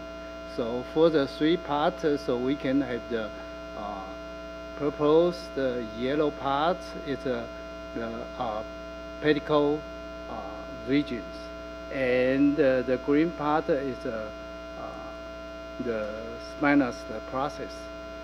So after that, follow the C1 measure, we can get several the cross sections. Of course, we also can find the point 1 with the minimal cross section area. So we can get the first 1 point. And then we calculate the second point. Also, we just calculate the lateral mass, the center of the lateral mass. So we can get the second one. So we can finally we can connect this one as our P2, the school pace planning. So let me show the currently our result.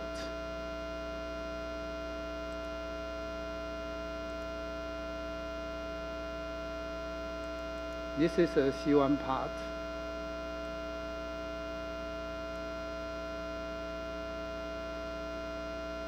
So this is a C1 part. So for this one, we can this result we can send to the surgeon. Then the surgeon can just check this one, whether the currently the pace planning at satisfied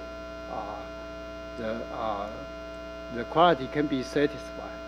If not, of course, they can just manually do the adjustment. This is one patient, and this is for C1. And this is for C2.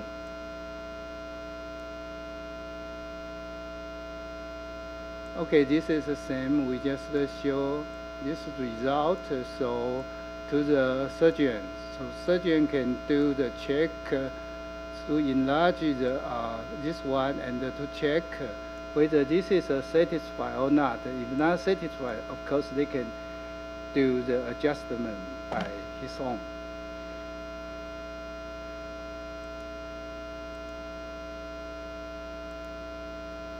Okay, so this is currently our outcomes, and the second method is supervised. Supervised measures. Not like the unsupervised. Supervised means that we need to do the deep learning. So, firstly, of course, the same way.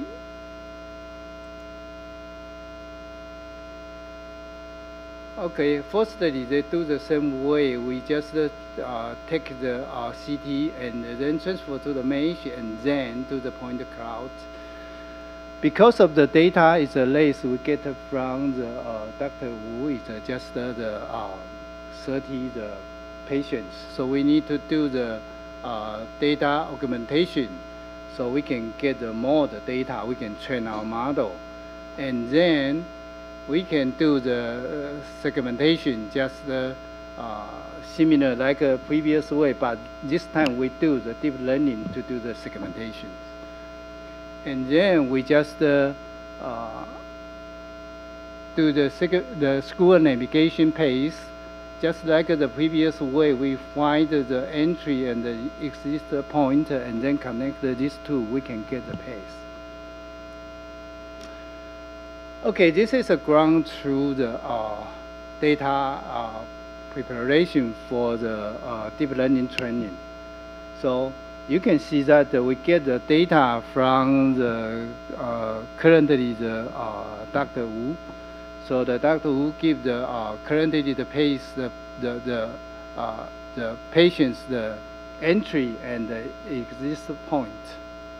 Okay, entry is like the green point, and the yellow is the exit point.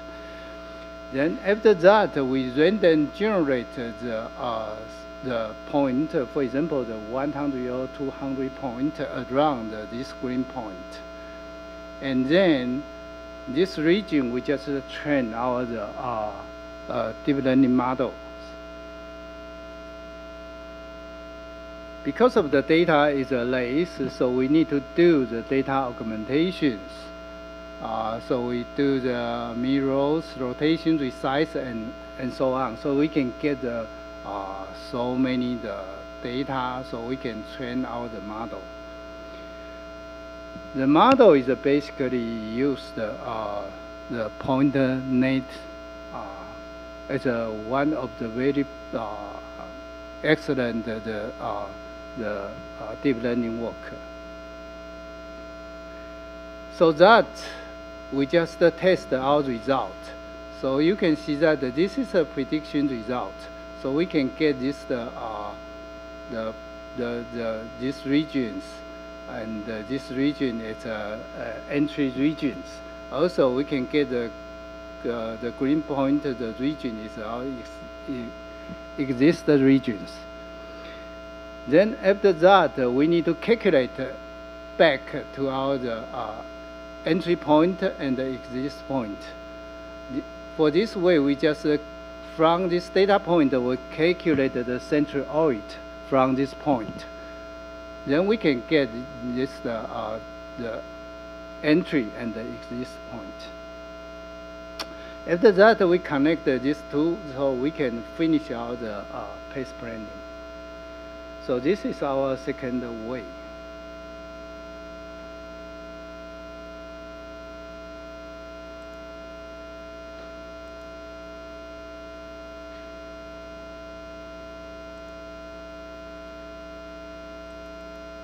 So this is a supervised result.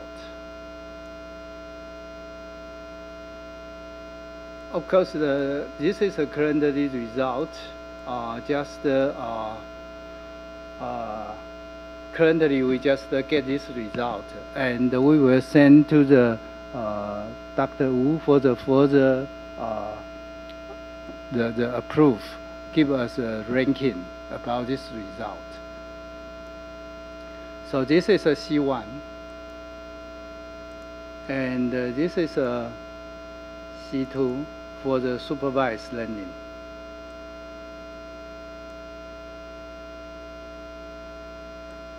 Okay, this is a C2 result.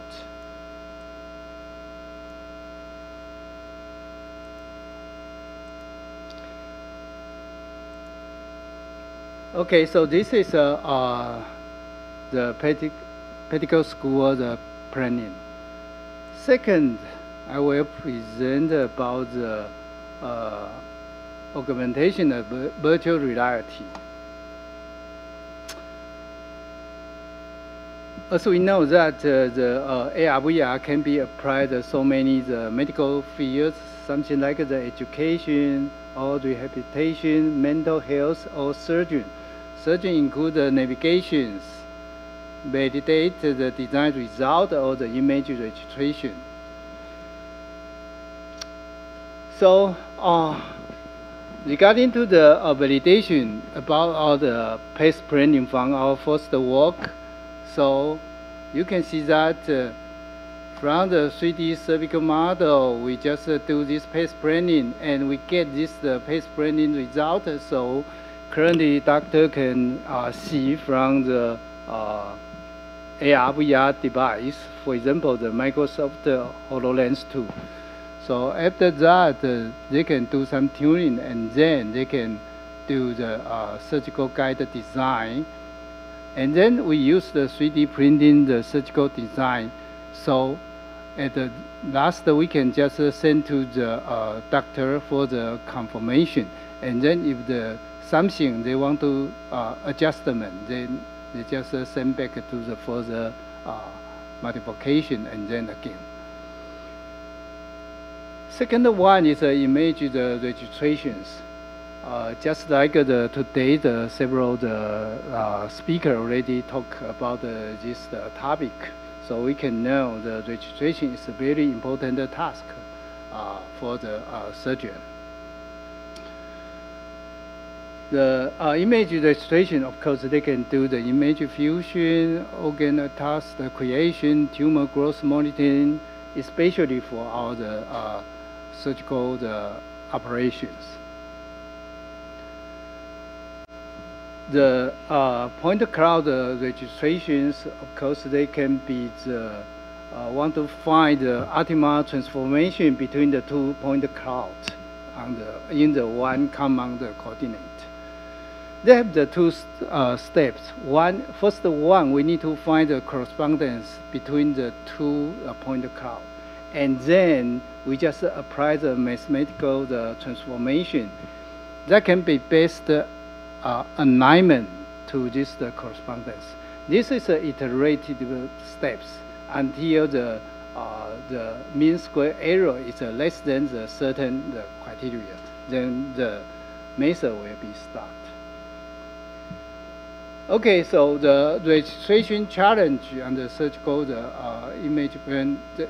The first one is how we can find the point corresponding between the 2 point clouds.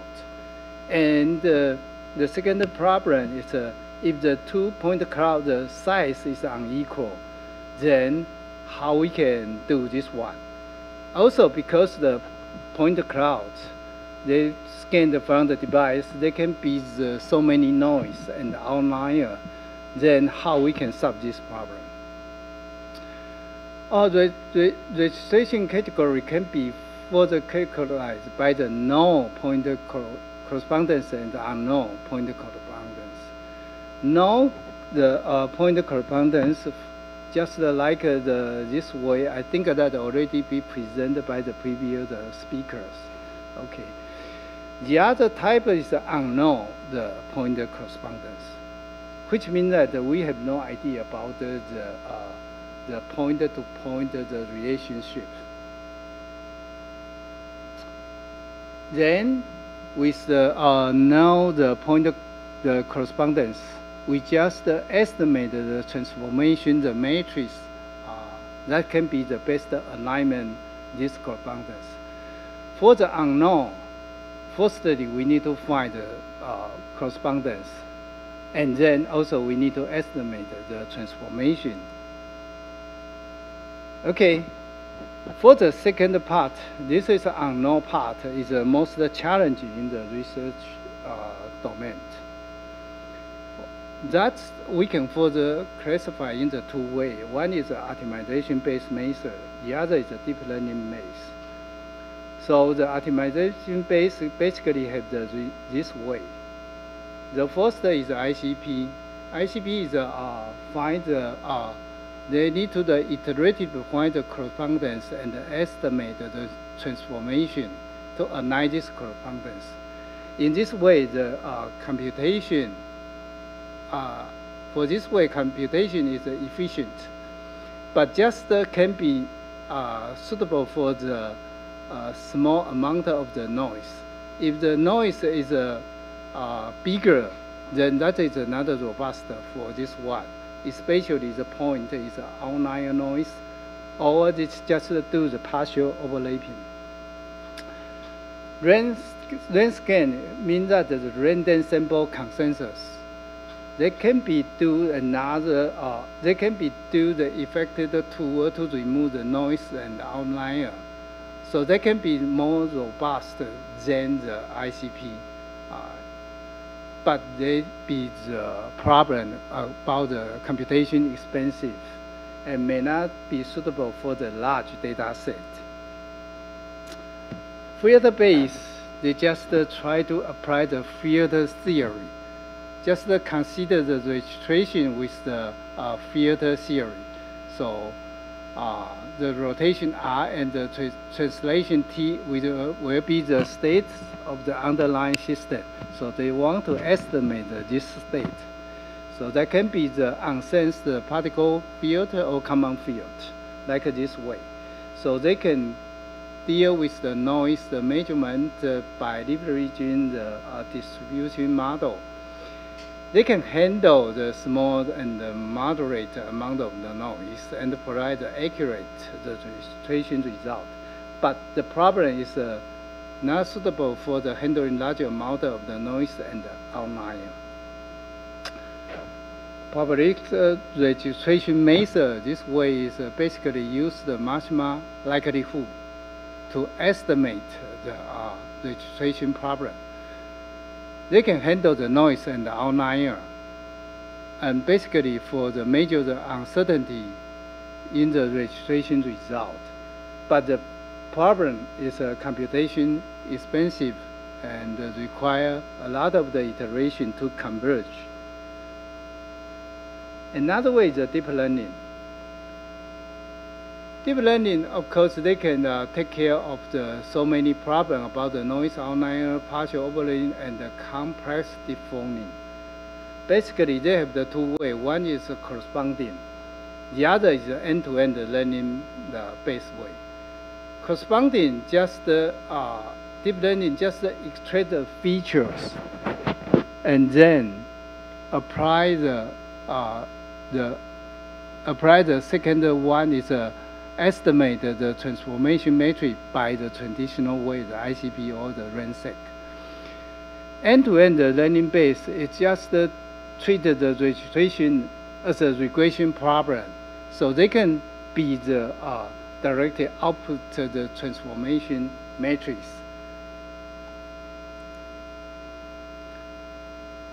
Okay, but the deep learning problem, they need a large amount of the training data, and that be the computation expensive.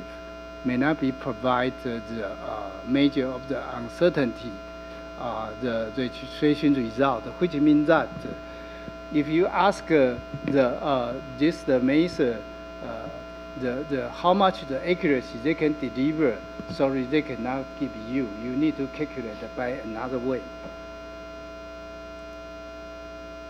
Okay, so the idea for us, currently our idea is, registration, our idea is use the deep learning to do the part segmentation. For each part, we just calculate its centroid, and we just apply the, just like the ICP or RANSEC, we do the register this point, the centroid point from the 2-point cloud.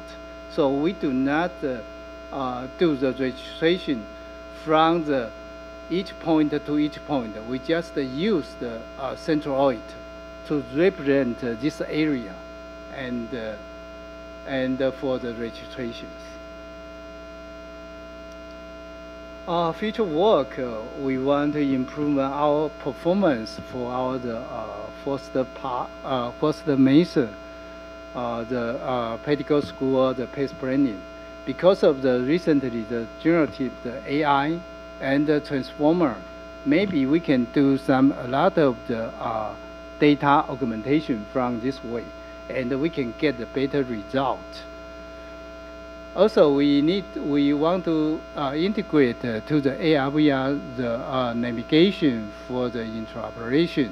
They can be the real time to do the registration or registrations, and they integrate this one to the robot assistant navigation, because we already have the point cloud. Each point we have the coordinator, so that should be easy to integrate to the robotic system. And so thank you for your listening.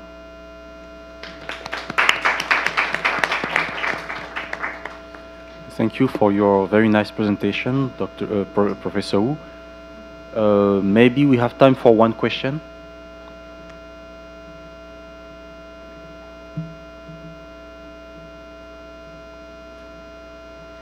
Yes, please.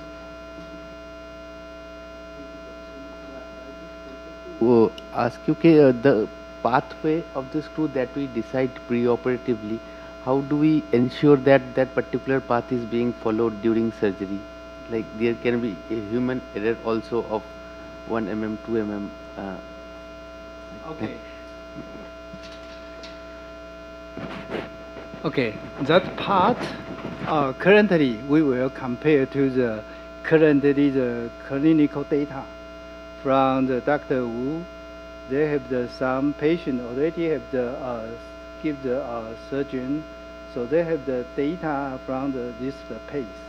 So we will compare to each other to know the error, how much error we will have. Yeah. Thank you, sir. We have another question. Thank you for this nice presentation, but I must tell you that I have a lot of headaches now. And so for regular surgeons like Dr. Tanguy, myself, and Dr. Wu, can you tell us today if the accuracy of this virtual reality, not the augmented reality, sorry, is enough to trust the system during our surgeries?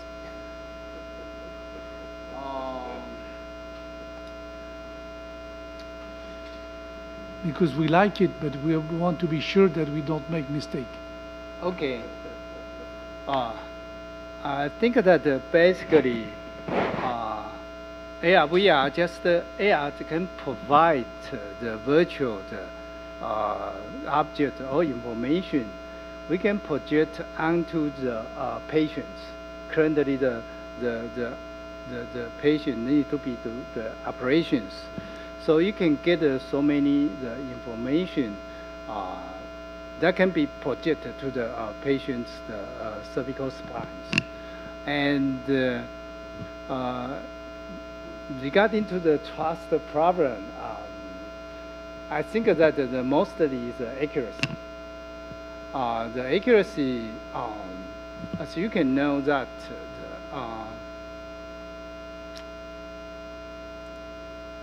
so we can know the currently because of the result, we can also review by the surgeon. So the surgeon can see that currently this pace. Oh yeah, sorry. So you can just see that currently the pace, this is a C2, so the red line is our pace, currently our pace planning. So basically, this one can be the examined by the surgeon to check that currently the pace planning is suitable or not suitable, the quality is enough or not enough. After that, that can be the use for the doctor.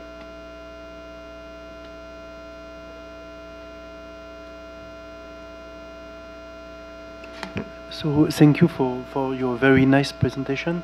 I've got one question. Do you take in account the alignment of the head of the screw for each trajectory? Because the aim is to insert a rod between screw. So I understand well for each vertebra how it's possible to understand the trajectory, but the trajectory, is it take in account the alignment of the head screw? You mean that the system can know the screw, the information, the dimension or something? Or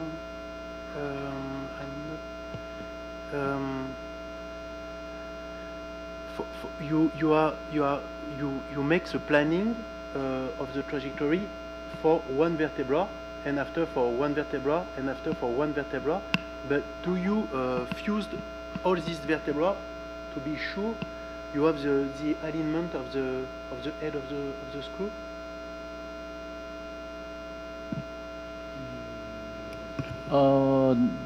Only for the screw trajectory planning. If want to connect the screw using rod, yeah, it will depend on separate algorithm. Yeah. Okay. So the project we are doing now is just for the planning for C1 and C2 pedicle screw, because that we know that it's the most challenging part. Okay. Okay. In some cases, maybe children, or maybe some cases of deformity, very severe. So we use AI to solve our problem. So currently, that Professor Wu can do just shorten the planning time less than 1 minute to get this one. Oh, okay. Very yeah, shorter than the assistant Steve can do. Yeah, 2 hours, shorten to 1 minute. Okay. Well, okay. Okay. Very maybe nice. your problem we can do some survey further.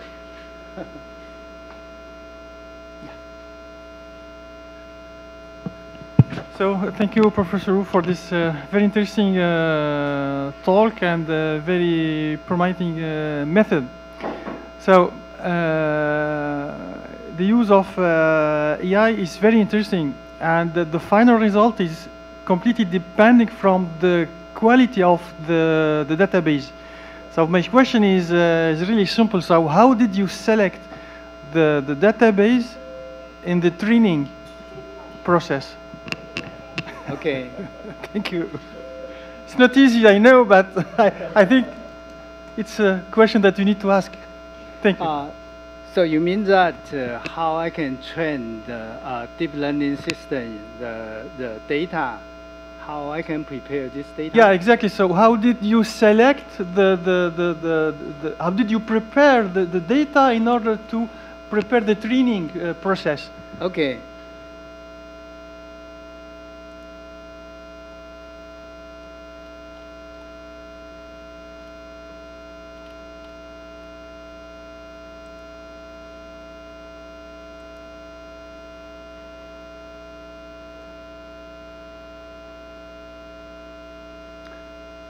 Okay, just like this way, we get the C1 vertebra from the Dr. Wu. Because they already have the school, so we can get the entry point and the exit point. So you can, as you can see that the green and the yellow point. After that, we just generate some random point around the green and the yellow point, because we want to do the segmentation. So this part, you can think that this is a entry region, and this is a exist region. So we want to train our system can know these two regions. After that, you can see that from our training, you can just see that this region can be well matched to our previous training. So after that, we just use this region because this region means that the cluster of the point. So we calculate the center of the point. Then we can recover back to our entry point and exit point. Use this way to do our path planning for the new patient.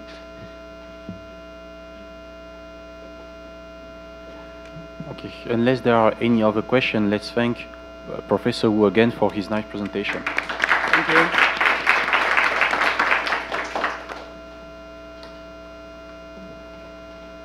And we have the gift and certificate.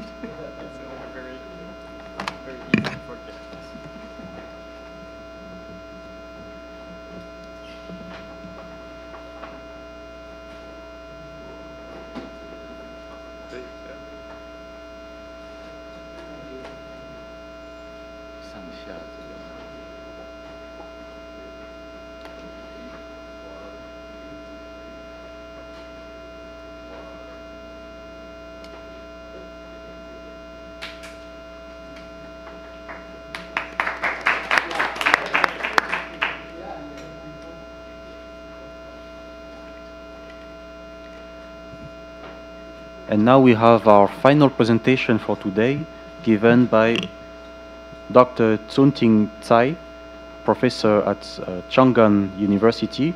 He is an orthopedic and spine surgeon, and also the chairman of the Department of Orthopedic Surgery. So please go ahead. Thank you, Chairman. Thank you, Chairman, and thank you, Professor Wu, for inviting me to this very interesting meeting. And my talk today is automatic landmark detection and alignment analysis in whole spine lateral radiographs. The artificial intelligence, like ChatGPT, gradually changes our current life. When I ask about the future development of spine-related AI, that ChatGPT told me these answers. 1, image recognition. 2, surgical planning. 3, predictive analysis. 4, patient monitoring. And 5, navigation and robotic assist surgery. This is the outline of my talk today. The first is the origin of AI research. The innovation of the steam engine created the first industrial revolution. However, the invention of electricity led to the second industrial revolution. The third industrial revolution is related to computer automation. And the fourth industrial revolution is taking place now, which is artificial intelligence. AI generally referred to rapid computer calculation. Thank you for your point. Okay.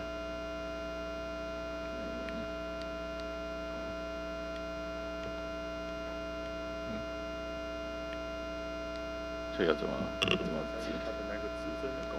哎，对对对，好，没关系，不然我用话术好了，好，没关系。Okay. AI generally referred to rapid computer calculation in broad sense. However, the real ways to stimulate human neural learning is deep learning after 2010s.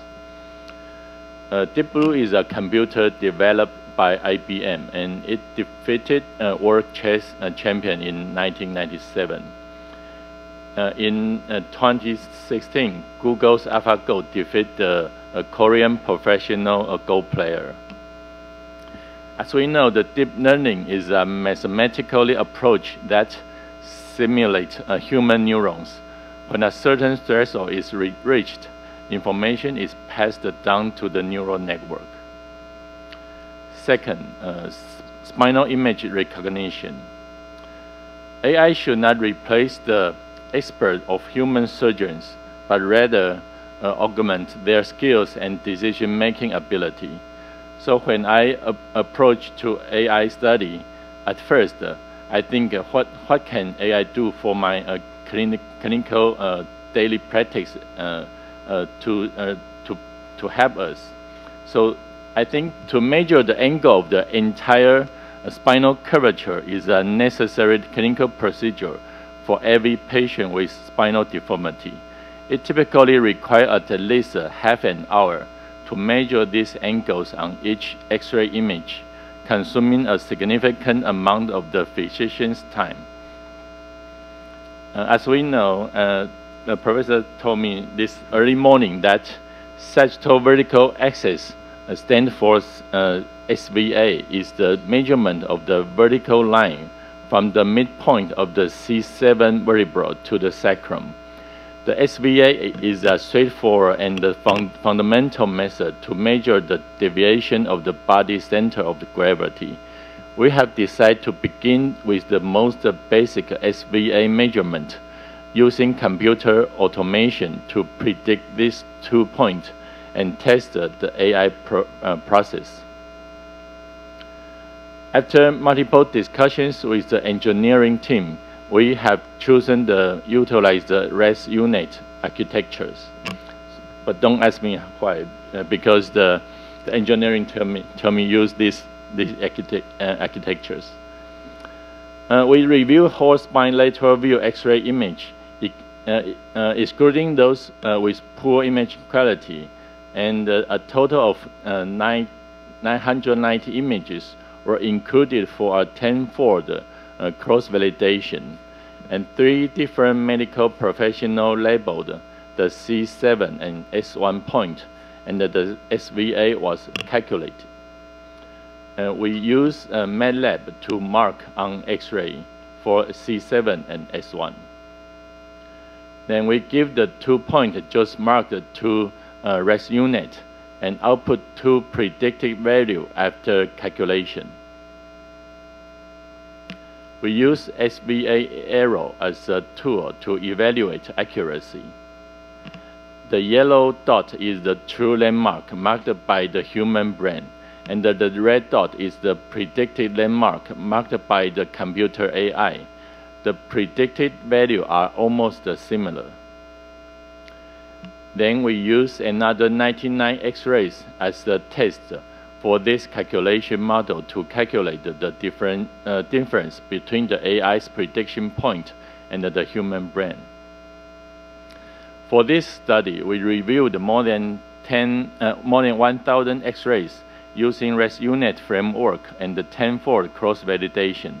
This AI median error was only 1 milliliter, and the inference time only takes 0.2 seconds. The other 99 images were used as a test, all of which were comparable to the human. We submitted the result, and they were quickly accepted for publication. Then we hope to enable computer to learn deeply and automatically detect at least 45 feature points in each X-ray to calculate all spinal angles, such as lumbar lordosis, such as SVA and sacral slope and pelvic tilt, so that we can make some pre-operative planning and post-operative evaluation. We collected 2,900 X-ray and deduced more than 600 that did not match the quality format. Used MATLAB to annotate 2,210 whole spine lateral views. Use 1,800 for 5-4 cross-validation training, and then other 400 to testing. The data will include various patients with disease, scoliosis, kyphosis, and imprint also. We do not only choose the normal X-rays. The AI model were used by two-stage CPM models for deep learning. The test of various angles and alignment calculations, they all have good correlation with the human brain, and the p-value are all lower than 0.001. However, the human brain takes 30 minutes for calculation, and the computer only takes 1 second. The yellow is marked by the human brain, and the red is computer predict point. The arrow is very small, and the apex and the curve and the turning point can be automatically calculated by the computer. This one is a relative thing, and no matter tall or short, fat or thin, the AI can calculate the predict point. Even humpback and hip surgery, and spine surgery, and this is lumbar surgery, and with kyphosis and fracture, and all the this kind of picture computer can also predict the point.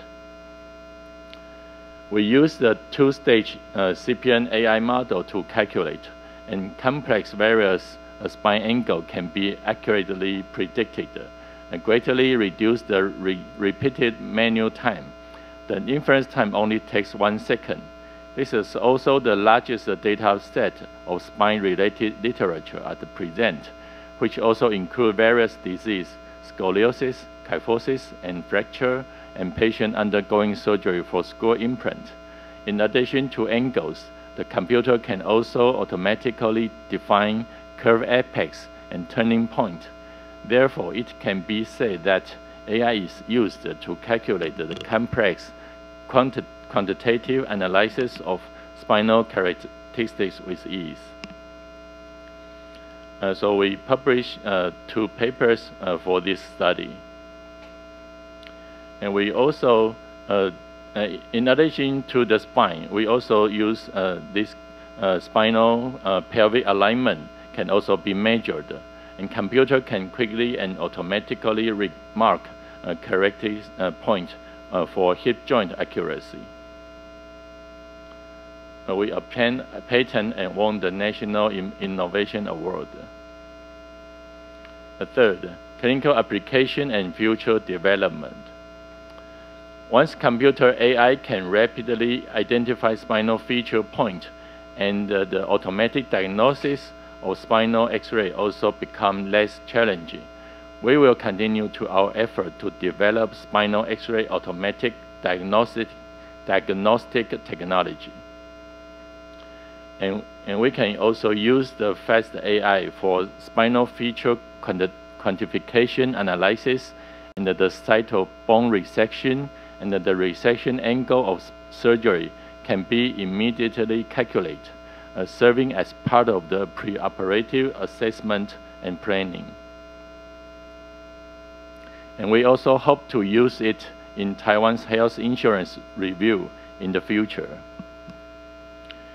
A review of spinal cage, total disc, and bone cement lack uniform and scientific standards.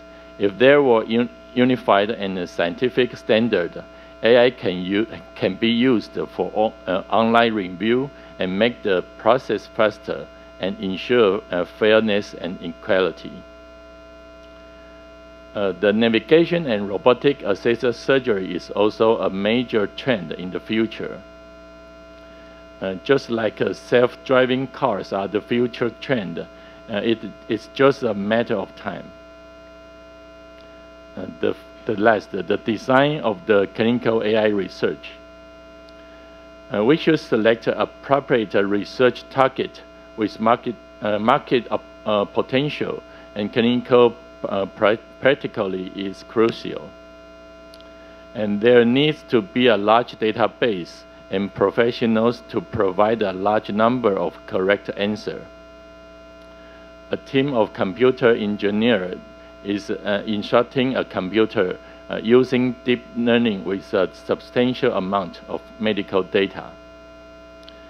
In conclusions, in the field of computer deep learning, it is possible to quantify the feature point of the spine and images, enable the rapid calculation of various complex angles.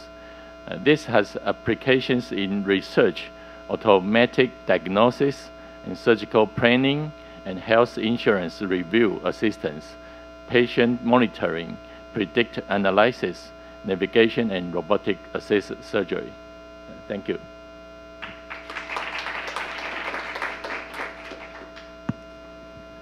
Thank you for your nice presentation. Is there any question from the audience?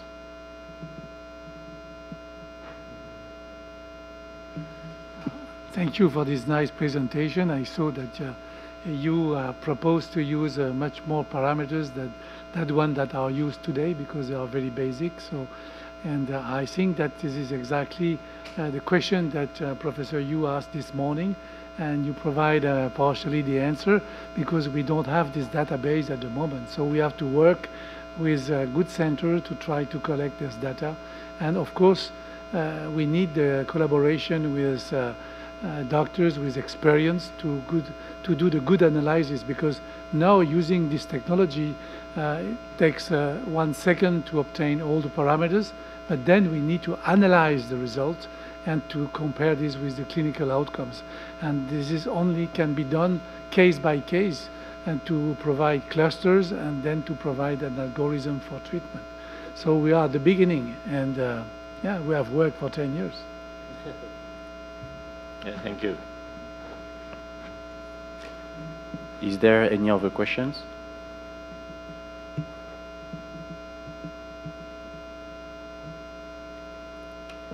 Okay, then I guess we can thank Dr. Tsai again for his nice presentation.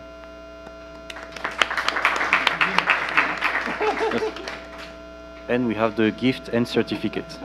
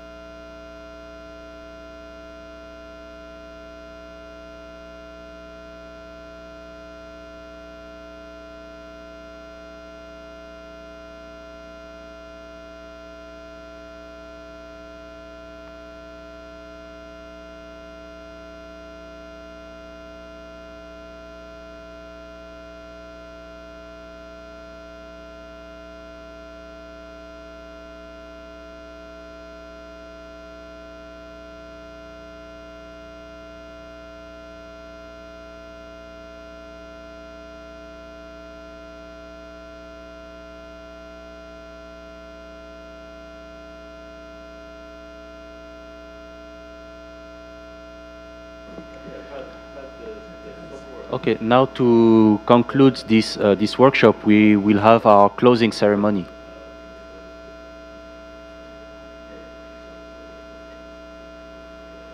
So I will yield the floor to Professor. I will yield the floor to Professor Laribi from University of Poitiers. Oh, okay, okay.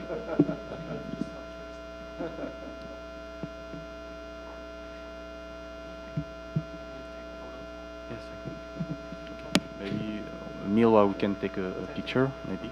Can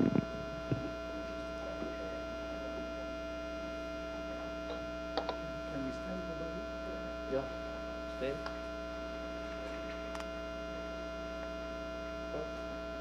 Yeah, okay.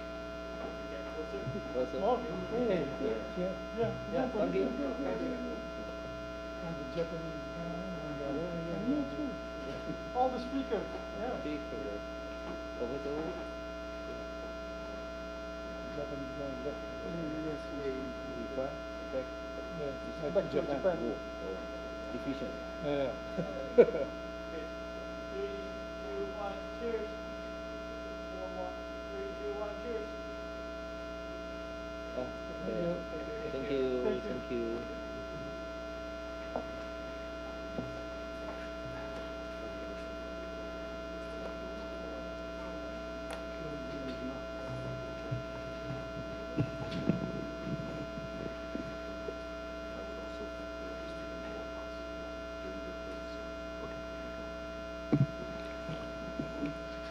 Amine?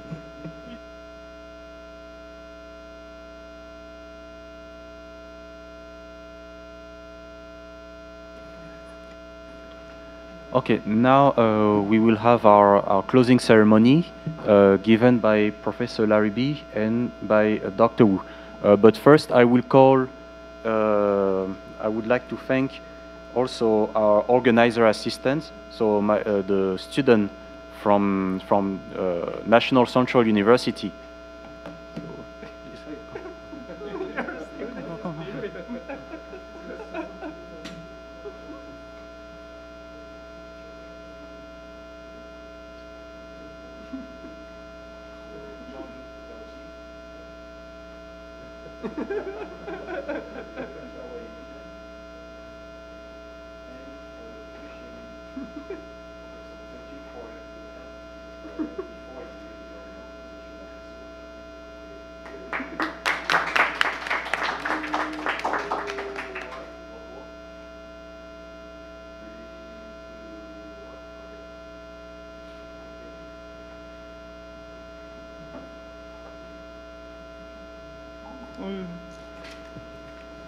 So to conclude, so I hope that you enjoy our seminar today and you find the topics interesting.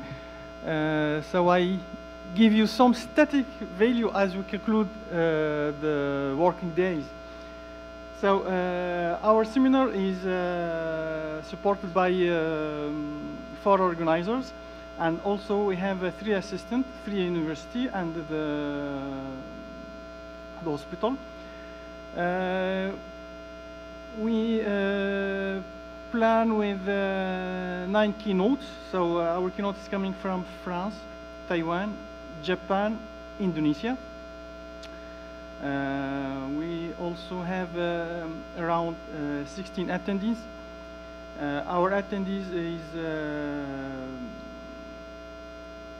student, which is very interesting. So a student is interested to these topics of this is very, very good feedback for us. So for the future is very promoting.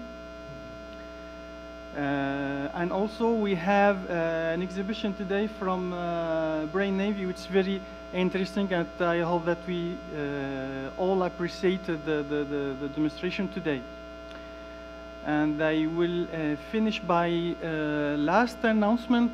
So we prepare the 2nd edition of this seminar, which will take place in 2025 in Poitiers. So I hope to see you all there. And this seminar will be organized in parallel to the conference. So I don't know if you can, please, excuse me. Can you project the PowerPoint, the last one, the last slide? So the workshop, the 2nd edition, I hope that will be organized at the same time of the conference on medical robotics. It's a MESROB 2025, and it will take place in Poitiers from 2 to 4 July. So this is an open invitation. So please save the date. And we'll be very happy to receive you there. And Dr. Wu, can you need to say some words? Yeah, please. What is next year? 2025. No, next year is another one. Okay, every year. Yeah, every yeah, exactly. Okay. So put the dates and hope to see you all in the future. Yeah. So thank you very much. So congratulations all. Let's go to the restaurant. Yeah, let's go to the restaurant. Yes.